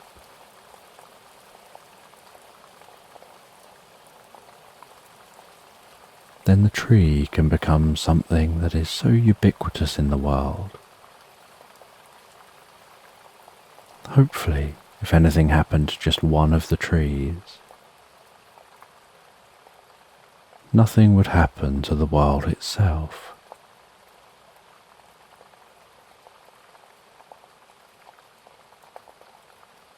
And the elder says that the only way to know if that would work is to consult the oracle. And they ask you to go with the other gnome to talk with the oracle. And so the two of you set off on your mice, riding through the landscape. You ride all day until it's night time. You settle down by a fire, camp for the night, enjoying each other's company, you being told all about gnome lore and legends.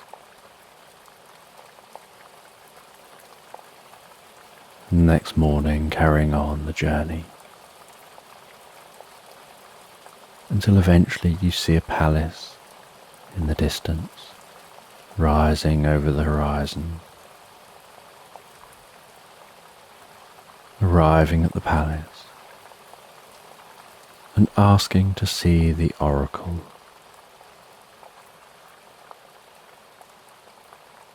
And you're shown through the palace and up a tall tower. And the oracle is sat there meditating in this tall tower.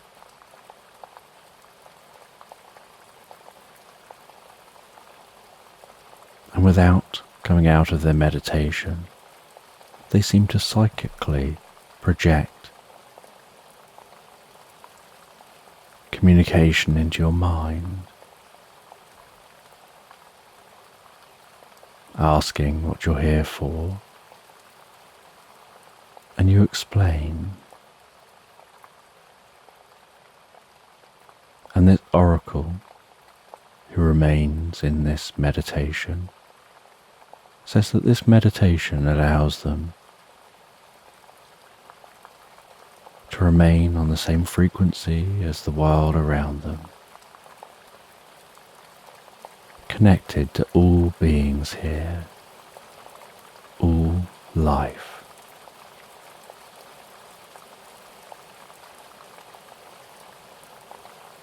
And they focus in on their connection with the tree and with the new trees.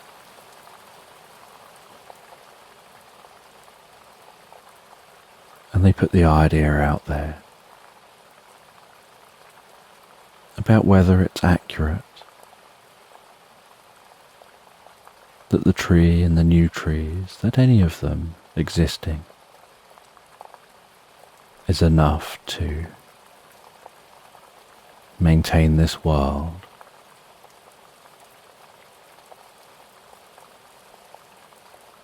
And they say that the tree communicating with them is telling them that that's true, that these trees are intimately connected with the fabric of the world when their roots grow. And so having more of the trees means less chance if any one tree gets damaged of something going wrong and this world disappearing.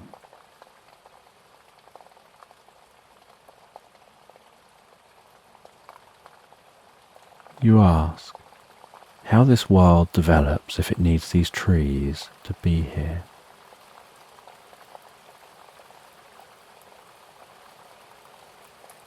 And after a short pause,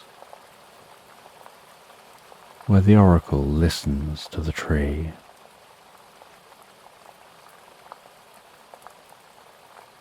they say that it came down to the first gnome. The first gnome used magic to create a portal as the world of humans stopped believing in magic and started being fearful of the unknown. They wondered whether they could create a land elsewhere where they could live openly in communities, being themselves. And they opened a portal, and they infused a tree with magic, which they brought through the portal with them, and into the void through that portal. They passed that tree.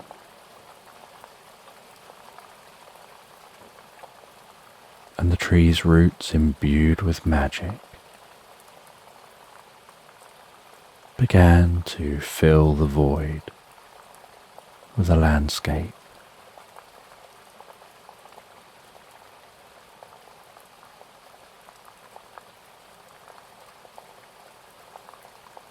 And all the soil and all the other plants and the entire landscape grew from the wishes and dreams of that gnome, carried through the magic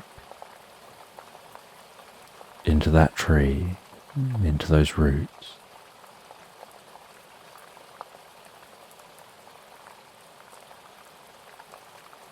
Mirroring the world the tree had come from.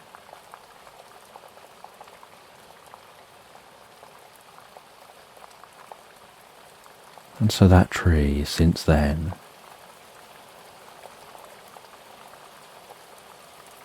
had been the sole provider of maintaining this landscape.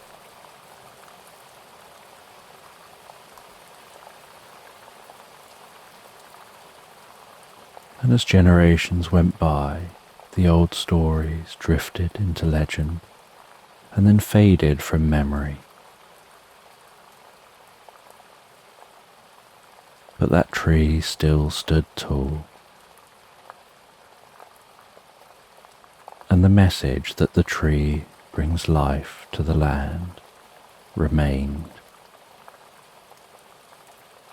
And generation after generation, that was communicated so strong as to make sure that the tree was looked after.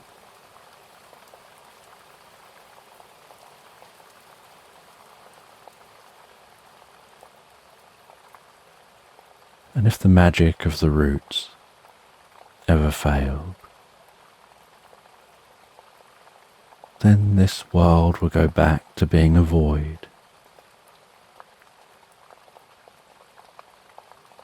But it doesn't have to be just carried.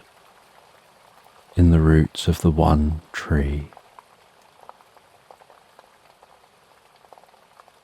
If a cutting is taken from the tree, then the roots of any cuttings are the roots of that tree, maintaining this land.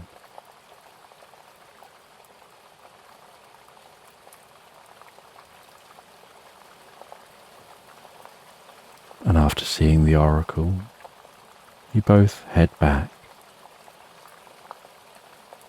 stopping on your journey, camping another night, continuing your journey the next day, confirming that cuttings work as well as the original tree. But to get cuttings, you have to be delicate. You can't just chop a tree to pieces for cuttings. You take a small piece, let it grow, and take another small piece, and as those pieces grow into trees, so cuttings can be taken from them. And you teach how to get cuttings from the tree, how to grow those cuttings into trees of their own.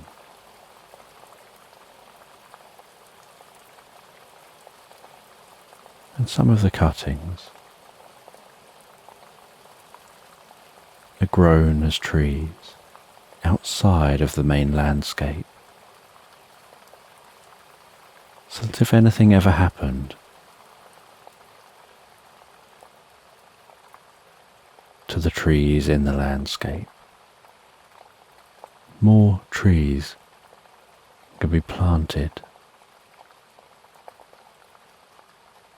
and everyone was encouraged to grow their own tree.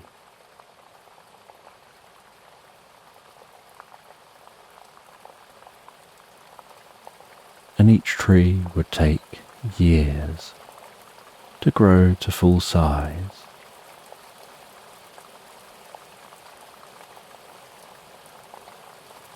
But now the land was going to be filled with these trees.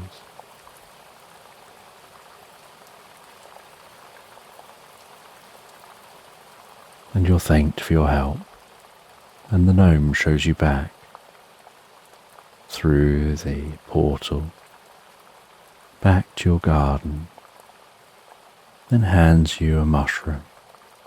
You consume that mushroom and grow back to full size.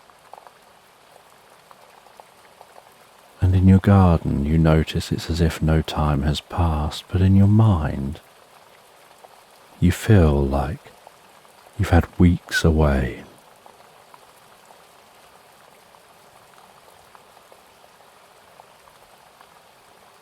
And it creates a little confusion. Do you sit back down, continue resting in your garden,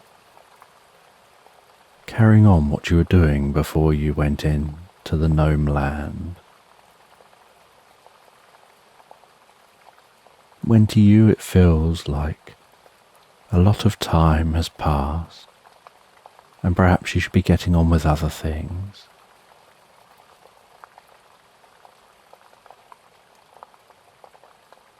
But you decide to sit in the garden for a while. You ponder the experience in that gnome land. You wonder how often gnomes visit this land. You don't really hear of gnomes visiting nowadays.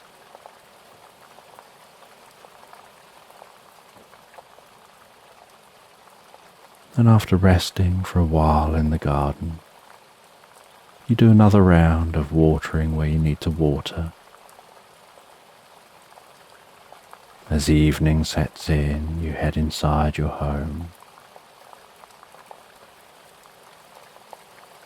You make yourself something to eat and drink.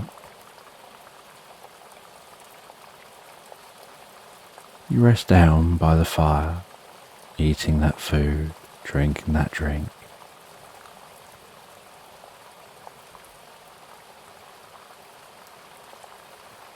you decide you'd love to learn more about the times when gnomes and other creatures lived within this world. You'd always assumed they were just fairy tales and stories for children, but knowing that it was real makes you want to learn more. When you're reading with a different mindset and a different understanding, you head to bed and drift peacefully asleep. And the next day, you head to the local town, visit the local library. Walking into the library, seeing dust motes floating delicately in the beams of light, softly passing through the narrow windows.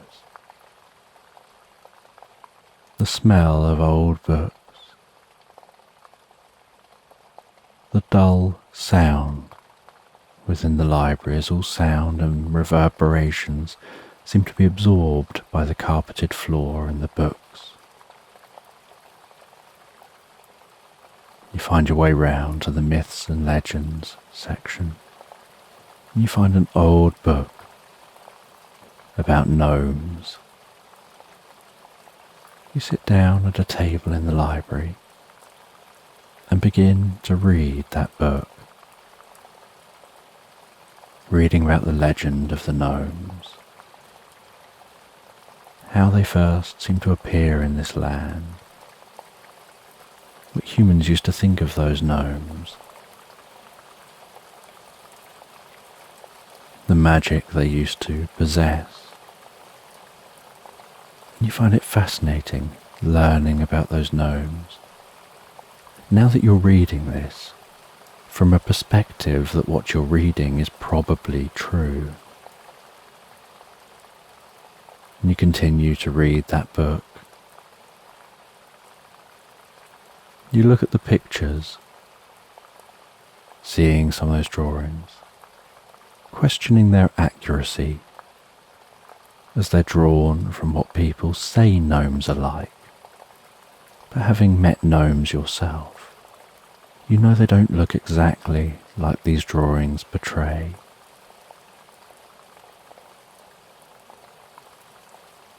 You learn about the gnomes disappearing one day, how it was almost as if they entered rings around trees and were never seen again. And since then, occasionally children would tell stories of how they saw gnomes at the end of the garden. And it looked like gnomes occasionally chose to visit the human realm. But they really just came to visit. They weren't actually living here.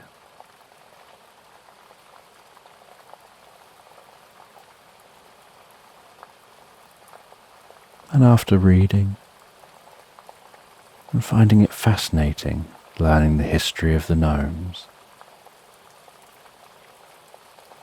you wonder whether the gnomes themselves have any books or any history that they could teach from their perspective. You head back home. You write a letter to that gnome, saying you'd love to learn more about their civilization, about the history of the gnomes from their perspective, and if they've got any writings on that they'd be willing to share. Would they share that with you? You place that letter near the tree.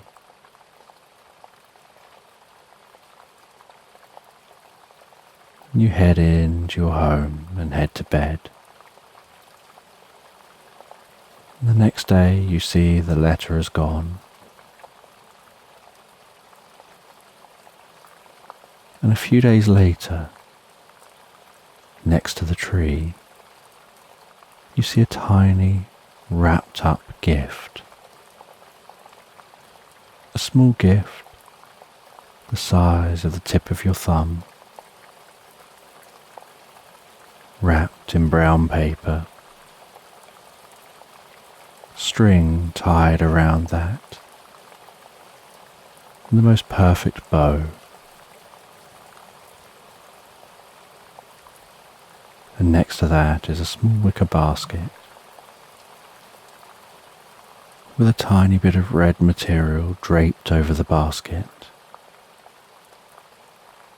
You take the two items into your home, place them down on your dining room table, carefully unwrap the gift, and you see an old book, incredibly tiny old book, too small to be able to open and handle.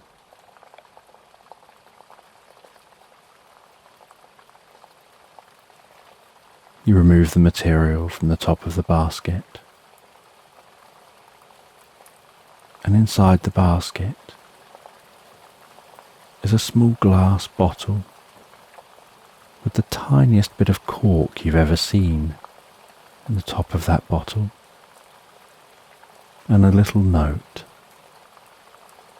You carefully open the note. You get a magnifying glass to read that note. It says to shake up that bottle, which will convert the liquid into a gas.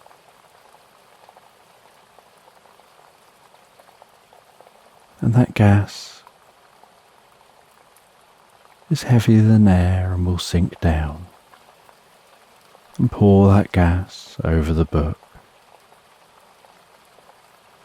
And it'll spread around the book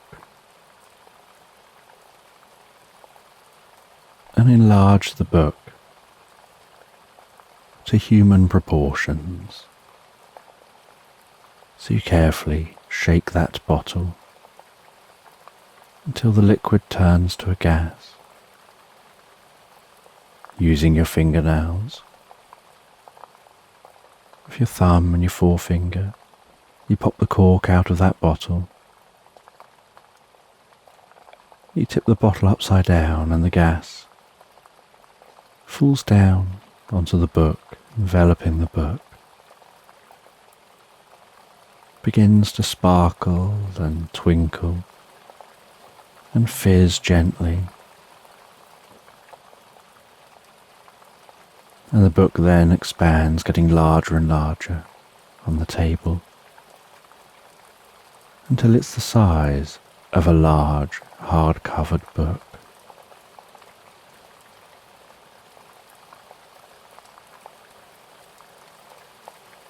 And as you open that book, so you notice you can understand the language inside, that it doesn't look like a language you know,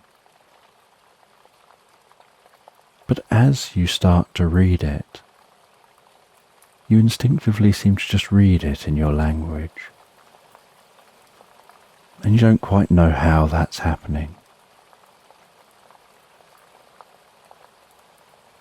And so you sit down for an evening by the fireplace, and you read that book,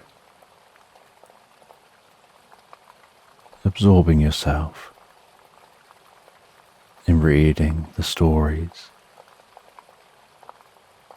of the history of the gnomes. You read about their perspective of life before passing into their own land. You read about how they were all informed that that there is this new land to inhabit, and what it was like in those early years of that land forming.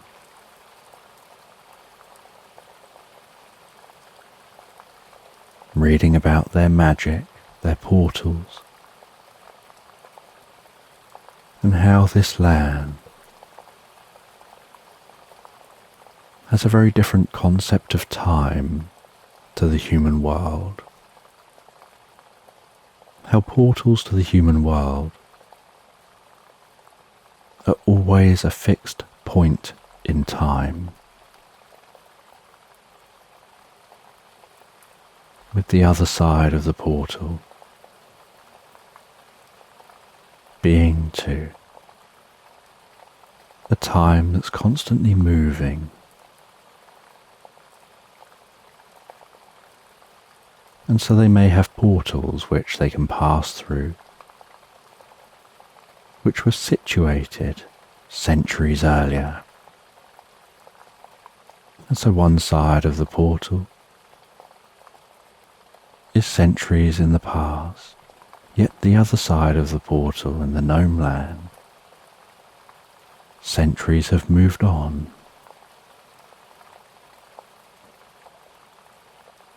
You read about how gnomes live for hundreds and in some cases even thousands of years.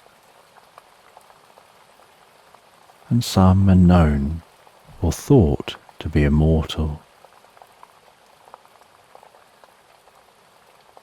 And many choose their lifespan. And you find this book deeply fascinating. So fascinating you barely make it through much of the book before you have to go to bed. But you look forward to reading this book and learning more over the coming days. And with this new discovery, this new mission you're on to learn more about these gnomes that you've only just discovered are real, you head to bed with new thoughts in your mind, feeling a deep sense of connection to a broader world than you knew existed before. And you drift and float so peacefully, so comfortably asleep into Slumberland.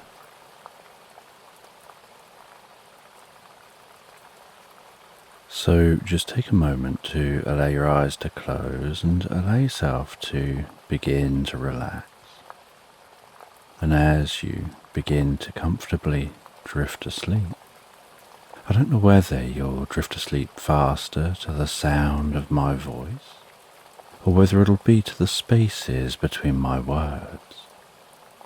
And as you comfortably fall asleep, you can take a moment to allow yourself to get comfortable and imagine a healing light softly, slowly and gently passing down from the top of your head to the tips of your toes,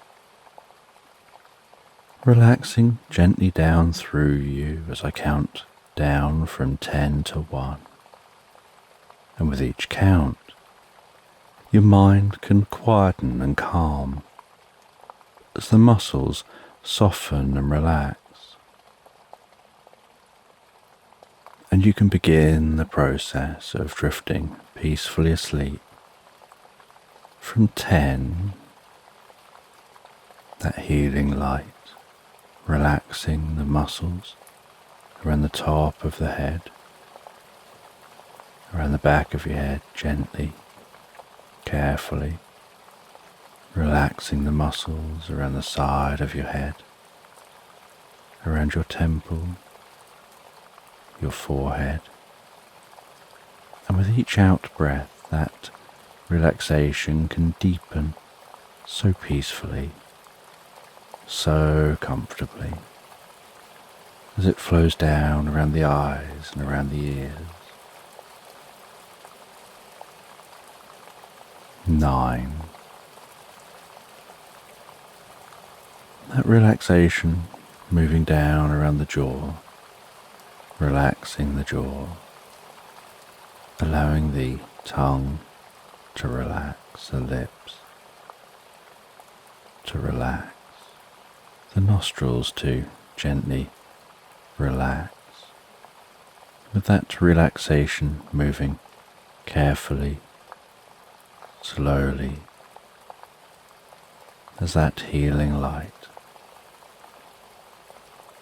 passes down the back of the neck, softening and calming those muscles around the sides of the neck, front of the neck, down from the head, gradually moving that calming, healing light out across the shoulders, shoulder blades relaxing those muscles, like a deep massage passing through your mind and body. 8. As that relaxation begins to move down those arms. And I don't know which arm the relaxation will move down fastest, or whether it'll be the right arm or the left arm. But you can be aware of that healing light spreading gently down those arms, around the biceps, triceps, down into the forearms. 7. Moving all the way down to the wrists, the palms of the hands, down to the fingertips,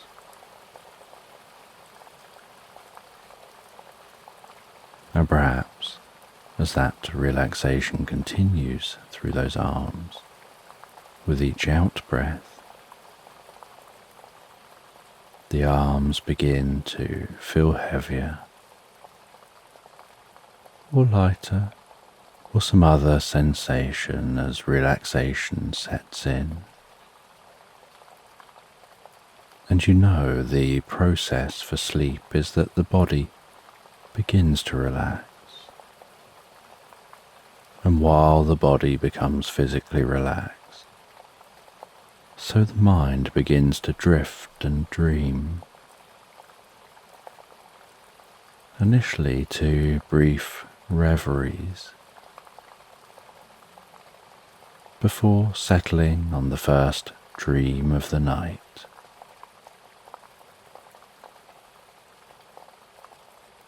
6. And that healing light can spread down from the shoulders and down around the chest, the upper back, softening and relaxing those muscles so gently, calming the breathing, helping you drift deeper and deeper into the experience. 5. The healing light moving down towards the stomach, the lower back, the sides, relaxing those muscles as it goes, bringing a deep sense of peace and calm to your upper body, releasing any tension. Perhaps occasionally finding yourself shifting just a little to get more comfortable. 4. With that relaxation spreading down around your buttocks, down into the upper parts of your legs.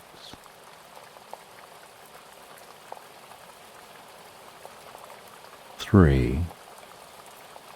passing that relaxation down towards the lower parts of your legs. Perhaps those legs feeling heavier and heavier, maybe as the body becomes deeply relaxed and your focus drifts inside more on what's going on for you in your mind. You lose some awareness of the body as it becomes incredibly still. 2. The relaxation spreading down to your feet, calming, softly relaxing, all the way down to the tips of your toes. And 1. As a final wave of relaxation pulses gently through you, from the top of your head down through your body, all the way down to the tips of your toes, as your mind begins to drift and dream and wander into tonight's sleep story. And you find yourself as a shepherd, out in the fields herding your sheep. You're whistling and calling words to your sheepdog. As the dog rushes around those sheep, running one side, encouraging them the other direction, running around the back to the other side to encourage them to narrow down and all huddle together.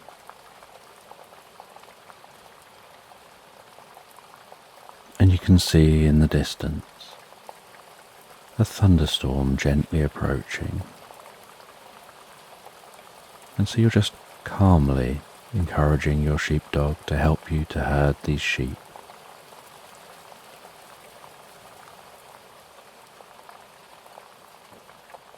And you herd those sheep. You get them in to where they need to be, closing the gate. The air can smell so fresh as a storm approaches.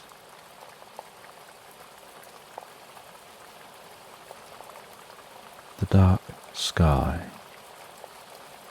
and the landscape illuminated by the sun in the foreground.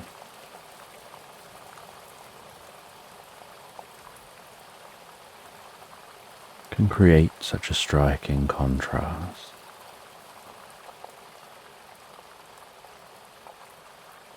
And that sun illuminating the foreground, shining towards that oncoming storm, casts a rainbow across that darkness, so bright and vivid against the dark grey blue background.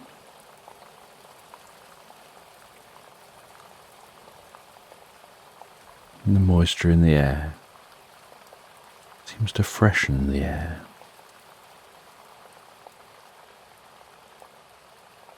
You encourage your sheepdog to follow you.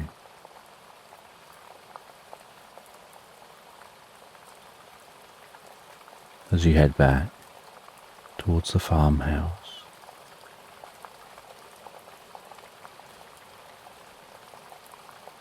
you work your way down through the fields, through a gate, onto a dirt road.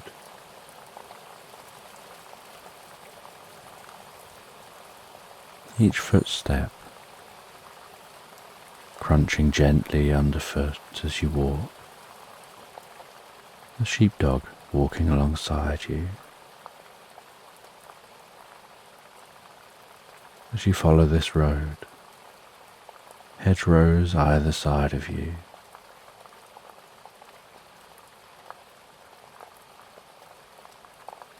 starlings in those hedges, chatting with each other, but going silent just as you pass them,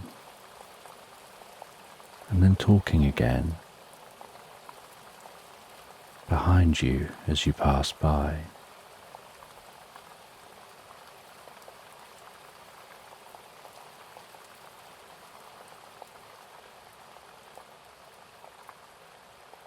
And you can hear the rumble of the thunder. You can begin to notice some of the flashing of the lightning. That storm still quite distant. But being aware that there's more moisture hanging in the air, you arrive at the farmhouse. Unlatch the door and walk inside to the warmth of this farmhouse. Your sheepdog shaking some of that moisture off of their coat, panting a little before settling down in front of the fire.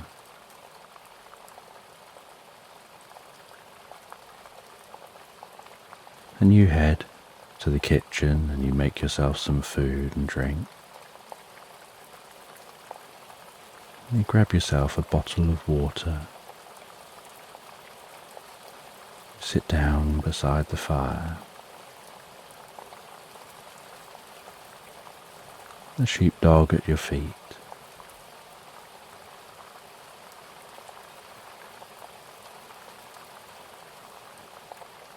You drink that water, feeling the coolness of the water.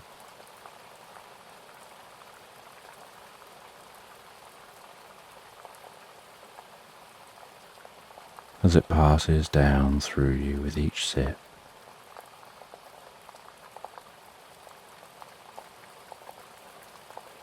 You eat that food, and all the while you can hear the distant rumbling getting closer and closer.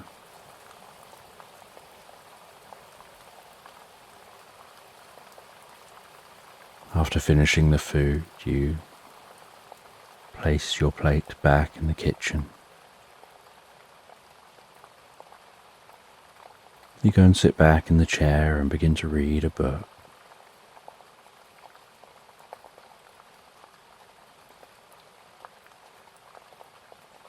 You hear the first large smatterings of the approaching storm, large raindrops striking the windows.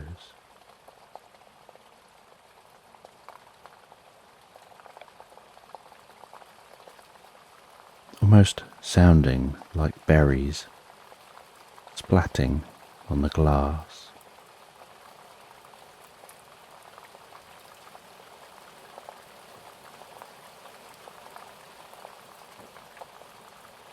You notice the occasional flash of light come through the windows from the storm outside. 5 or 6 seconds later, hearing a deep guttural rumble stretch across the sky.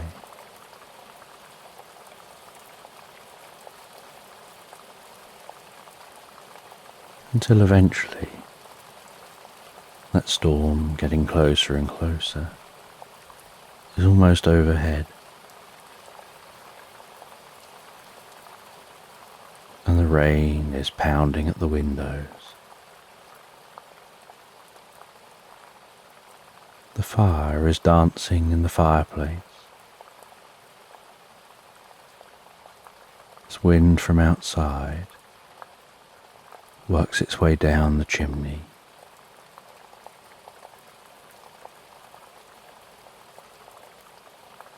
And that thunderstorm is cracking away outside, light flashing into the room. And although still just the afternoon,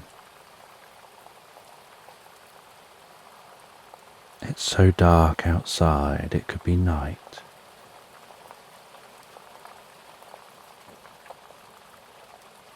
But as you listen to the thunderstorm outside, you just feel more relaxed and so cozy here inside. Just reading that book, relaxing in the chair.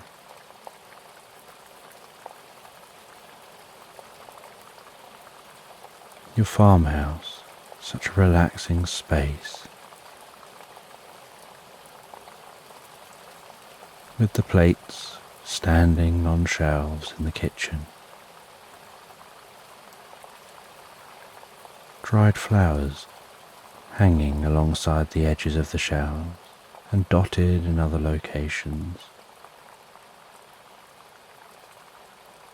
Your large rustic dining room table and chairs.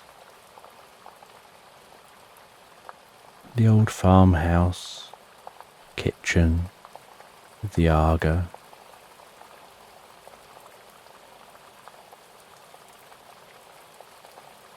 Delicate curtains hanging over the windows in the kitchen.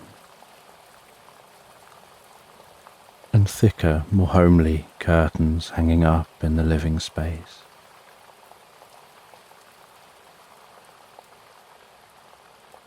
And the front door opens into the living room. And so at the foot of the front door,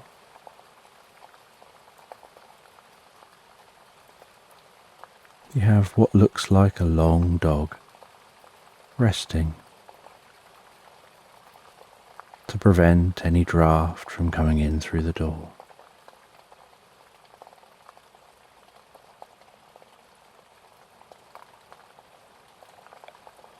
And beside your chair you have a small wooden side table.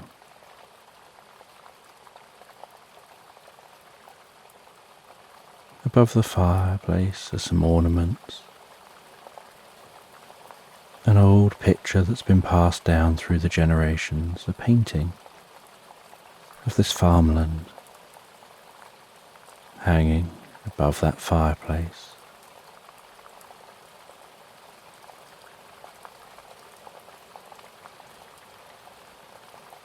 And wrapped around on the far side of the fireplace, and then along the far wall, are wooden bookcases containing old books.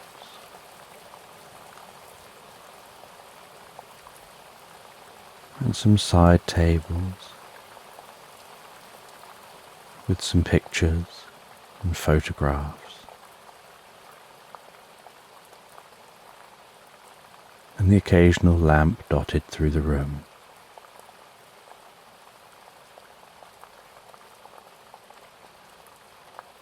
And currently, as it's still daytime and has just temporarily gotten dark, none of those lamps are on. And so the only illumination in the room is the gently crackling fire dancing in the fireplace. Its light dancing around the room, shadows flickering and moving, and the sheepdog just continues to relax and sleep on the floor, almost as if it's completely unaware of the storm which has arrived and is passing overhead.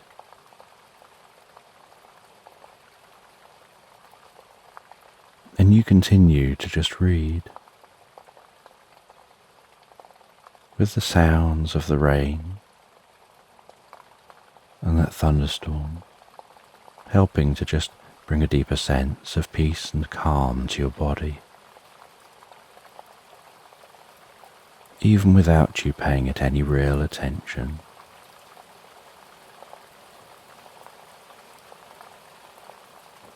Although as you read under the glowing firelight, your eyes have had to adapt to the darkening room.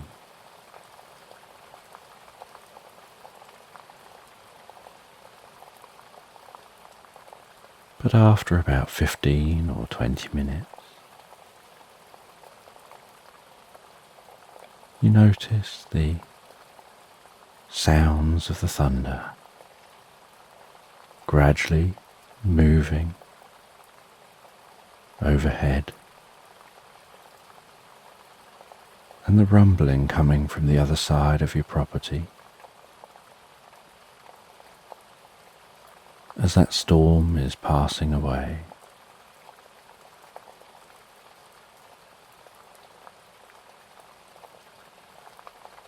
And as the storm passes overhead,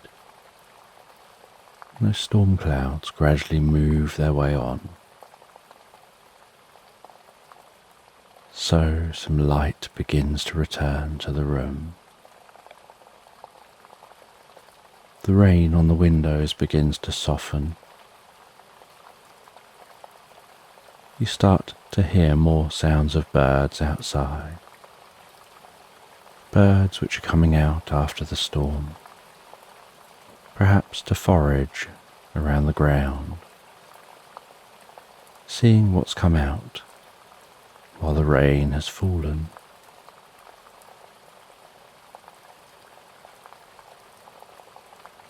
And within an hour, you can barely hear the thunder at all. Just the very occasional soft rumble,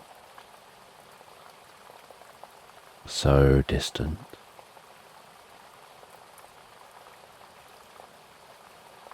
And the light returns to the room.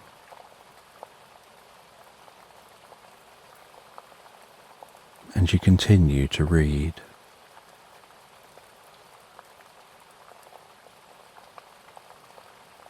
And when you reach a good stopping point in the book, you stop reading for a moment. You head to your window and look out across the farmland, surveying to see that everything looks okay. No damage has been done by the storm. You look down towards the sheep, checking on those sheep. You have some binoculars by the window, so you pop those binoculars up in front of your face. Looking through those binoculars, the view slightly distorted around the edges, but being able to zoom in and check closer on those sheep. And you notice, as you take the binoculars away from your eyes, a bird of prey circling overhead. And so you grab the binoculars up to your eyes again, to take a moment to look closely at that bird, admiring its beauty, the way it glides so effortlessly through the sky as you watch it fly, watching it circle overhead, tracking with those binoculars until it circles and flies across the tree line and out of sight.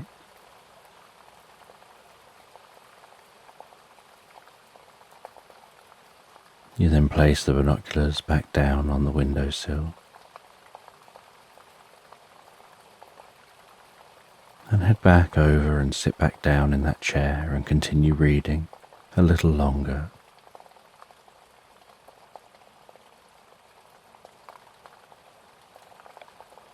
And after a short while,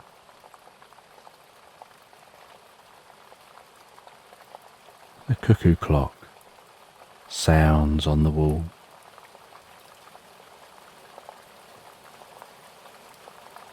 You go and grab your coat You leave your sheepdog resting on the floor where it is. You head out of the farmhouse.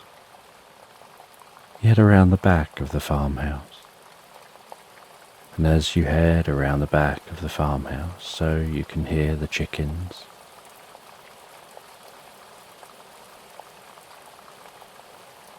And you head round to those chickens.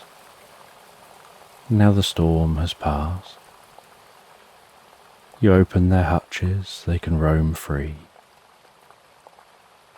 within a large grassy space.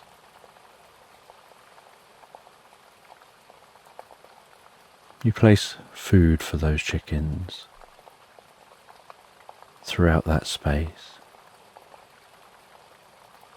placing it within the grass to encourage them to move around and find the food and eat the food.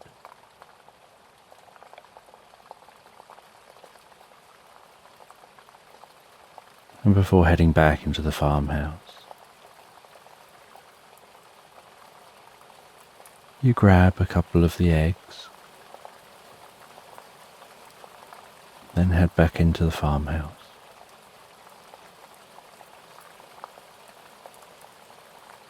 And back in the farmhouse, you head to the kitchen. You get out some baking items.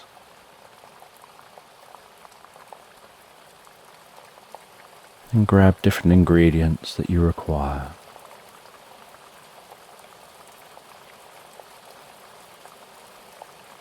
And at the kitchen island, you begin to bake yourself a cake. The eggs and flour, with some butter, hand whisking that cake.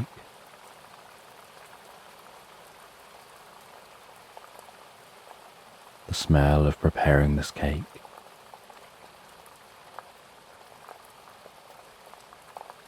You pour your cake mixture into 2 cake tins, placing them in your oven, setting a wind-up timer, heading back and sitting in the living space, reading back in that chair. In the background, hearing the buzzing of the timer as it moves, but finding that your mind seems to almost block out that constant sound. You forget that sound of the timer as you read.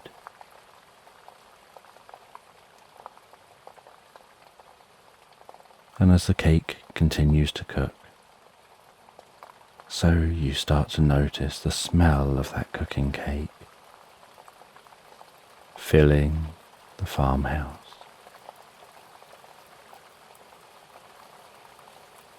Until eventually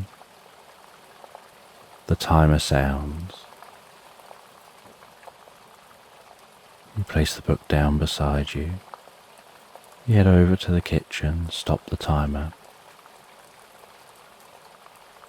You take out the 2 halves of the cake and place them on the side. You grab a knife and gently, almost under its own weight, let it fall down through the cake and pull it out with a soft puff of steam. And you can see the knife is clean and clear. You repeat the process on the other half of the cake.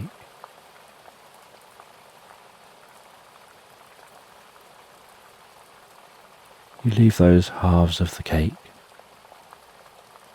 to cool down a little on the work surface. As you head back and read some more. And when you reach a good stopping point, you mark that page in the book. Place the book back down.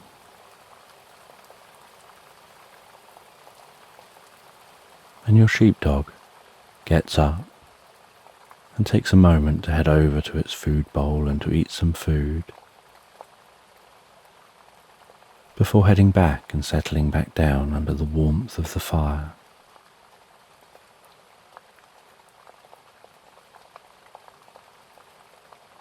And you head into the kitchen area. You pop both halves of the cake out of the tins.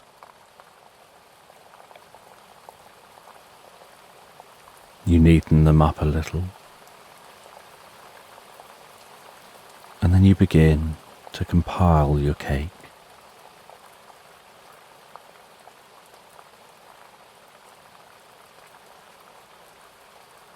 You make some filling, whisking that up, and begin to spread the filling into the center. And then you place one half of the cake on top of the other, and you carefully make sure that's aligned, and push it down just a little, very gently, and a slight bit of the filling oozes softly out of the sides. And you carefully run a knife around the sides, just to neaten that up.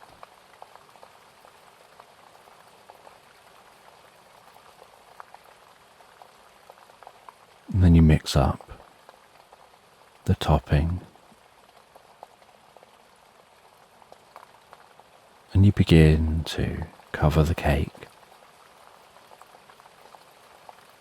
scooping that out and placing it on the top of the cake, smoothing it down, gradually smoothing it from the center down to the edge, and then around the sides.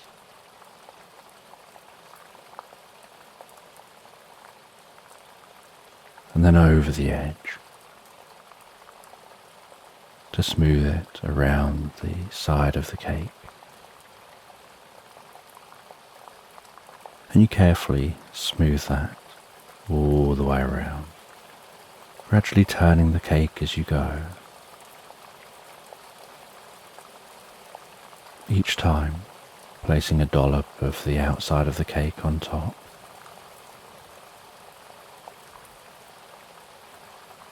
Smoothing it down to the edges, and then around the edge, to smooth it around the sides.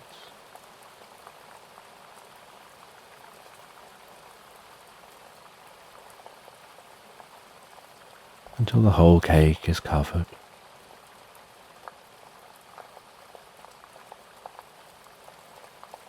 And then you begin to decorate the top of the cake.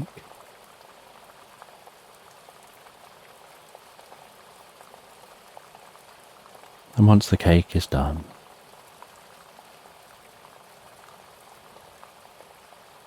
you put it up onto a cake stand. You cover that cake over.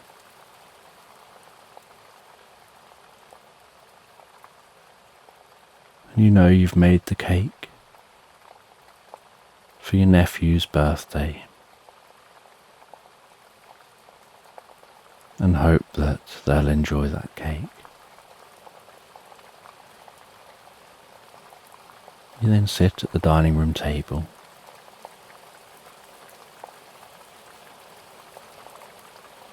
You take out their birthday card. You take a moment to write that birthday card out with a personalised message, really giving some thought to the message, trying to think of something meaningful, yet something light-hearted, perhaps a little humorous.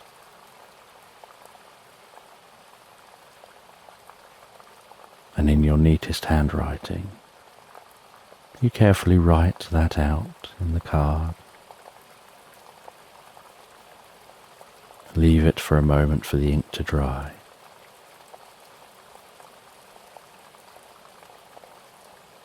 Before closing the card up and placing it into the envelope, making sure that the back of the card is facing the opening of the envelope. And then licking around the envelope to seal that envelope, writing their name on the front, placing that down near the cake so that you'll remember it tomorrow. And then you take a gift you've handmade for them, a beautiful carved wooden toy. You wrap that toy in some tissue paper that crumples as you fold it around. And then you wrap that in some wrapping paper, carefully sealing that wrapping paper. You write a small label, attach that to the wrapping paper, and place that with the card.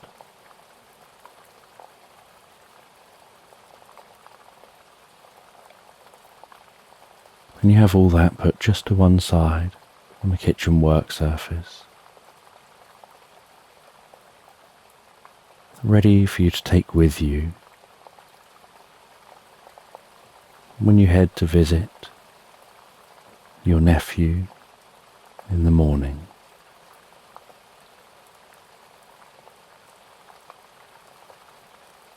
And then you make yourself some dinner.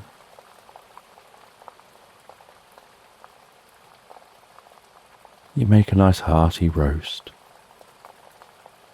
It takes you about 90 minutes to cook your dinner. But as you cook, so the smells of the roast dinner fill your farmhouse.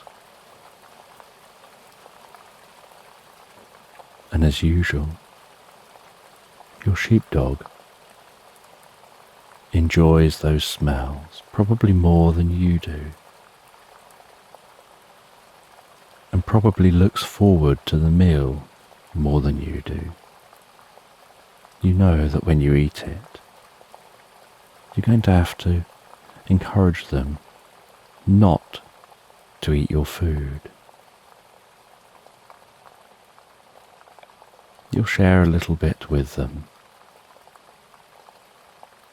but you'll encourage them not to eat your food, never mind how much they sit looking so cute and so sweet with their puppy dog looking eyes, almost like they're begging for food. You know you'll do your best to ignore them when they do this.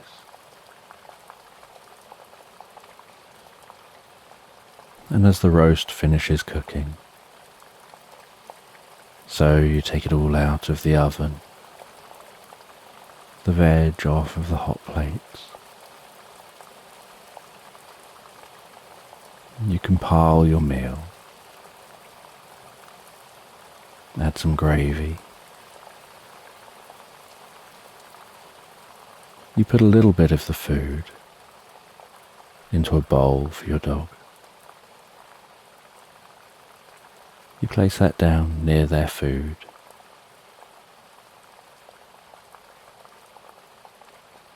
You then sit back down at the dining room table. You eat that meal, and after eating the roast dinner,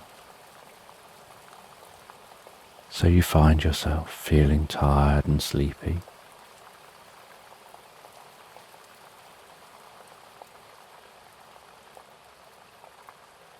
you decide to Leave things clean and tidy so it won't play on your mind. You wash up and dry up, clean everything away.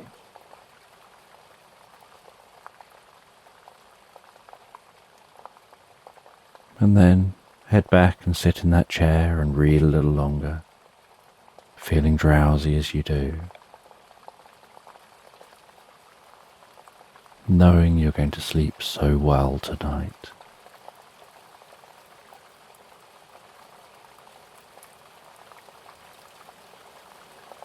And after a few hours of sitting reading, pushing on to just about reach the end of your book, knowing you're so close you want to finish it before bed,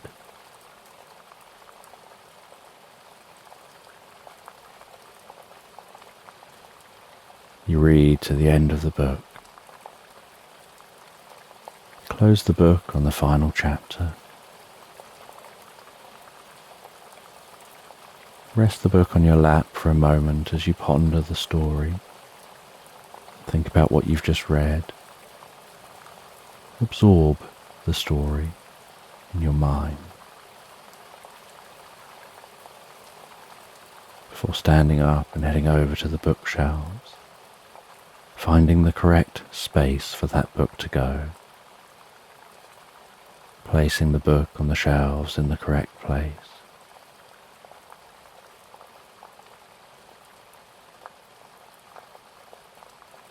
And it's now dark outside. And you head outside for a bit with your sheepdog, standing out in the cool air.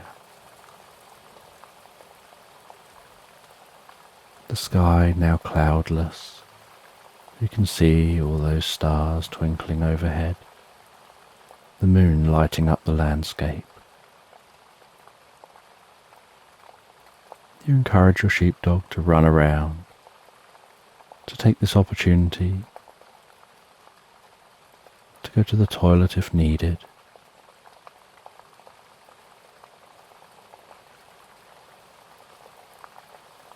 They bring you the ball that you have out here.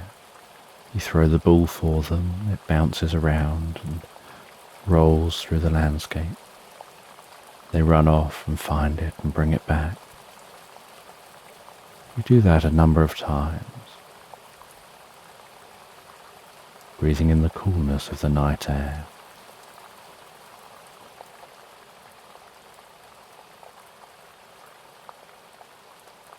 And after some time playing out here, and the sheepdog doing whatever it needs to do, you head back in to the farmhouse.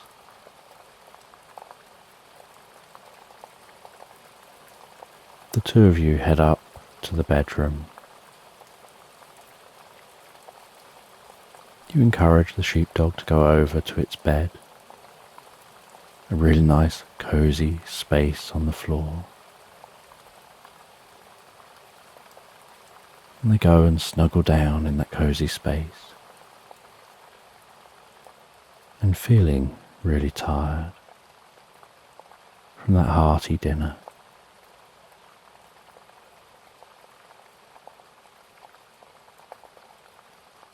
You head to bed, and it takes very little effort for sleep to begin to encroach in your mind, your eyes closing, hearing the sounds of the sheepdog falling asleep in its bed,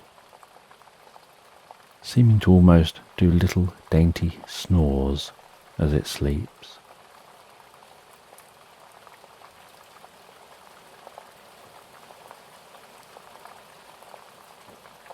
As you rest your head on the pillow, feeling its softness under your cheek,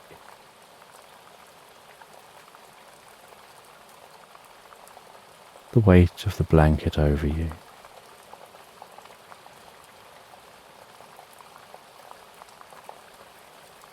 the temperature of the room being just right.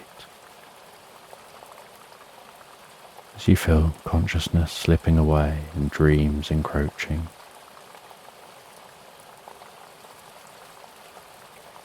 allowing yourself to take hold of one of those dreams, almost pulling yourself into the dream, enjoying that dream as you drift and float, so peacefully, so relaxed asleep,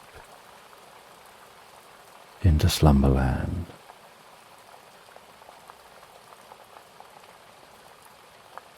Tonight, as you drift asleep, you find yourself as a writer relaxing on a sleeper train, heading through beautiful countryside towards a town on the edge of woodland, said to hide the secrets of a magical feline temple. So just take a moment to allow your eyes to close and allow yourself to begin to relax. And as you begin to comfortably drift asleep, I don't know whether you'll drift asleep faster to the sound of my voice, or whether it'll be to the spaces between my words. And as you fall asleep, you can take a moment to allow yourself to get comfortable and imagine a healing light softly, slowly and gently passing down from the top of your head to the tips of your toes, relaxing, calming down through you as I count down from 10 to 1. And with each count, your mind can quieten and calm as the muscles soften and relax, and you can begin the process of drifting peacefully asleep.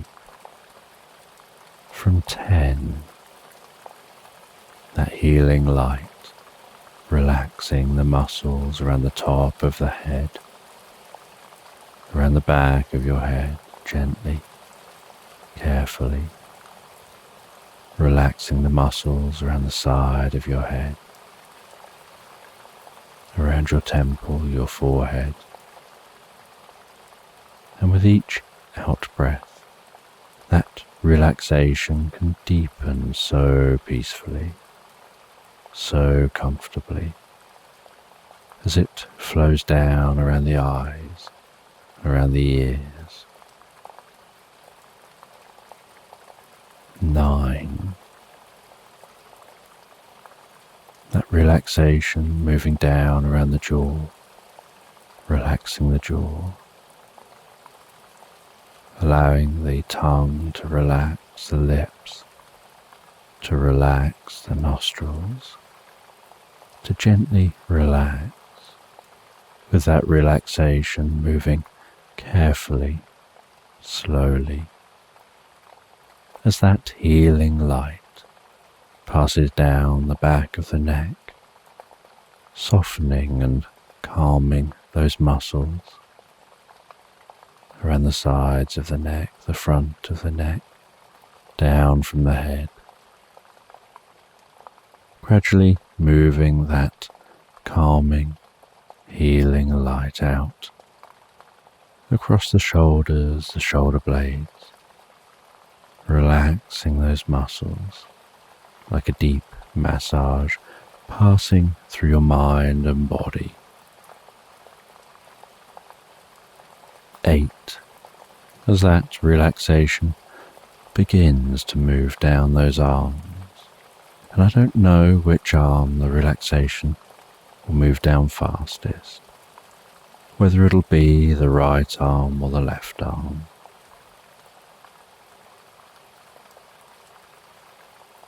But you can be aware of that healing light spreading gently down those arms, around the biceps, the triceps, down into the forearms. 7.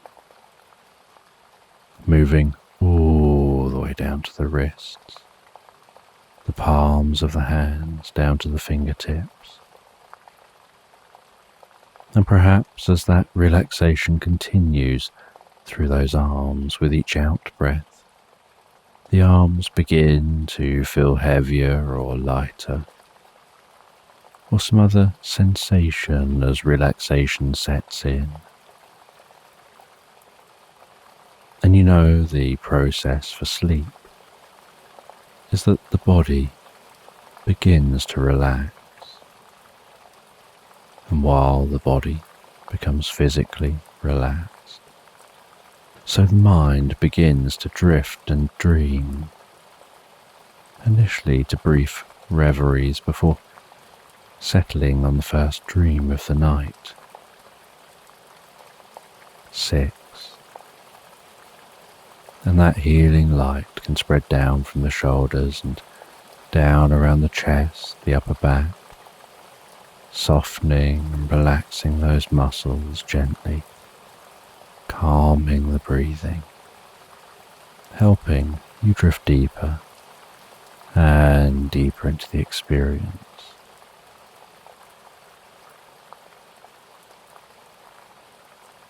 5. The healing light moving down towards the stomach, the lower back, the sides, relaxing those muscles as it goes, bringing a deep sense of peace and calm to your upper body, releasing any tension, perhaps occasionally finding yourself shifting just a little to feel more comfortable.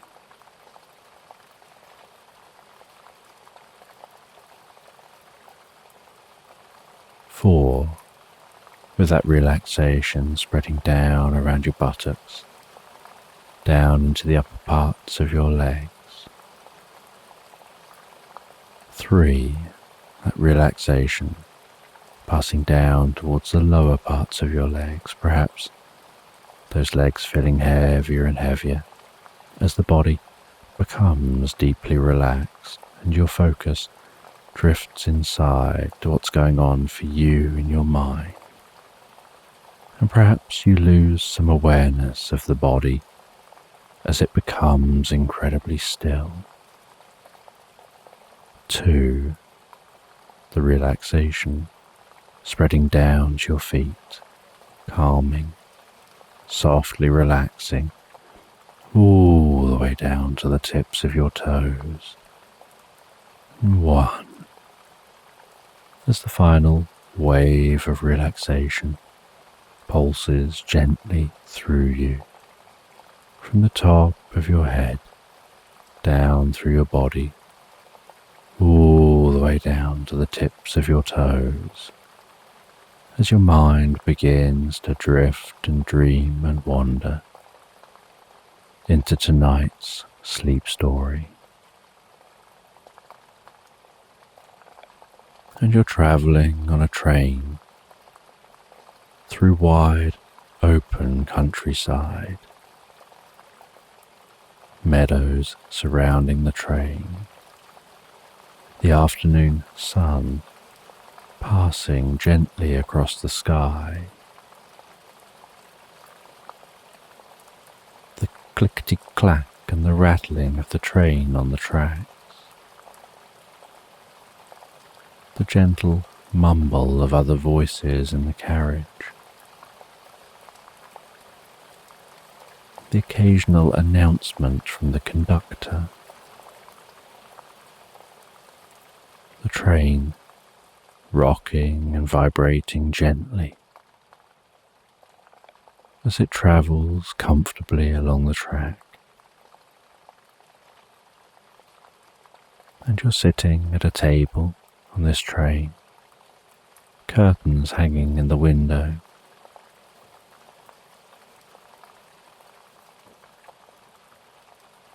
Bouncing gently around in the chair to the movement of the train. The liquid in a cup of tea gently rocking and moving, creating circles of waves that travel in and out in that cup, occasionally interfering and becoming spikes, before calming again.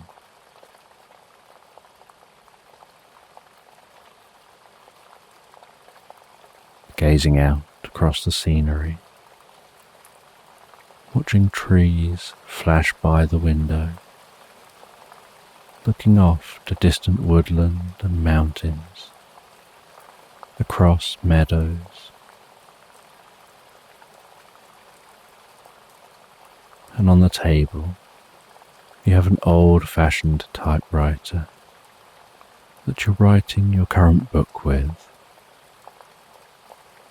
and next to the typewriter is a leather binder where you're placing your completed pages.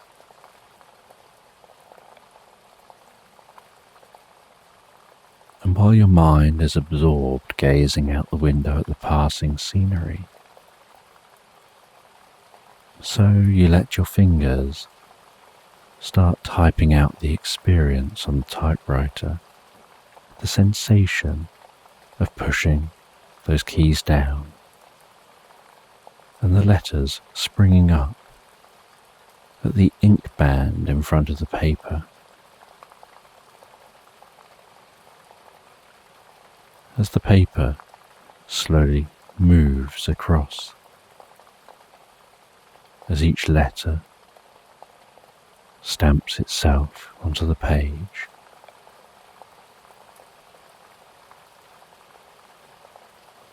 and then the paper moves up a bit, slides back across, and you carry on with the next line. And you enjoy writing with a typewriter because there's something visceral, a connection you feel with a typewriter that you just don't get when typing on a keyboard with a computer.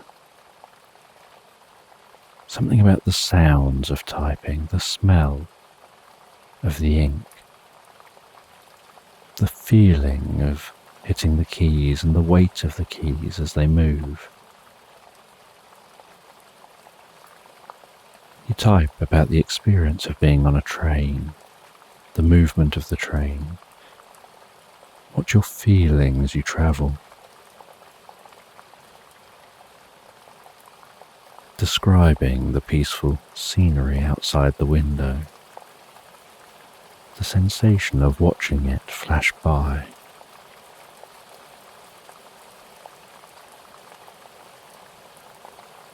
And you're in search of a legendary lost feline temple.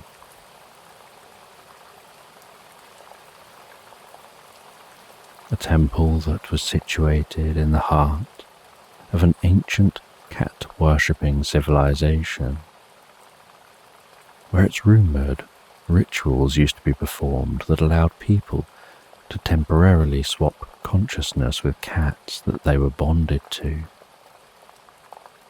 allowing the cats to temporarily exist in human form and the humans to temporarily exist as cats,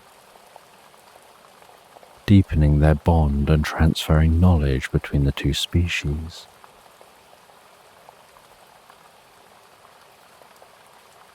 And as night falls, you set up your bed in the sleeper train. You settle down for the night, letting the movement of the train rock you gently to sleep.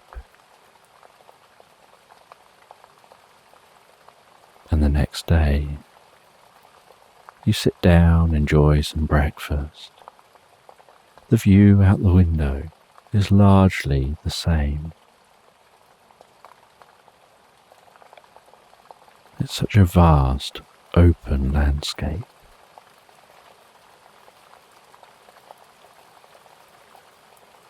The journey continues on through lunch, not arriving at your stop until mid-afternoon.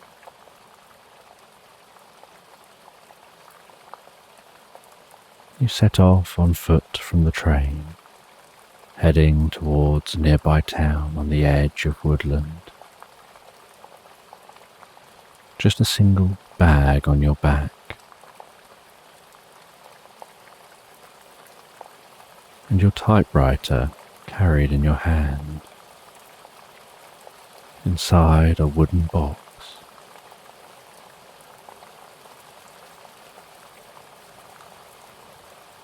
And you walk through the landscape, the sounds of songbirds wrapped around you, feeling the warmth of the sun overhead, hearing the rustling of the leaves as the wind blows a gentle breeze.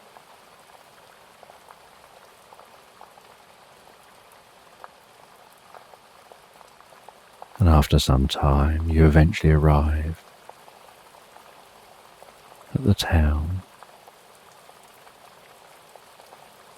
Find your way to the hotel.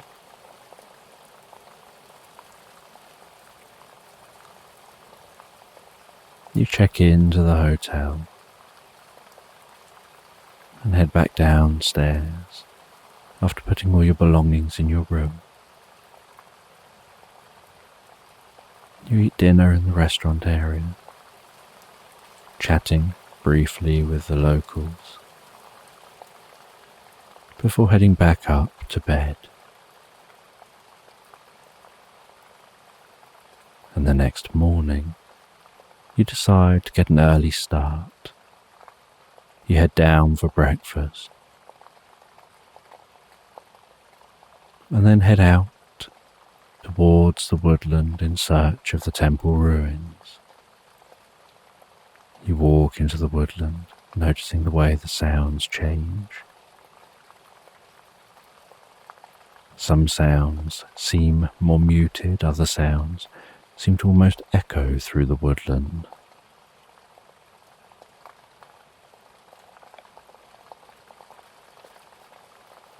Then you search within the woodland for those temple ruins, and you have to walk for most of the day before you find them.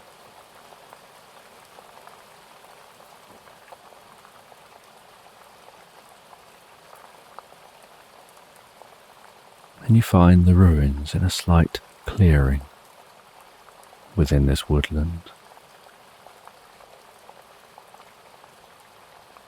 And some areas of the ruins are intact, other areas have entirely collapsed. You head into the intact part of the ruins, discovering carvings on the walls which seem to depict the stages of the ritual.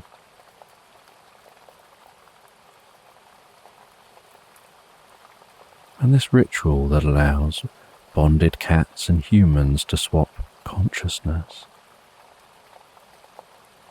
It says in the depiction, was only possible roughly every 80 years, when the moon was at a specific location and brightness in the sky. The ancient civilization used complicated calculations to work out when this would happen. Sometimes it could be as soon as 19 years since the previous occurrence. Other times it may not occur for 111 years. The moonshine would only illuminate the temple chamber with enough light for about 15 minutes.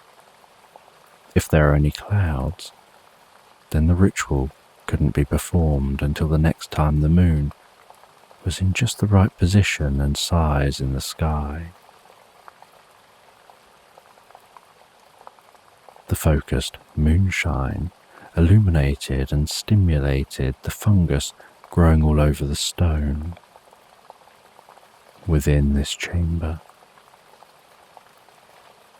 Usually in the darkness, the fungus was dormant, but something about the concentrated moonshine triggered it to release spores which, when breathed in, led to short-lived changes in consciousness, swapping the cats cat's and human's consciousness, where they were already synchronized due to their bonding. And although much of the temple was ruined, the ritual chamber still stood, and you could see the lunar aperture which casts the beam of silver light into the chamber when the moon is at just the right point in the sky.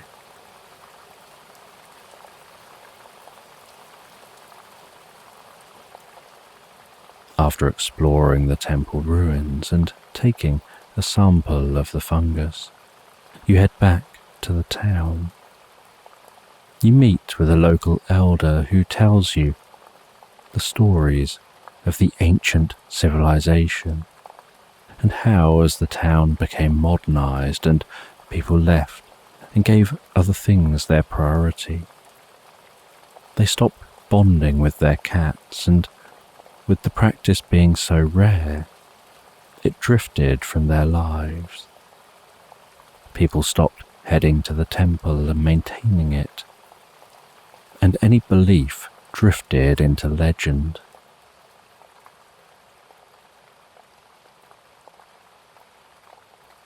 You purchase some old books of the legends before heading back to the hotel.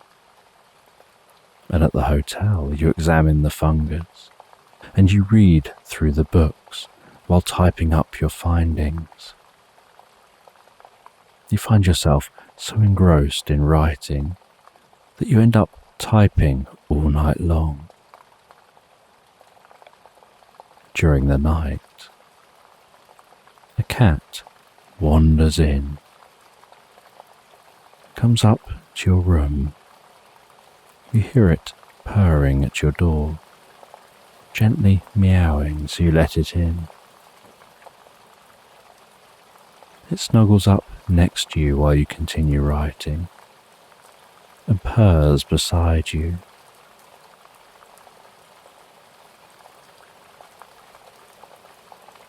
You look over towards the cat and you make the vow to tell its story.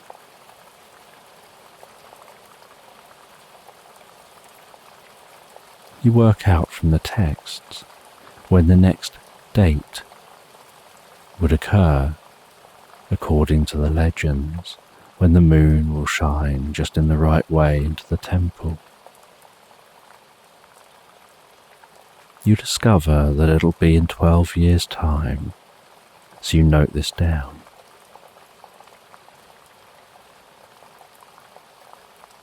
As the sun rises, you head downstairs for breakfast, and you'll be catching the train home today in just a few hours.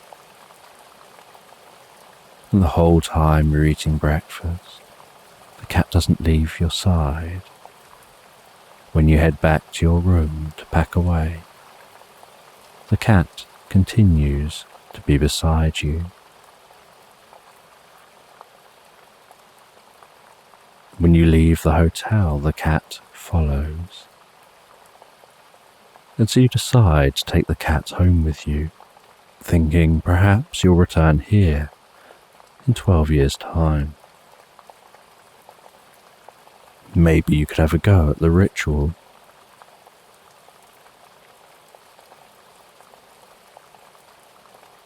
And you wait for a while at the stop for the train to arrive.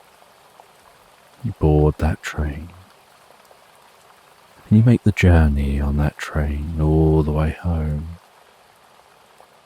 And it takes a number of days journeying through the countryside, then having to change transport, using a few different forms of transport on your way home until you finally arrive at home. Having a cat with you now, you set up a dedicated space at home for the cat. You name them Luna, and they nuzzle you and purr as if to acknowledge that they approve of the name you've given them. You look through all of the papers that you've typed. You find it interesting, some of the information you've recorded.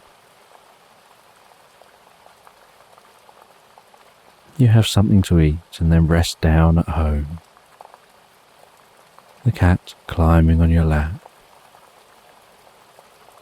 You stroke the cat while you rest, enjoying relaxing in a chair in front of a cozy fireplace. Feeling so comfortable being back at home, knowing you enjoyed your time away, but you definitely missed being at home in your own space.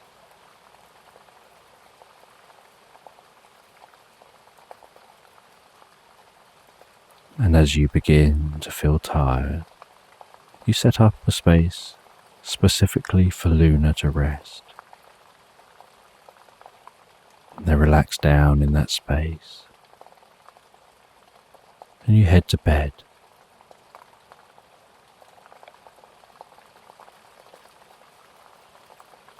And as you rest down in bed, you review the experience you've had,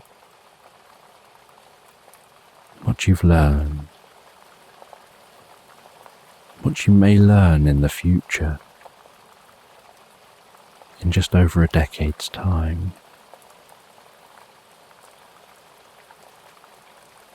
And you find yourself drifting and floating so peacefully, so comfortably relaxed asleep into Slumberland.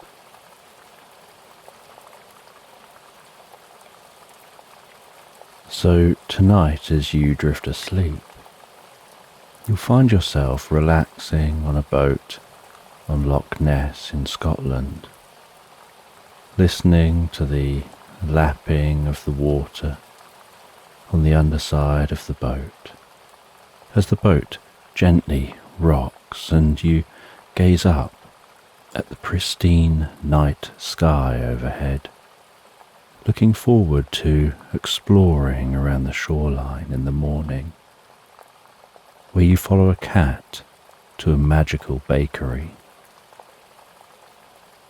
So just take a moment to allow your eyes to close and allow yourself to begin to relax. And as you begin to comfortably drift asleep, I don't know whether you'll drift asleep faster to the sound of my voice, or whether it'll be to the spaces between my words. And as you fall asleep, you can take a moment to allow yourself to get comfortable and imagine a healing light softly, slowly and gently passing down from the top of your head to the tips of your toes, relaxing calmly down through you as I count down from 10 to 1. And with each count, your mind can quieten and calm as the muscles soften and relax, and you can begin the process of drifting peacefully asleep. From 10, that healing light relaxing the muscles around the top of the head, around the back of your head, gently, carefully relaxing the muscles around the side of your head, around your temple, your forehead. And with each out-breath, that relaxation can deepen so peacefully, so comfortably, as it flows down around the eyes and around the ears. 9.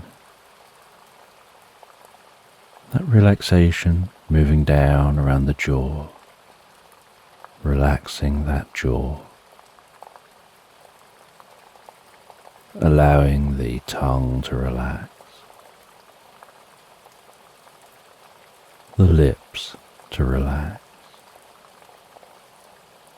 the nostrils to gently relax.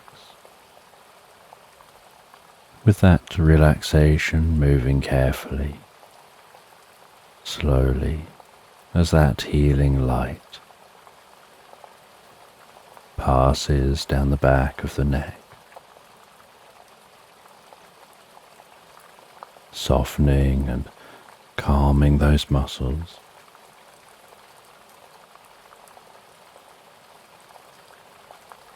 Around the side of the neck, the front of the neck, down from the head, gradually moving that calming, healing light out across the shoulders, the shoulder blades, relaxing those muscles like a deep massage passing through your mind and body.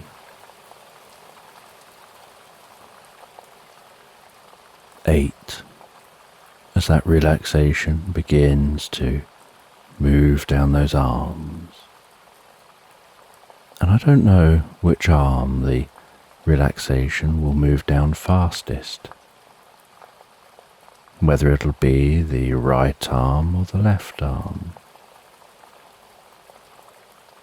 But you can be aware of that healing light spreading gently down those arms,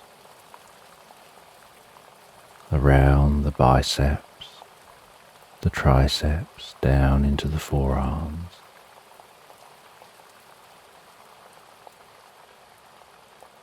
7. Moving all the way down to the wrists, the palms of the hands, down to the fingertips. And perhaps as that relaxation continues through those arms, with each out-breath, the arms begin to feel heavier or lighter, or some other sensation as relaxation sets in. And you know the process for sleep is that the body begins to relax, while the body becomes physically relaxed. So the mind begins to drift and dream, initially to brief reveries before settling on the first dream of the night.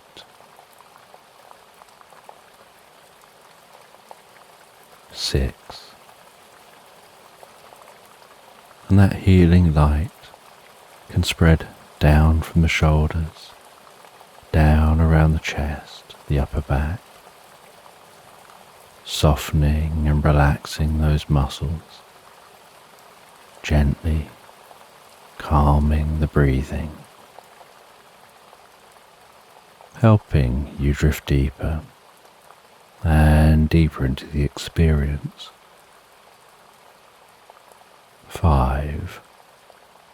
The healing light moving down towards the stomach, the lower backs, sides, relaxing those muscles as it goes, bringing a deep sense of peace and calm to your upper body, releasing any tension, perhaps occasionally finding yourself shifting just a little to feel more comfortable. 4. With that relaxation spreading down around your buttocks, down into the upper parts of your legs. 3. That relaxation passing down towards the lower parts of your legs. Perhaps those legs feeling heavier and heavier as the body becomes deeply relaxed and your focus drifts inside to what's going on for you in your mind. And perhaps you lose some awareness of the body as it becomes incredibly still.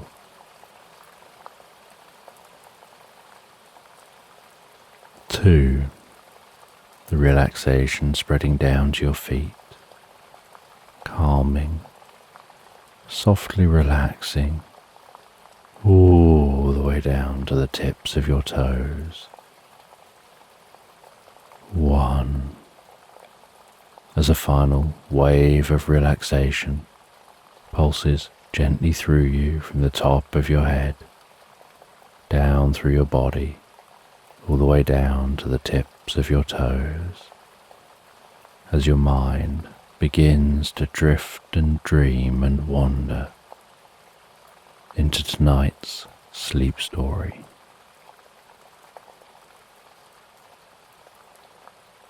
And you find yourself resting on a reclining chair on a boat on Loch Ness.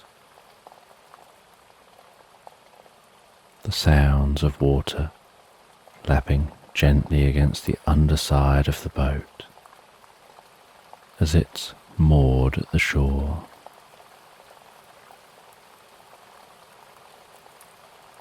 And it's late at night, and overhead you can see the night sky arching from horizon to horizon, stars twinkling, the dusty Milky Way smeared across the middle of the sky. The occasional shooting star fizzing past. The gentle scent of the fresh water as it continues lapping against the underside of the boat. The slight rocking of the boat in its mooring. Perhaps noticing the occasional hoot of a distant owl. And the coolness of the air across your cheeks, with that gentle breeze softly tickling your skin as you continue resting back in that reclining chair. And you lean over and pour yourself a warm drink. As you bring that drink up to your mouth, aware of the warm vapour rising up beneath your nostrils, up across your face, your forehead. The sensation of drinking that drink and the feeling of the warm drink soothing its way down through you. I'm really enjoying the deep sense of peace and relaxation resting on this boat. Just watching the night sky overhead. And as you finish that warm drink, you begin to feel tired. And so you head down into the boat. You close the door behind you, head through to the bedroom, climb into the bed and settle down, and begin to drift asleep to the gentle rocking of the boat, the soft lapping sound of the waves against the underside of the boat.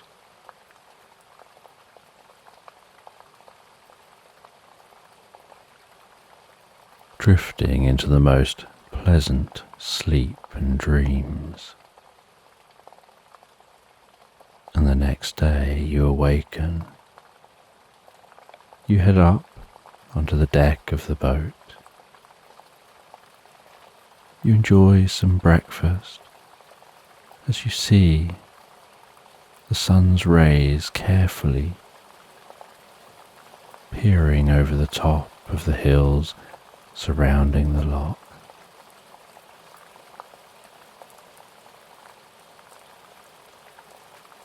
Seeing the way the light dances on the surface of the dark blue water.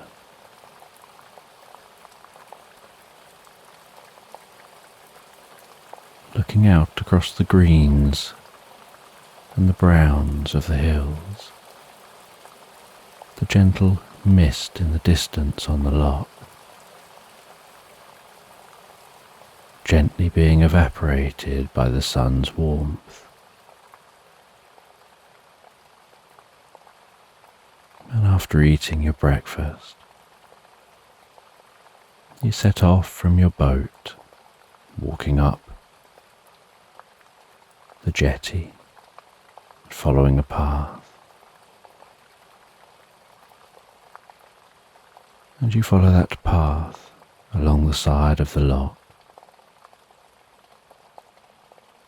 listening to the water lapping along the shoreline, before the path veers off among some trees,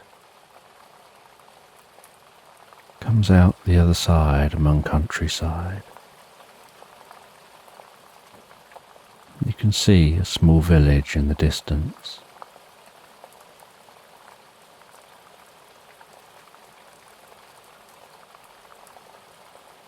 And as you're walking towards that village, you encounter a cat sitting on an old stone wall, and it meows at you as you pass. And so you slow down and stop. And the cat stands, makes eye contact with you, before lowering its two front legs down, partway down the wall, wriggles its bum a little before leaping, scurrying down the wall, onto the ground and over to you, weaving its way around your legs, purring, and you reach down and stroke that cat, feeling the warmth of its fur. It flops down on its side, you stroke its side, and it moves over onto its back. You stroke its belly between its two front legs. And then the cat leaps up and begins to walk, seeming to guide you towards that village.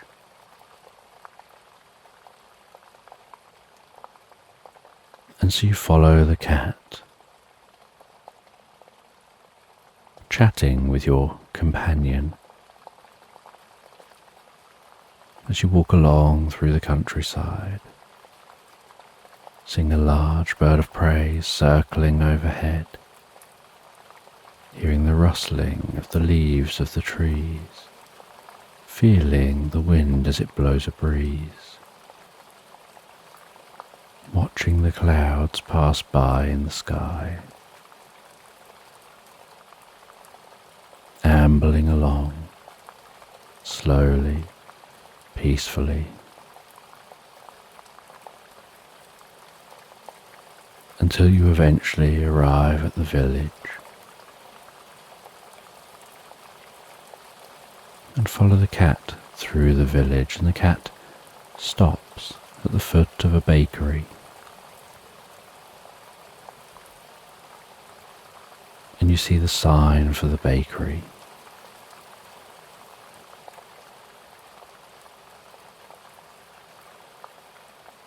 and you head into that bakery.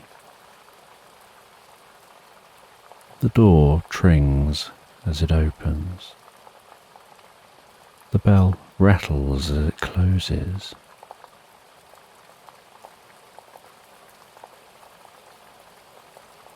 As soon as you're inside, you can smell the smells of this bakery. The smell of baked bread, of sweet treats, different jams, and other baked goods. And a curious baker greets you and smiles in your direction. They introduce themselves as Dougal Sconson. They tell the story about how they come from a long line of bakers. They tell you that this is the only place where you can buy dreams on toast, and then start to explain about how 8 generations ago his relative was exploring some caves around Loch Ness when they stumbled upon a secret. They found themselves in a strange landscape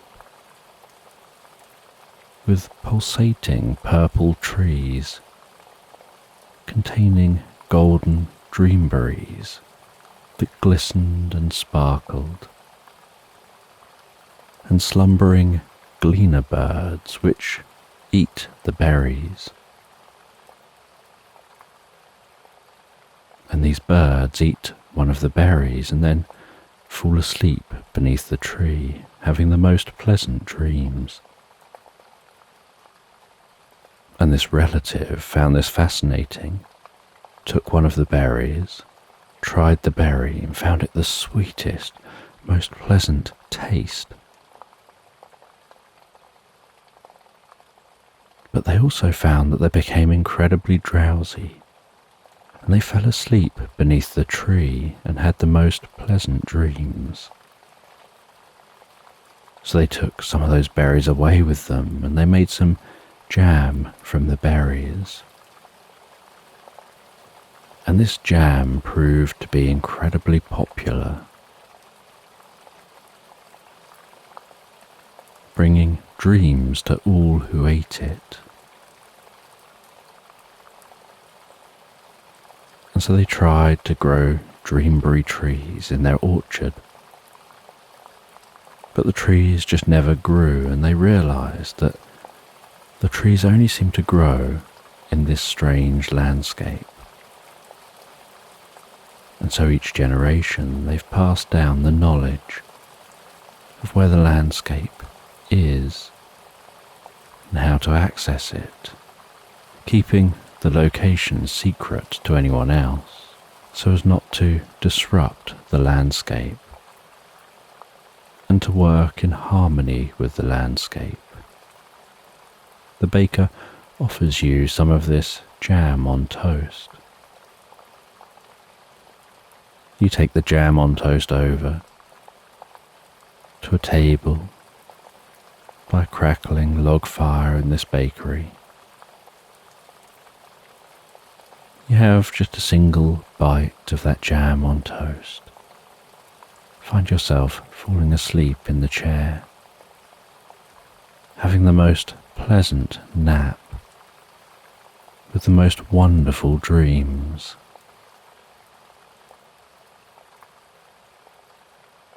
And you find the experience so pleasurable, so calming and healing, that you decide to buy some jars of the jam. And each jam jar comes with a warning label. Warning will cause drowsiness, sleep and pleasant dreams. Do not consume if anything requires your attention.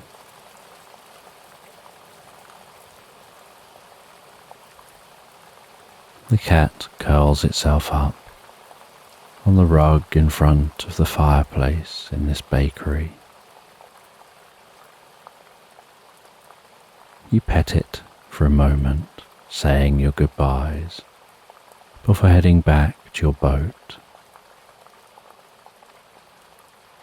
And back on your boat you make yourself dreamberry jam on toast, and you eat that toast before having the most pleasant dreams, drifting into the deepest sleep.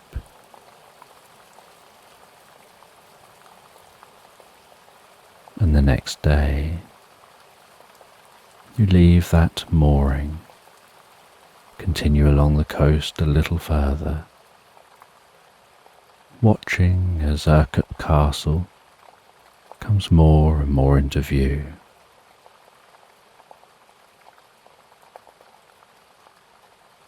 Mooring up near Urquhart Castle, leaving the boat and exploring the castle, taking some photos of the castle and the loch,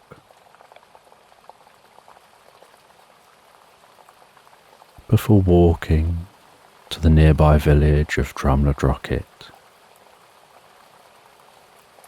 And in Drumladrocket, among a pair of white stone buildings, you find an old mottled stone bookshop. And there's something deeply curious and interesting about this bookshop. You open the door and are instantly met by that old book smell, and the sight of dust motes hanging in the air, and the fuzzy beams of light creeping their way through the windows.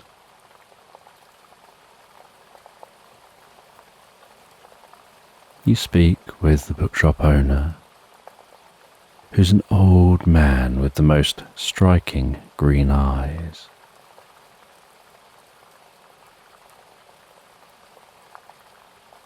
They explore among their books until they find an old book, an almost antique-looking book of ancient legends.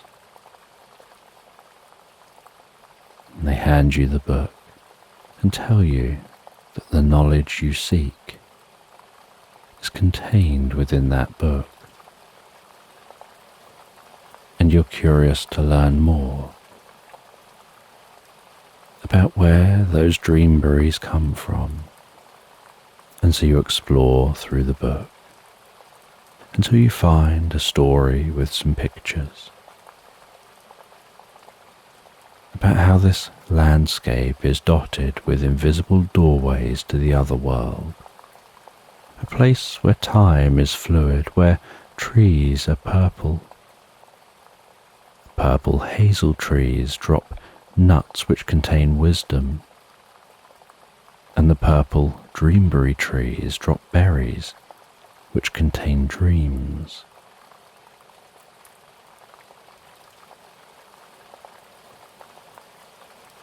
And this other world is the home of beautiful fae who dress in green. And this race of fae, they're called she. They live here in the other world, rarely seeing people anymore from the regular world. And this book metaphorically describes the locations that you can use to access the other world, and explains about how the portals only open at dawn or dusk.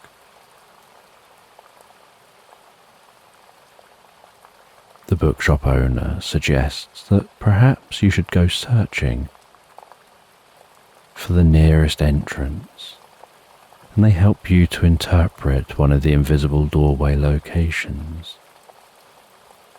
And so that evening, as the sun begins to set,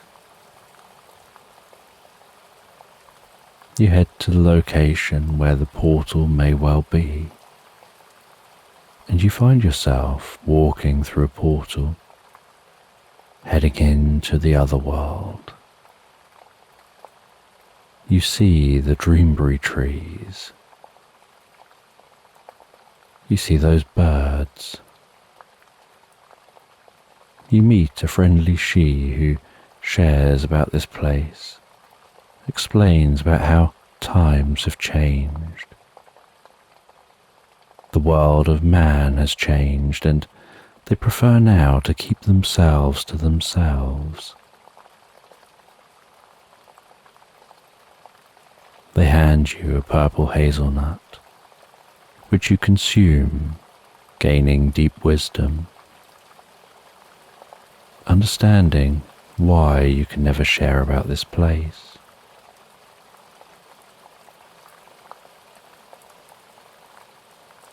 The she show you around this location.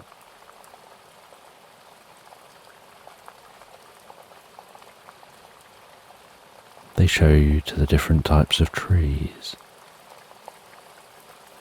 They show you the differences in the environment, how the colours here are very different in the other world.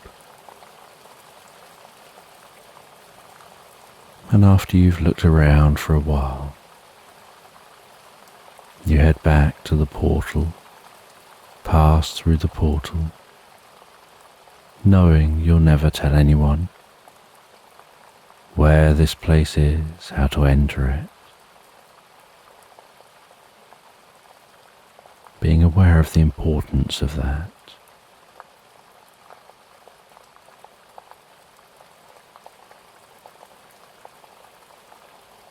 And you head back round through the village,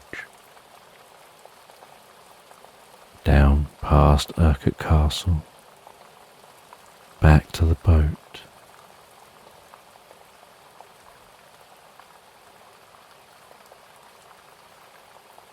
And you arrive back at the boat just as rain begins to trickle its way across the loch.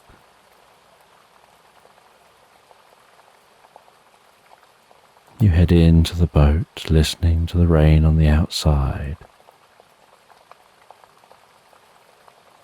You make yourself something to eat and drink. Sit down on a bench within the boat, continuing to listen to the rain, feeling deeply relaxed as it falls, reading a book for a while. And then you have a slice of toast and dreamberry jam.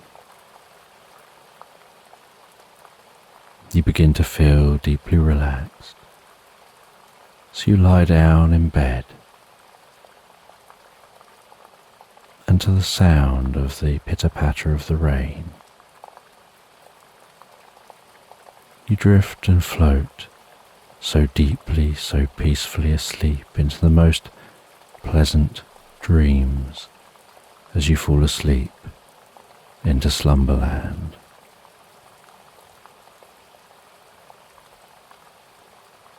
So tonight, as you drift asleep, you find yourself relaxing on the bank of a lake as the sun begins to set, enjoying the sound of the water lapping gently against the shore, before encountering a cat which sends you on a journey of discovery. So just take a moment to allow your eyes to close and allow yourself to begin to relax. And as you begin to comfortably drift asleep, I don't know whether you'll drift asleep faster to the sound of my voice, or whether it'll be to the spaces between my words. And as you fall asleep, you can take a moment to allow yourself to get comfortable and imagine a healing light softly, slowly and gently passing down from the top of your head to the tips of your toes, relaxing calmly down through you. As I count down from 10 to 1, and with each count, your mind can quieten and calm as the muscles soften and relax, and you can begin the process of drifting peacefully asleep. From 10, that healing light relaxing the muscles around the top of the head, around the back of your head, gently, carefully, relaxing the muscles around the side of your head, around your temple, your forehead, and with each out-breath, that relaxation can deepen so peacefully, so comfortably, as it flows down around the eyes and around the ears. 9. That relaxation moving down around the jaw, relaxing that jaw, allowing the tongue to relax, the lips to relax, the nostrils to gently relax. With that relaxation moving carefully, slowly, as that healing light passes down the back of your neck, softening and calming those muscles around the sides of the neck, the front of the neck, down from the head, gradually moving that calming, healing light out across the shoulders, the shoulder blades, relaxing those muscles like a deep massage passing through your mind and body.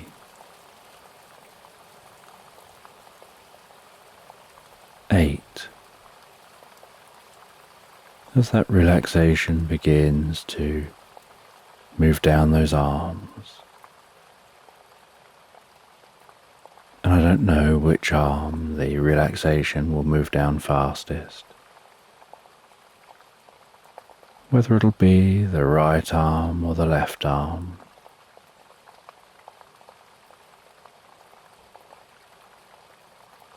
But you can be aware of that healing light spreading gently down those arms, around the biceps, the triceps, down into the forearms. 7. Moving all the way down to the wrist, the palms of the hands, down to the fingertips, and perhaps as that relaxation continues through those arms with each out breath, The arms begin to feel heavier or lighter or some other sensation as relaxation sets in.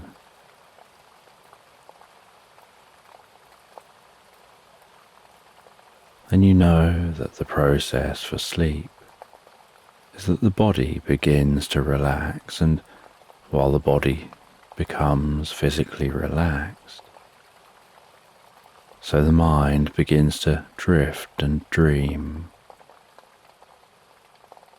Initially to brief reveries before settling on the first dream of the night. 6. And that healing light can spread down from the shoulders and down around the chest, the upper back, softening and relaxing those muscles, gently calming the breathing, helping you drift deeper and deeper into the experience. 5. The healing light moving down towards the stomach, the lower back, the sides, relaxing those muscles as it goes, bringing a deep sense of peace and calm to your upper body, releasing any tension. Perhaps occasionally finding yourself shifting just a little to feel more comfortable.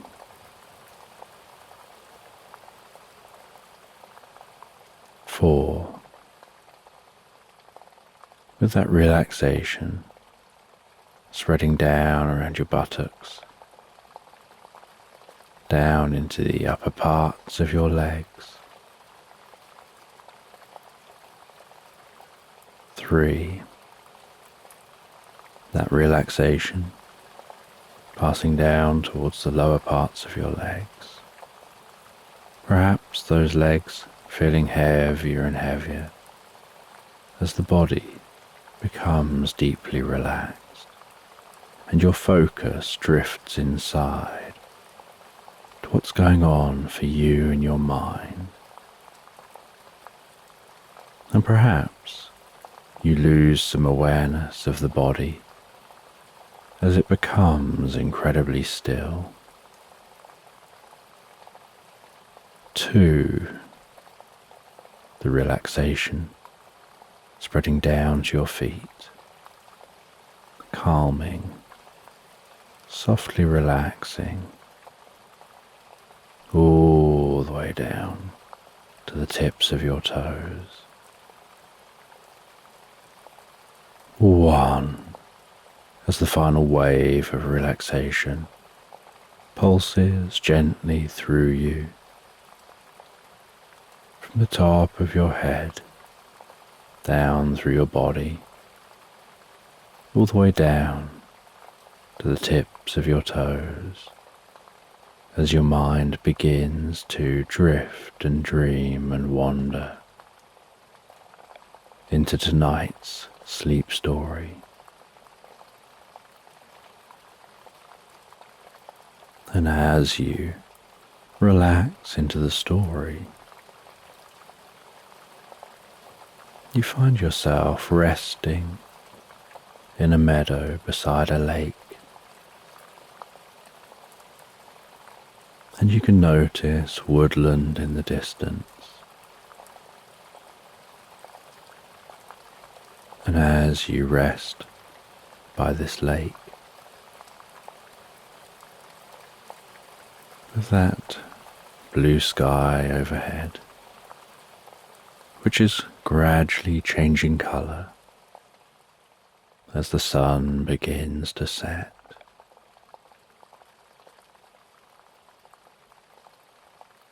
You can hear the sound of the gentle waves lapping softly on the shore and rustling among the reeds.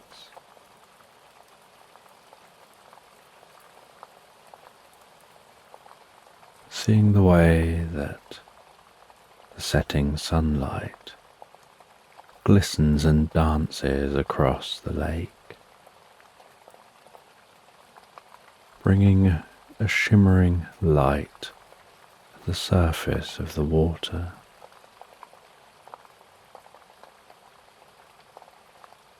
The sounds of ducks quacking, the sounds of sploshing as ducks poke their head under the water, diving down under the water before resurfacing again. And when they resurface, you can notice the way that the water just rolls off the duck's back. It doesn't absorb into their feathers. It just seems to bead and roll off of those ducks.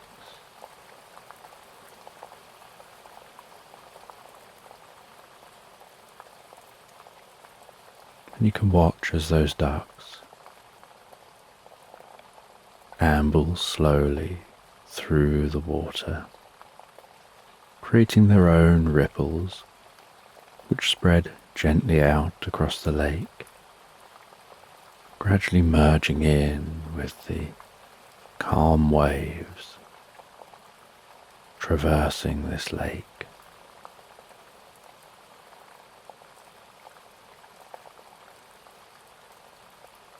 And noticing the changing colours of the sky as the sun creeps its way down to the horizon, and reds and oranges begin to take over the sky in one direction, and the blue sky becomes darker and darker in the other direction.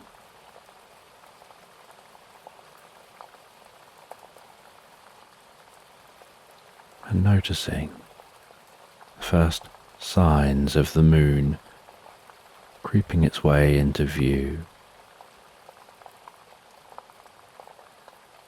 and a couple of pinpricks of light, probably planets due to their brightness, that are piercing through the blue sky.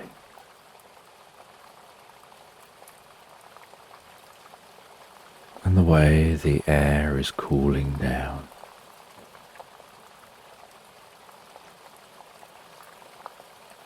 as it gently wafts across the lake, carrying with it the deep scents of the meadow and the soft, distant sounds of wildlife. And there's a freshness to this air as it enters your nostrils. You breathe it into your lungs. That coolness, calming, that gentle breeze gently stroking your cheeks.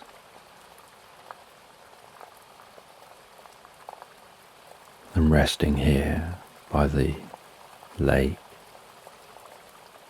you can feel the grass beneath you. That tickle touch sensation of running a hand across the grass, feeling the fronds gently stroking the underside of your hand.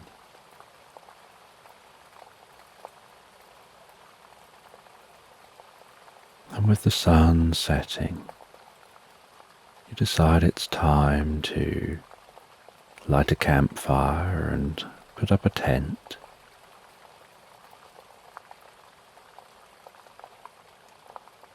And a part of you just wants to be able to stay here, not doing anything, just enjoying the nature around you, the setting sun. But you know you need to light that fire and set up your tent. So you clear a space for the campfire, arrange the wood and kindling,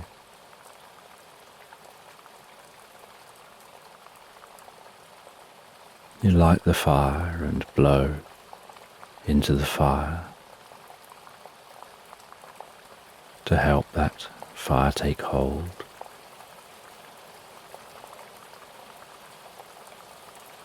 And you can instantly smell that scent of the burning wood and feel the warmth emanating from that fire and massaging your cheeks and your forehead.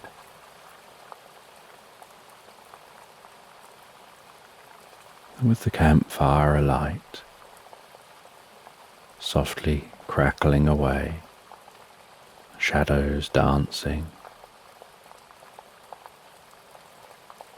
the flames flickering.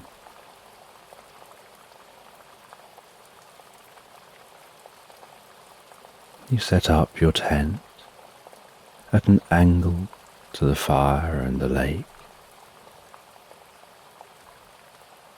and at the front of the tent it folds out like a small mat to sit on. And you sit on that small mat, the tent open behind you, a cozy sleeping bag,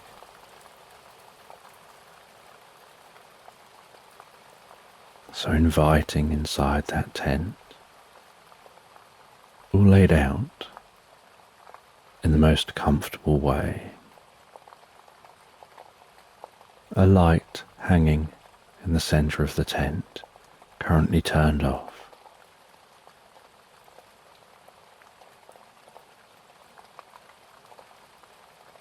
And while you relax there by the fire, you take out a saucepan and some food.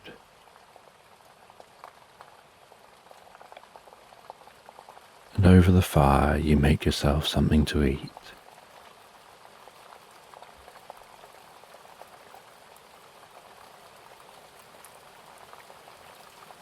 You enjoy eating that food and having a drink,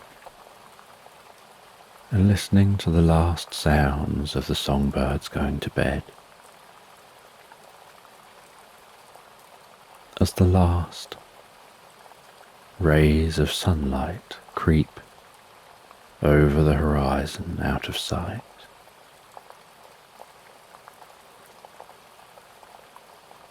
And you notice the deep coolness setting into the air, tempered by the warmth of the fire. And you know that just walking a little way from the fire, the air would be very cool. But here it's cozy and warm. And the shadows are now deeper and darker, as the shadows and light interplay and dance. And the tent almost glows in the warmth of the firelight.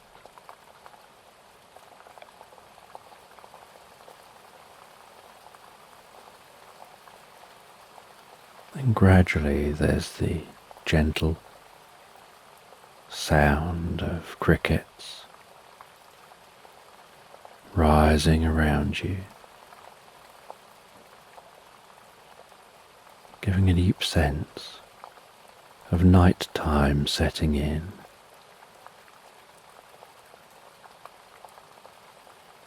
And after eating and drinking, You turn yourself around, lying down on your stomach, your feet deep into the tent, resting comfortably, and begin reading a book, propping yourself up on your elbows as you lie there reading.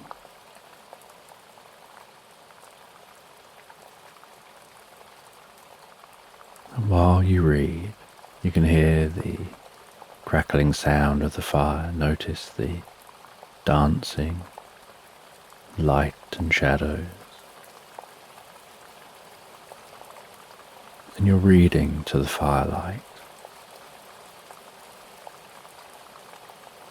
The sound of turning each page, the feeling of the paper of that book, the enjoyment of being absorbed in the story, while relaxing deeper to the background sounds of nighttime here, the occasional gentle splosh as a duck moves around in the water, occasionally quacking.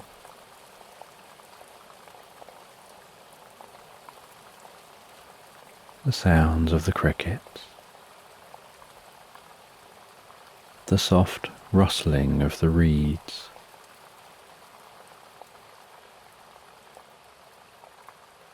the occasional breeze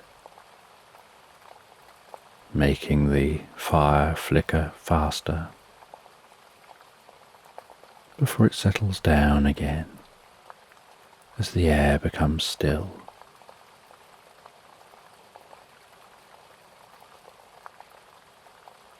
Noticing how your breathing is slowing and relaxing.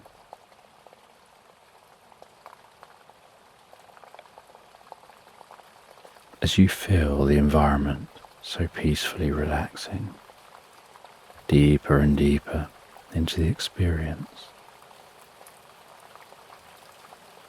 And after a while, as the fire is burnt down to embers,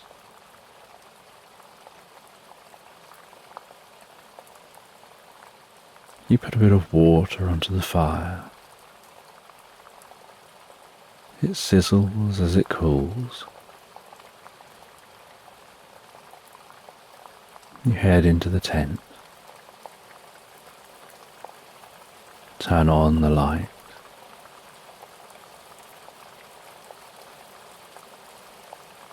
Seal up the tent for the night. Wrap yourself into the sleeping bag.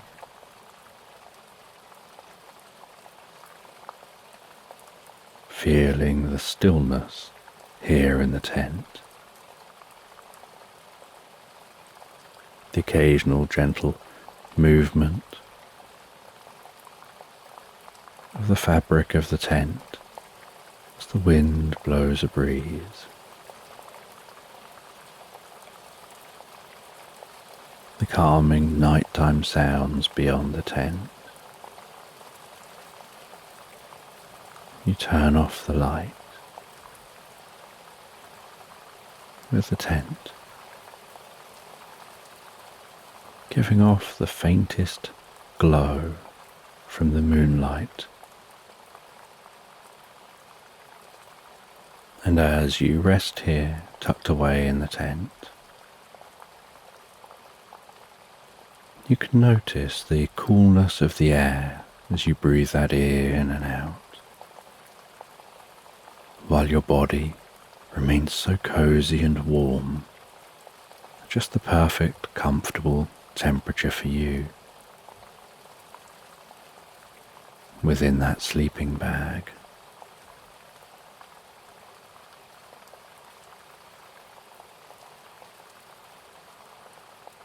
And it doesn't take long before your eyes naturally close, and you easily and effortlessly drift peacefully asleep. And while you sleep, you have the most beautiful dreams. Dreams which are doing deep inner healing,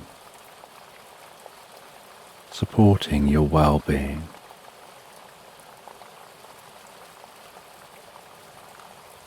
Some dreams you don't remember, that you just drift into those dreams. You explore alternative realities in those dreams and drift into deep recuperative sleep, where your body heals and repairs and your mind prepares.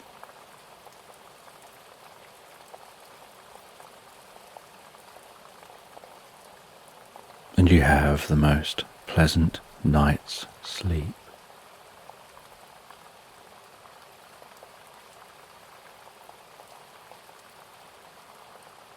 And the next morning,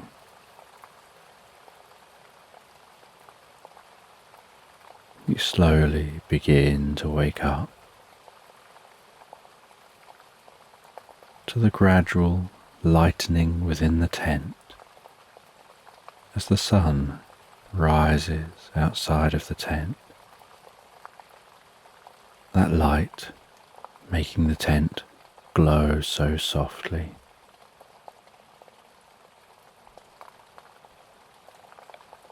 Beginning to notice that gentle glow and lightening within the tent, even as your eyes are closed, and you enter that state of sleep.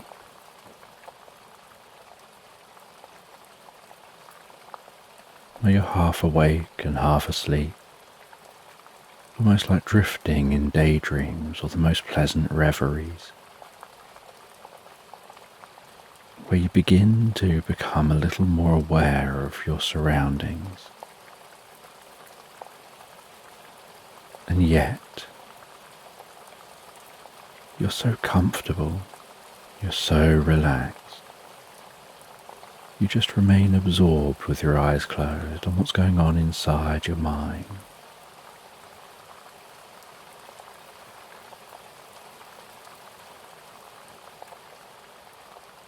And you start to hear the sound of a cat meowing.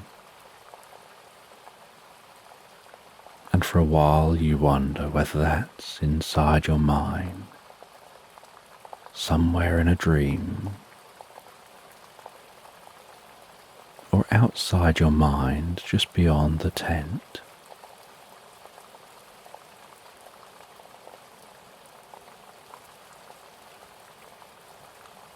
And you begin to realize that meowing is coming from outside of your mind.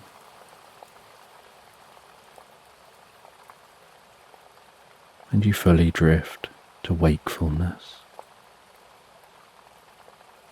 You stretch a little, unzip yourself from the sleeping bag,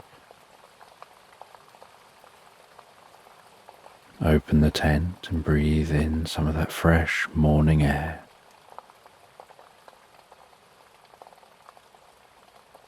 Cleansed by the water of the lake. And as you open the tent, so you notice a tabby cat, looking so friendly, so kind, sitting before you. And around the cat's neck is a purple ribbon holding a silver key.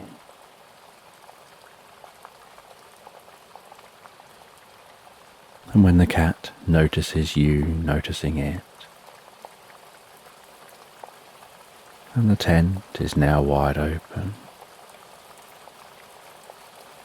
It stands and walks towards you, buffs its head gently against you, rubs its head, its side of its neck, rubs its body and extends its tail,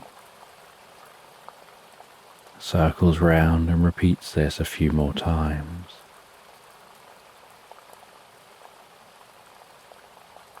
And then sits back down looking at you, seeming to almost make eye contact with you.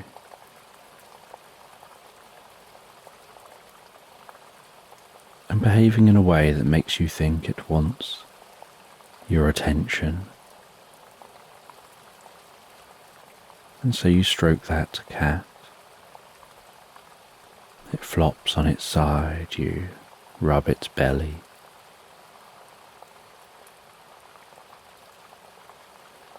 You wonder where this cat has come from. You make yourself some breakfast and have a drink.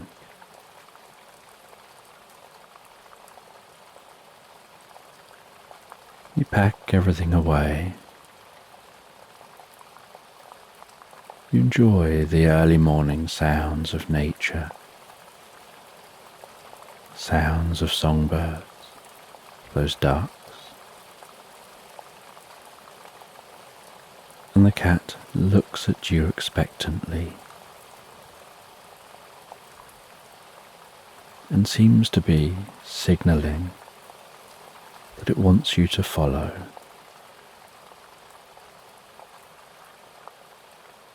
And so after you're fully packed away,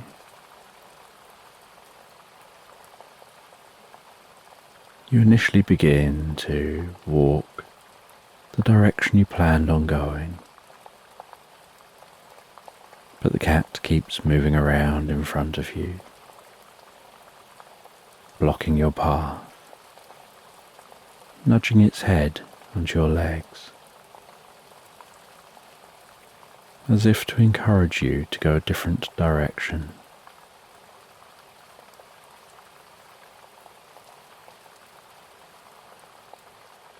And so you decide to humour the cat, and you'll follow it for a while. You begin following that cat away from the lake, wandering through the meadow. And as you walk through the meadow, so you enjoy watching the bees dart from plant to plant, the butterflies landing on plants before launching back into the air, the sounds of songbirds, noticing the occasional soft, fluffy cloud pass through the sky.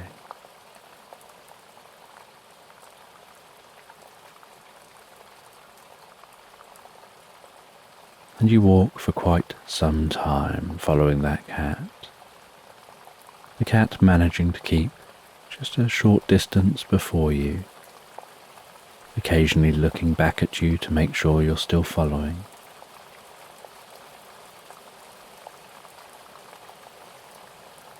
And sometime into the walking, you discover the ruins of an old church. And you stop, enjoy some lunch, sitting on the remains of an old stone wall.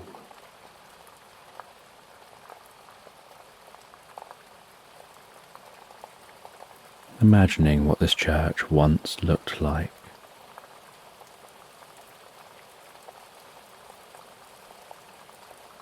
You hand a bit of the food to the cat, who graciously eats that food before continuing your journey through the meadow, eventually finding your way to a bridle way which passes through this landscape.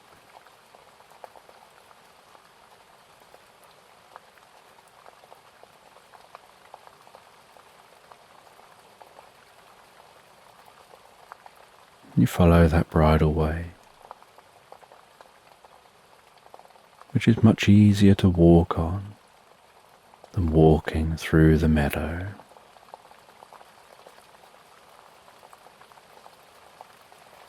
And the bridleway cuts past an orchard.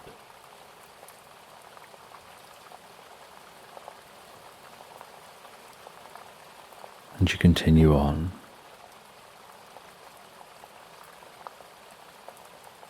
Exploring areas you've never visited before.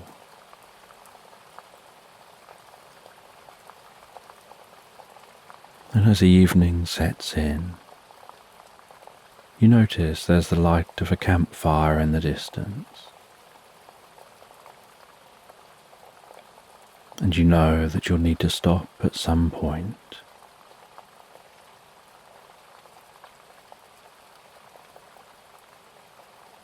And you don't really want to stop this distance from the campfire, not knowing who's at that fire. So you decide to wander to that campfire, meet whoever's there.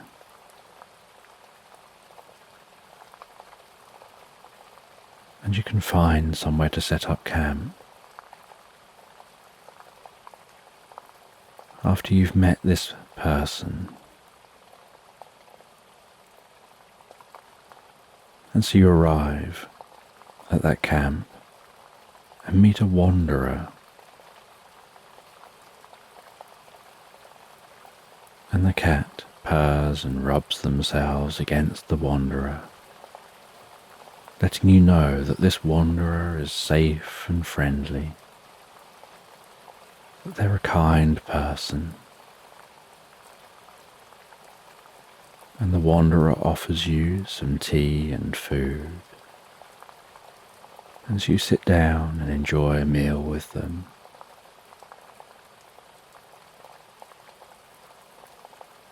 They explain to you the journey that they're on, and you listen with intrigue to their story. And they suggest, why don't you set up your tent here near theirs?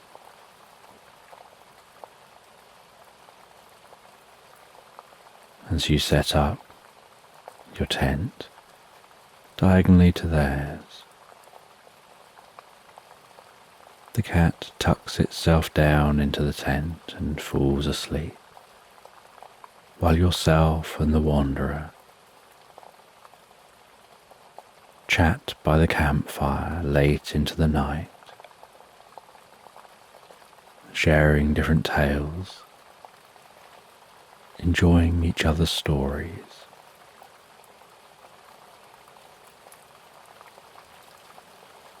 Before it gets so late, you begin to feel deeply tired. You say good night and settle down into your tent and drift so deeply, so peacefully asleep. And the next morning, you're awoken by the most beautiful scent of breakfast, the sounds of the food cooking. You open the tent. The wanderer offers you some breakfast and hands you a plate of that food and puts a little bit of the food down in a bowl for the cat. And you enjoy that food. And the cat seems to enjoy the food.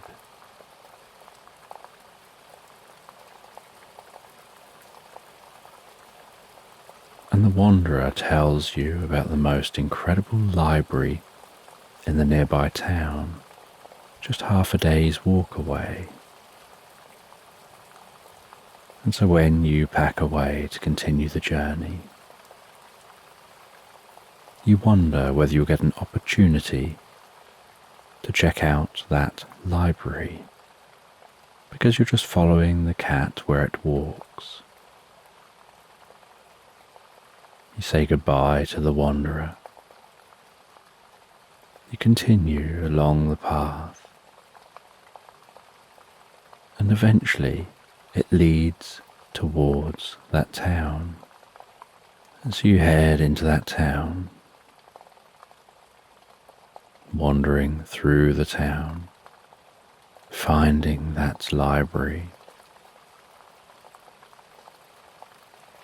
And it's a really old looking library with a rustic and weathered wooden door.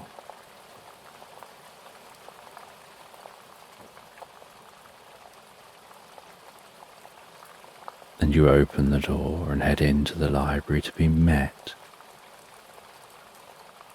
with the scent of old books and the sight of dust motes hanging in the beams of light from the windows.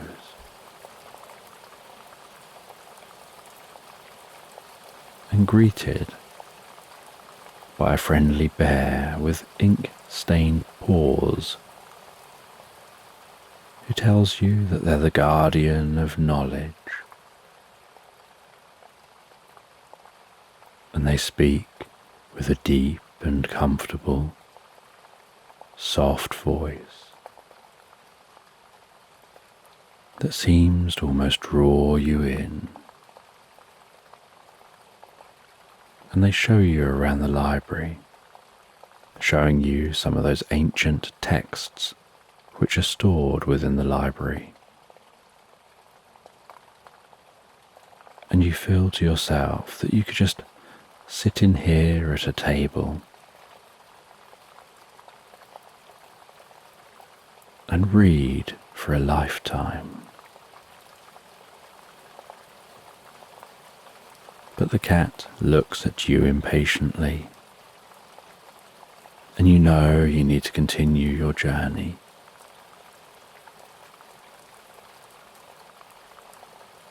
So you make almost a mental note that you want to come back and visit here once you're done following the cat.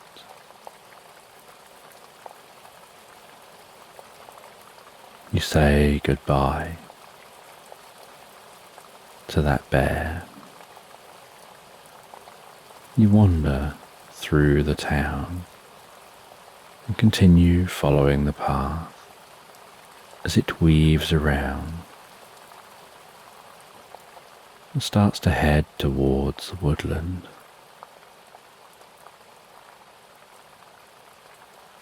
And as you wander towards that woodland, beginning to hear the rustling sound of the trees, you notice on the edge of the woodland the lights of a cozy cottage. And the cat seems excited and begins to speed up, heading towards that cottage. And you follow them all the way up to the cottage. You knock on the door, and there's no answer. You try the door handle, and the door doesn't open. You wander round and look through the windows, and it seems as if no one's home. And the cat rests its paws up against you, as if trying to communicate with you. And you realize they're trying to get you to take that key from their neck. So you reach down.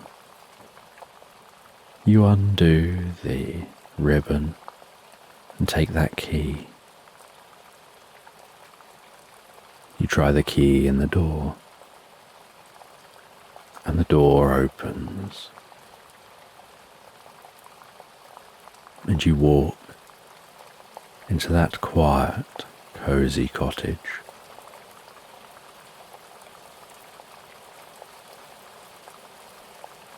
And you light the lamps within the cottage, helping to give that cottage a cosy glow, the soft orange light dancing around the walls. As you begin to explore,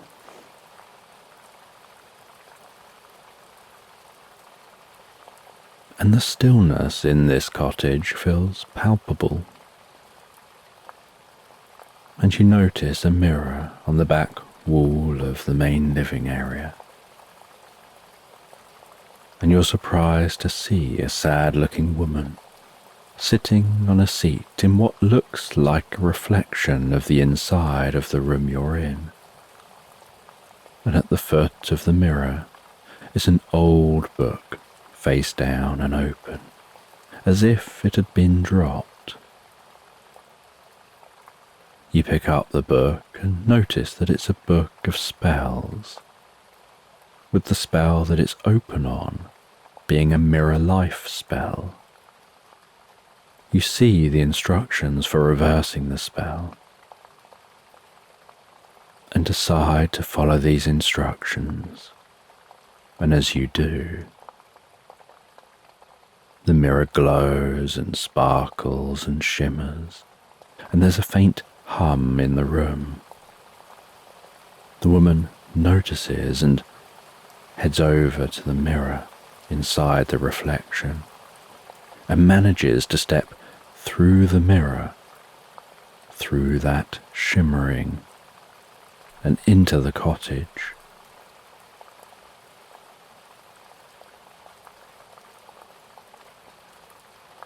And as she steps into the cottage, the cat dashes over to her and excitedly greets her, as she excitedly greets the cat in return, before acknowledging your presence. She explains to you that she felt that her life wasn't going anywhere. She questioned what she'd achieved in life. She visited the nearby town and visited the library, and in the library she found a book of spells. And she decided to do the mirror life spell, thinking that it would give her the opposite life, one where she'd achieved things and felt like she'd done something with her life. Instead, she got sucked into the mirror and trapped there. And while trapped, she had a lot of time to think, and she realized how much she actually has, and she began to miss her life and Wolfie, her cat. She was worried about Wolfie being left all alone in the cottage while she was stuck in the mirror cottage. She kept on trying to escape the mirror cottage, but all that existed in the mirror cottage was everything inanimate that was reflected in the mirror at the point she passed through. So when she opened the front door in the mirror cottage, there was nothing beyond the door. When she opened the windows, there was nothing beyond the windows. The only thing in this mirror cottage was exactly what was reflected in the mirror. And pleased to be back in her cottage, the woman lights the fire and asks if you're happy to stay for something to eat as a thank you. She feeds Wolfie, and Wolfie comes over and nudges against you as if to thank you for your help. She then prepares dinner, and you sit together eating in front of the fire. And after dinner, you continue chatting in front of the fire as Wolfie jumps up onto the woman's lap. And she pets Wolfie as Wolfie purrs and drifts peacefully asleep. She asks if you'd like to stay for the night. You say that you're happy to do this, and so she makes up the spare room. You settle down for the night in the most comfortable bed, drifting peacefully asleep. And the next day, Wolfie says goodbye, the woman says goodbye, and you're a long way off course with the direction that you're planning on going. But you are really only wandering. So you decide to just wander in a new direction from here.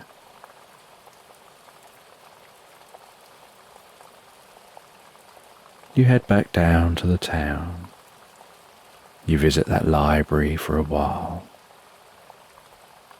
before heading through the town to a fork in the road where you decide to head the opposite direction to the one you came down as you approached that town before.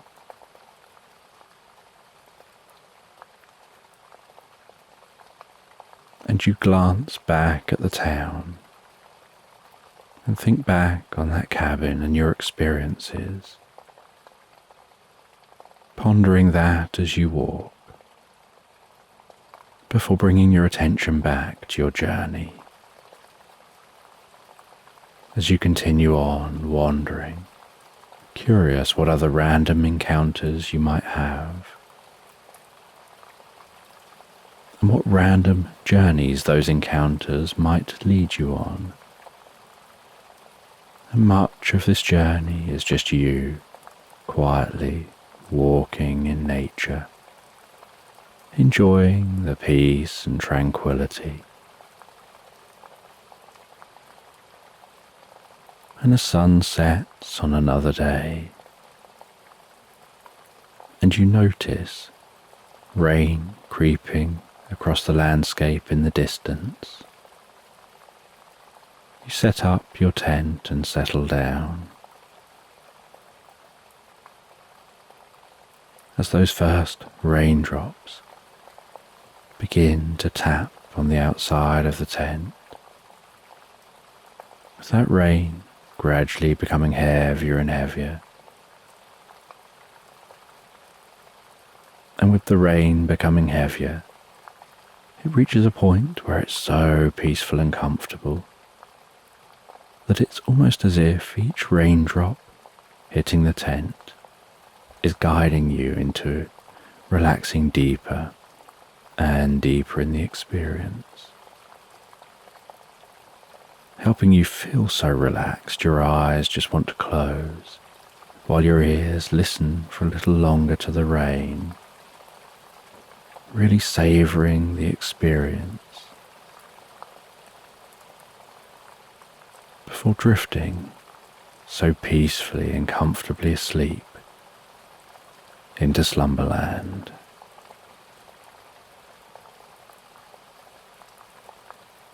So tonight, as you drift asleep, you find yourself relaxing in the golden haze of the setting sun, on a bench outside a quaint old windmill, before setting off on a magical journey of inner discovery.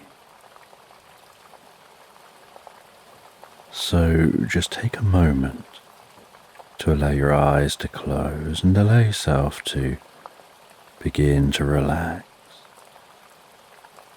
And as you begin to comfortably drift asleep, I don't know whether you'll drift asleep faster to the sound of my voice or whether it'll be to the spaces between my words. And as you fall asleep. You can take a moment to allow yourself to get more comfortable and imagine a healing light softly, slowly and gently passing down from the top of your head to the tips of your toes, relaxing calmly down through you. As I count down from 10 to 1, and with each count, your mind can quieten and calm as the muscles soften and relax. And you can begin the process of drifting peacefully asleep. From 10, that healing light, relaxing the muscles around the top of the head, around the back of your head, gently, carefully, relaxing the muscles around the side of your head, around your temple, your forehead. And with each out breath, that relaxation can deepen so peacefully, so comfortably, as it flows down around the eyes, around the ears. 9. That relaxation moving down around the jaw, relaxing the jaw, allowing the tongue to relax, the lips to relax, the nostrils to gently relax, with that relaxation moving carefully, slowly, as that healing light passes down the back of the neck, softening and calming those muscles, around the sides of the neck, the front of the neck, down from the head, gradually moving that calming, healing light out across the shoulders, the shoulder blades, relaxing those muscles, like a deep massage passing through your mind and body. 8. As that relaxation begins to move down those arms, and I don't know which arm the relaxation will move down fastest, whether it'll be the right arm or the left arm,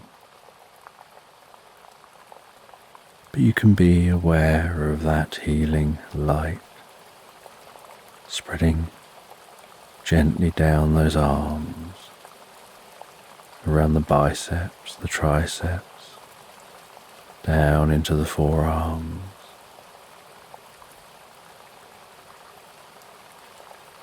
7. Moving all the way down to the wrists, the palms of the hands, down to the fingertips.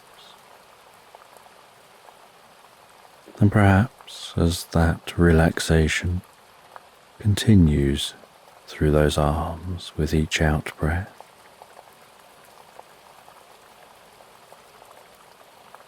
the arms begin to feel heavier or lighter,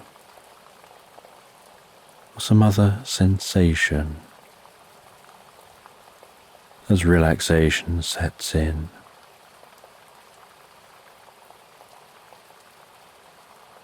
And you know the process for sleep is that the body begins to relax,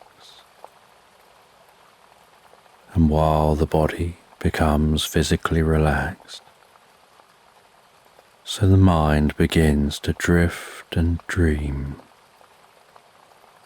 initially to brief reveries before settling on the first dream of the night. 6.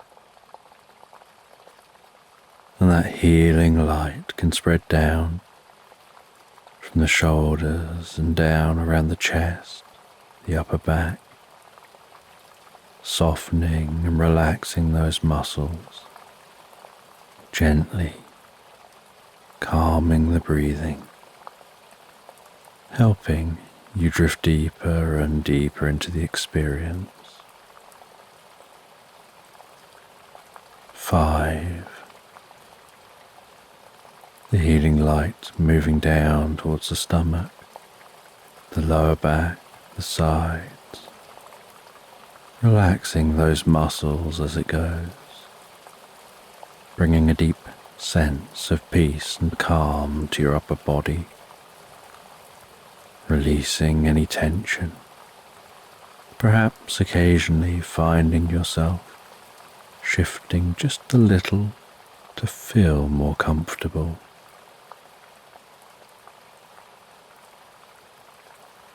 4. With that relaxation spreading down around your buttocks, down into the upper parts of your legs. 3. That relaxation passing down towards the lower parts of your legs. Perhaps those legs feeling heavier and heavier as the body becomes deeply relaxed and your focus drifts inside to what's going on for you in your mind, and perhaps you lose some awareness of the body as it becomes incredibly still. 2. The relaxation spreading down to your feet, calming, softly relaxing, all the way down to the tips of your toes. 1. As a final wave of relaxation pulses gently through you from the top of your head, down through your body, all the way down to the tips of your toes as your mind begins to drift and dream and wander into tonight's sleep story.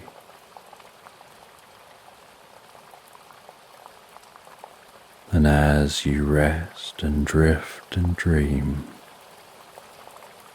you find yourself sitting on a bench in the most calming, beautiful meadow at the foot of an old stone windmill. And there are some shrubs around the base of the windmill. The sound of the turning, creaking wooden sails above your head.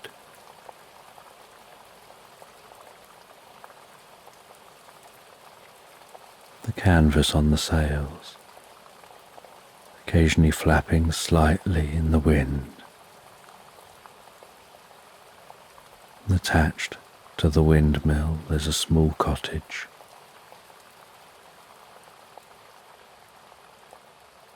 And it's the most beautiful spring evening. The sun is setting.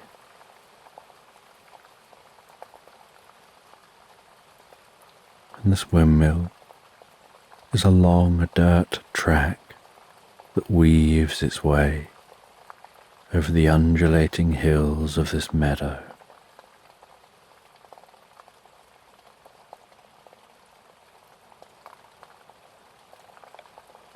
And while resting on this bench,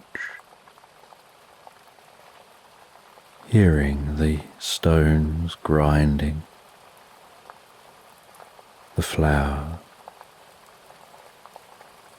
those turning sails overhead.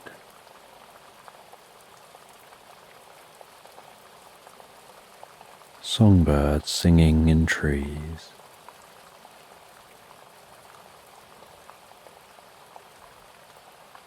The sheep bleating peacefully as they eat in the meadows,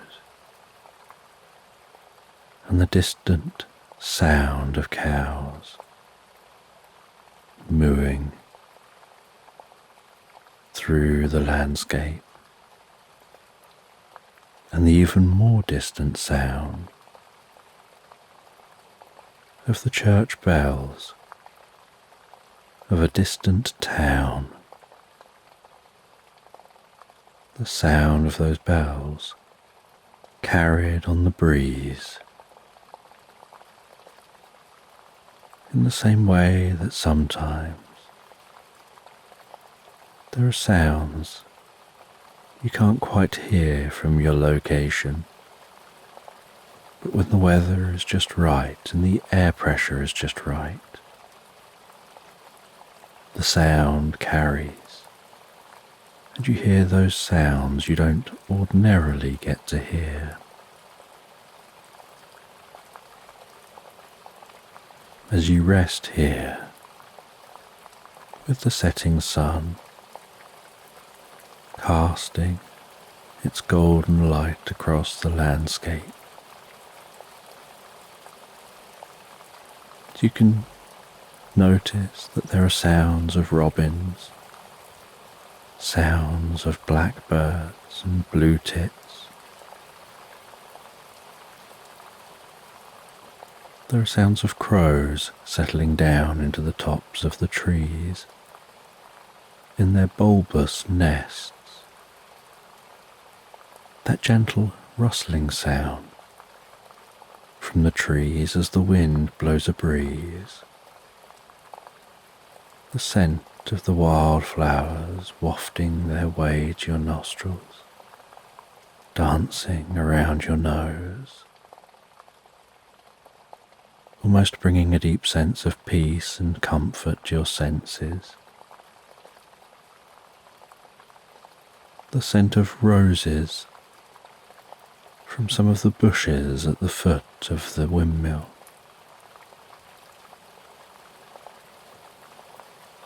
And you're sat out here on this bench, the air just the perfect temperature, as you take in the environment while the windmill turns.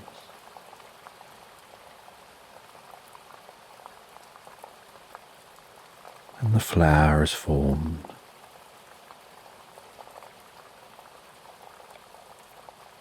And as time goes on, the flower fills sacks.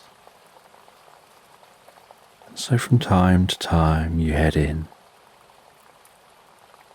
You move one sack, seal it up, place another sack ready to gather up more flour.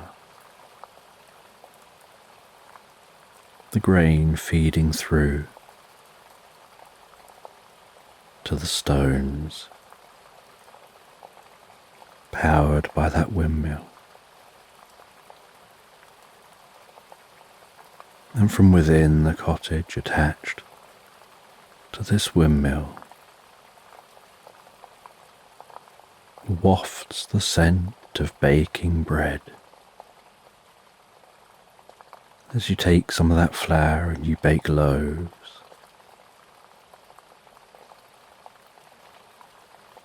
and once a day, every morning,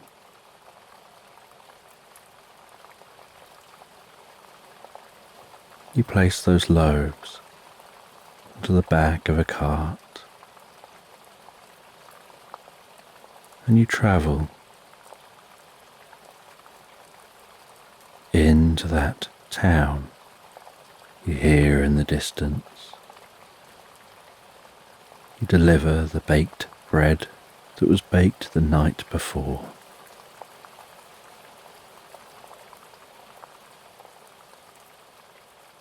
and then travel back to the windmill.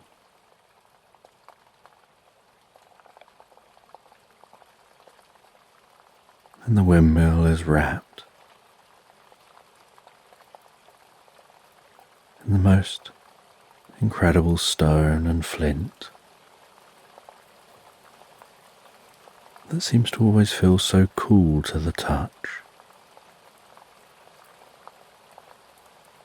The flint being so smooth under the fingers, and the coarseness of the grains between the flint.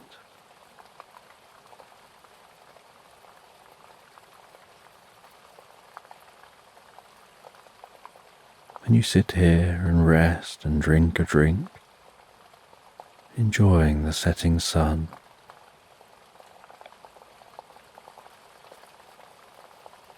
You hear a small bell tring to let you know it's time to head into the cottage. Take the most recent batch of baked bread from that oven.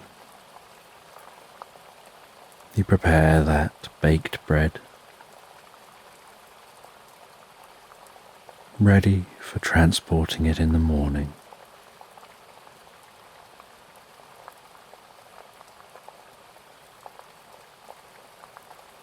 And after the sun has set,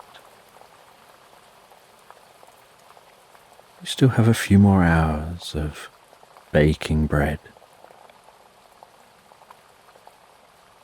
And even in the evening after the sun has set, the air temperature is comfortable. You just have to put on an extra layer.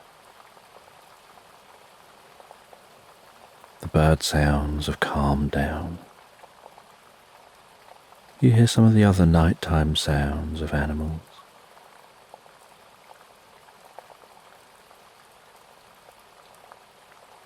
Until you reach the end of your working day, the grinding coming to a halt, the baking finished.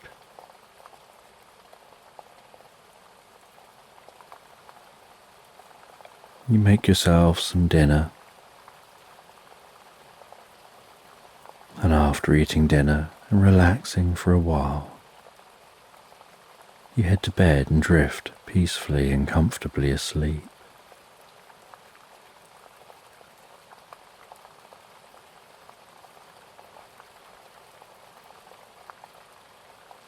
And the next morning, you begin your journey down into that town. You load all the bread onto the cart, cover that bread over. You climb up onto the cart and travel with that horse along the dirt track till you eventually find a more substantial track that you follow all the way down to the town. The wheels jiggling, rolling, creaking, the sound of the wood, the clopping of the horse, the occasional breath and pant and neigh of the horse, feeling of the reins in your hands, the tension and relaxation as the horse knows its way and requires very minimal input from you.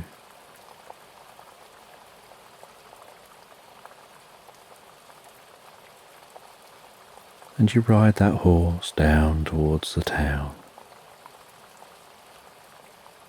And on your way towards the town, as you're passing through the wide meadows, under the early morning sun that's just beginning hear its light over the horizon, where the actual disk of the sun is yet to make an appearance. You hear the sound of sparkling and see some sparkling light among some grass, a little way from the road you're on. You stop the horse, dismount from the cart. You head over towards that sparkling light among the grass, and you find a tablet. And the tablet is like a stone tablet with text on it. And you understand the writing on that tablet. And it suggests that there's a way of learning, a special healing meditation that requires a magical silver bell, and it gives the instructions on how to find that bell.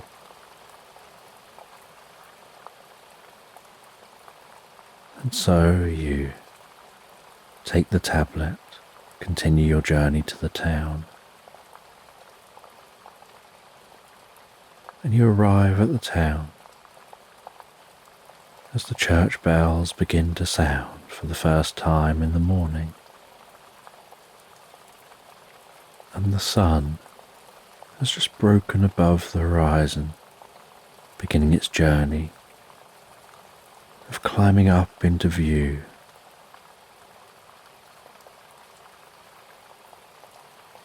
You head to the bakery. You drop off the bread at the bakery, and you share with the baker about the tablet, about how you plan on seeing if you can find this silver bell and learn this meditation. And you say that as the bakery tomorrow will only be open for half a day anyway, with it being a Sunday, hopefully the bread you've delivered will last through tomorrow. And you plan on having more bread for them come Monday morning. And you set off from the town on the horse and cart. You head back to the windmill, and after sorting everything out, feeding the horse, you gather up a bag of items and set off on foot, finding your way to the location described on that tablet.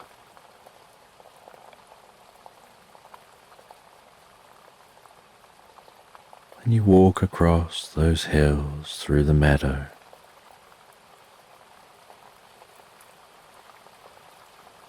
walking off of the path, smelling those wildflowers, watching bees and butterflies and other animals and insects,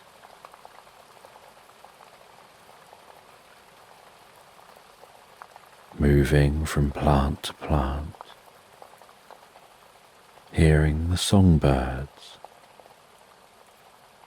watching as different birds fly past in the sky. Some birds shooting past fast and settling down in trees and bushes. Other birds leaping up into the air en masse. flying around in the most graceful patterns before diving in formation into trees and hedges.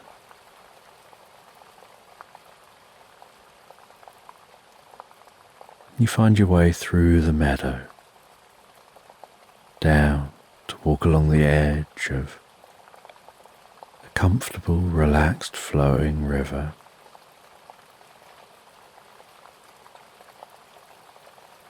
The air smelling so peaceful here,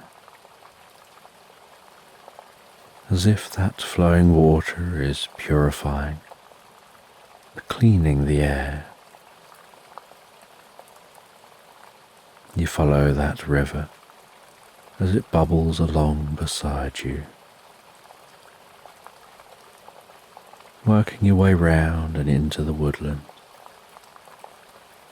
continuing to follow the river as it passes through the woodland, birdsong echoing among the trees, the sight of a deer a little way off, with its head down into the water, having a quick drink, before moving away from the water to vanish back into the woodland.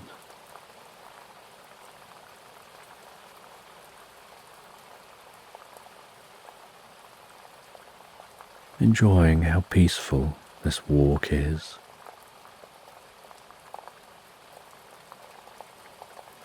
And you continue walking.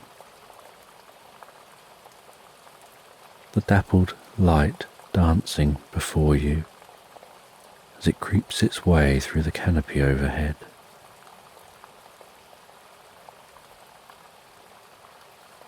Finding your way out of the woodland, continuing to follow this river until you come to a lake shore.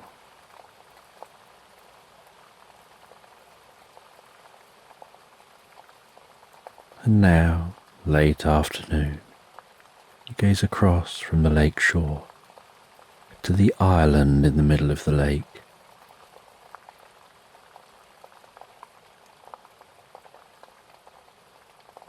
You head back and forth among the trees and the lake shore, gathering up some wood and making yourself a small raft.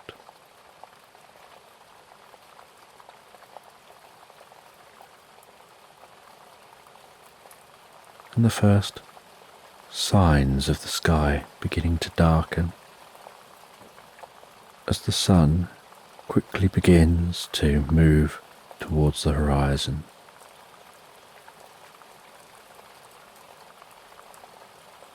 You feel there's just enough time to make it across to that island before darkness sets in. You climb onto the raft and push off from the side. You leave the lapping water behind as you row towards the island.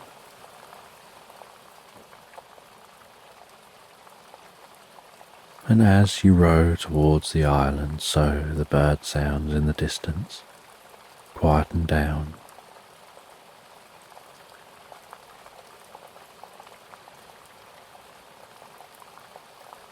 And on arriving at the island,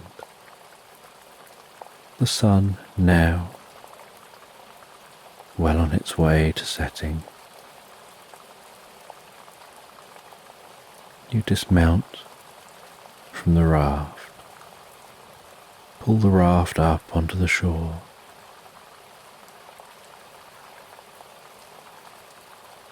You begin to explore this small island, and you've never visited this island before. You visited the lake shore. You've sat and enjoyed picnics on the lake shore. But you've never crossed from the shore to the island.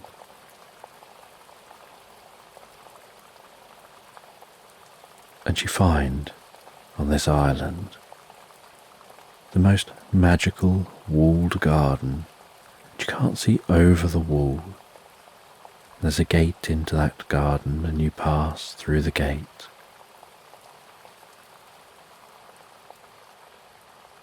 And in the heart of the garden you can see a small cottage. And in that garden is a gardener, and you call out very friendly to that gardener, who looks up and smiles. And this gardener is more than welcoming and kind.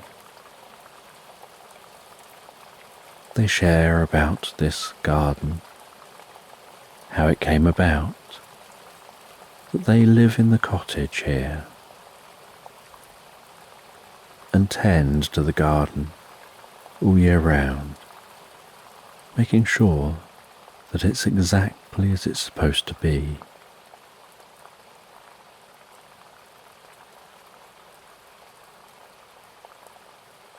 And they make you a warm drink, and you sit down with them in the garden. The sun setting, the sky gradually turning a dark blue, as stars begin popping into existence overhead.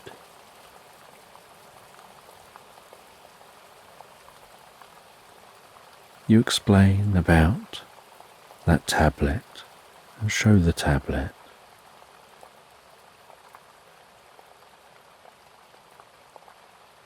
And the gardener invites you to follow them into the heart of the garden. And in the heart of this garden is a tree stump. And with the sun now fully set, and the area around you just illuminated by a handheld torch the gardener's holding,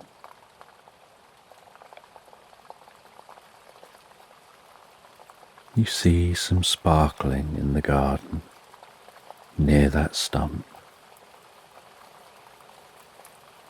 The gardener crouches down and you copy them. That sparkling gets closer and closer.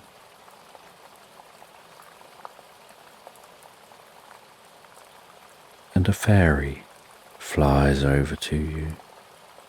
You can hear their wings almost buzzing as they move so fast.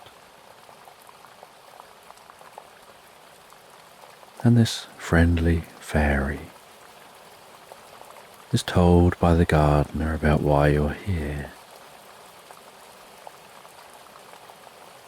And the fairy waves her magic wand over your head, and sparkles of light sprinkle down from that wand, spreading out and wrapping around you. As you shrink down in size, to being the same size as the fairy, and the fairy flies down to be walking alongside you. She takes hold of your hand, guides you among the towering plants, and through the tall grass to that stump, and then into the stump. And initially, on passing into the stump, everything gets darker and darker, with the only glow being the sparkling the fairy gives off. But then, while continuing to walk, everything starts to get lighter and lighter, and you find you come out into a fairy world, and it's night time here like it is where you just came from.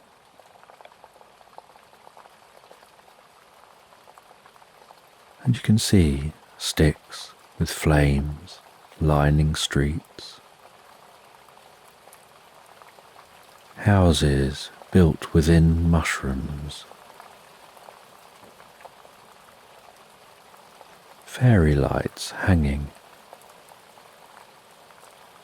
in the fronds beneath the mushrooms,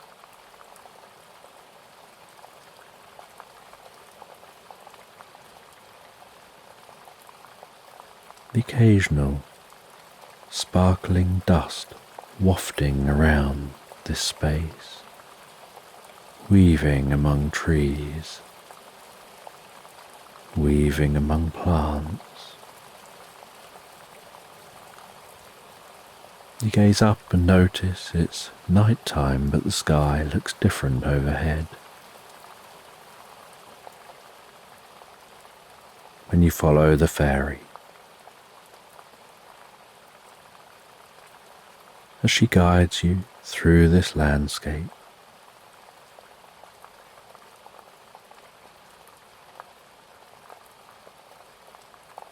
then she takes you to the heart of this landscape, where there's a giant mushroom. Together you walk into that giant mushroom. You descend a staircase in the heart of this giant mushroom, going down 10, 9, 8, 7, deeper and deeper under the mushroom, 6, 5, 4, 3, 2, 1, and deep in the heart of the mushroom. Deep down among the mycelial network, you come out into a chamber, and in the heart of this chamber are silver bells hanging on string which is weaved across the ceiling in this space. The silver bells hanging on the mycelial network, like string weaved across the ceiling of this space. She unhooks one of those silver bells, hands the bell to you and tells you, if you sit still and tring the bell just once with a hand, holding it between your thumb and forefinger, and while still holding it, focus your ears on that sound of the bell as it rings and reverberates until the reverberations fade and disappear, and then ring the bell a second time, doing the same again, and then a third time doing the same again, each time keeping your focus on the sound of that bell.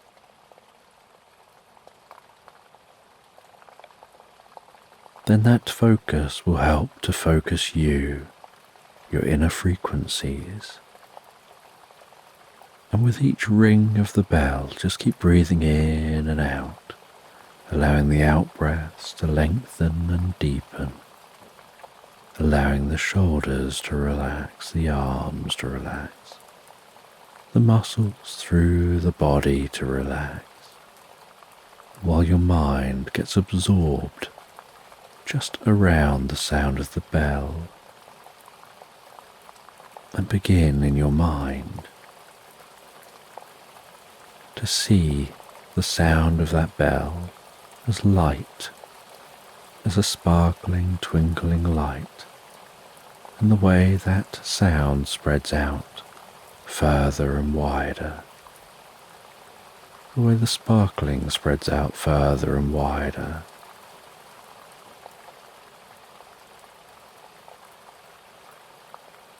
And have a sense of that sparkling passing down through you, synchronizing within you as you drift deeper into the experience. And so, with her guidance, you practice this here under this mushroom in the heart of this space.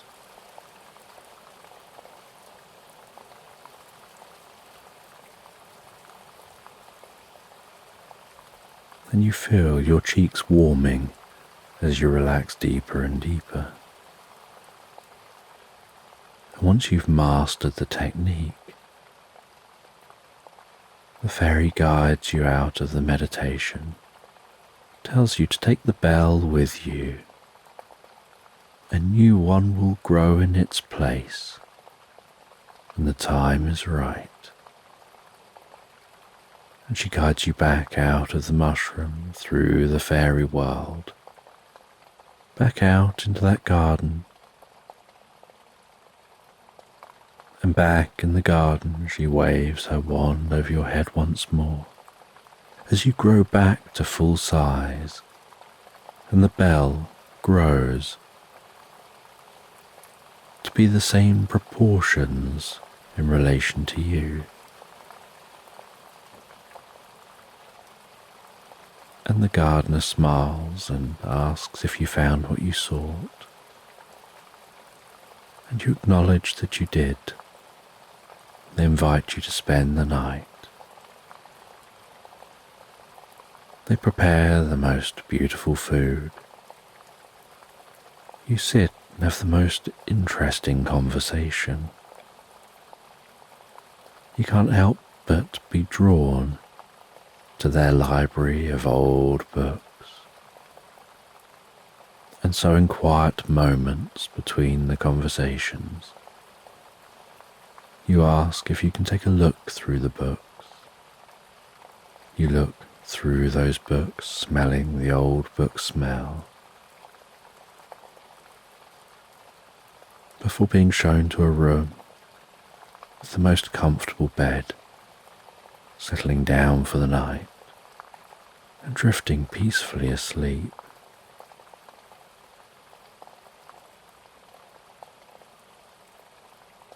And the next morning, you awaken to the first rays of sun creeping in the window,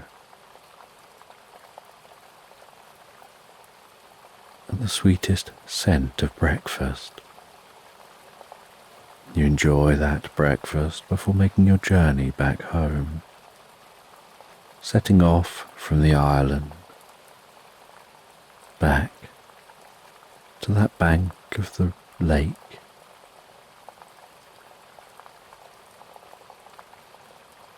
Making your journey back, following that river,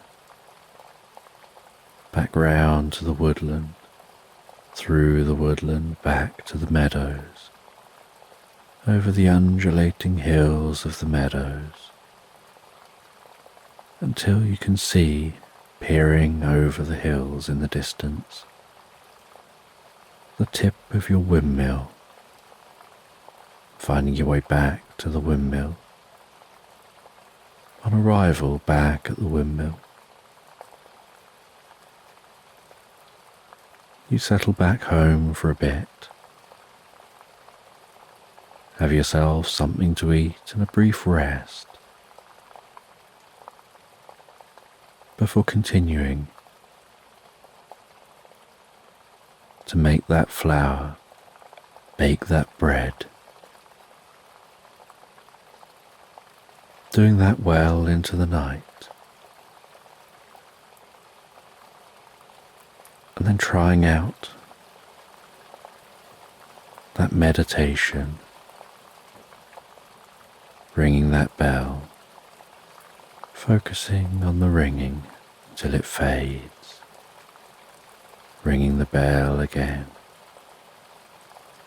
and repeating that process of breathing in and out, those out-breaths lengthening and deepening, the relaxation spreading through the mind and body, and noticing that healing setting in as your mind and body synchronizes, and the frequencies through your mind and body seem to form an equilibrium and sing in harmony.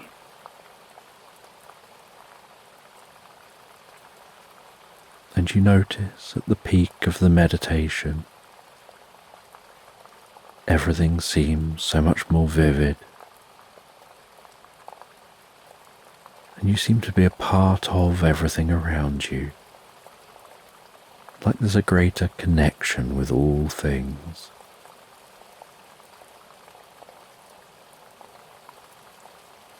As if somehow the world feels richer, as if you can smell the differences between the smell of the baking bread, the nuances to that smell, each individual part that makes up the smell, while still enjoying the smell itself, and the same with the sounds and the sights.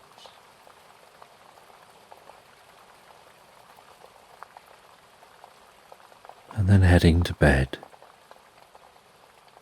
knowing in the morning you'll awaken, make your journey into town like every day, but for now just finding yourself with a deep sense of calm and relaxation. And this new meditation that you know you can do better each time you engage with it.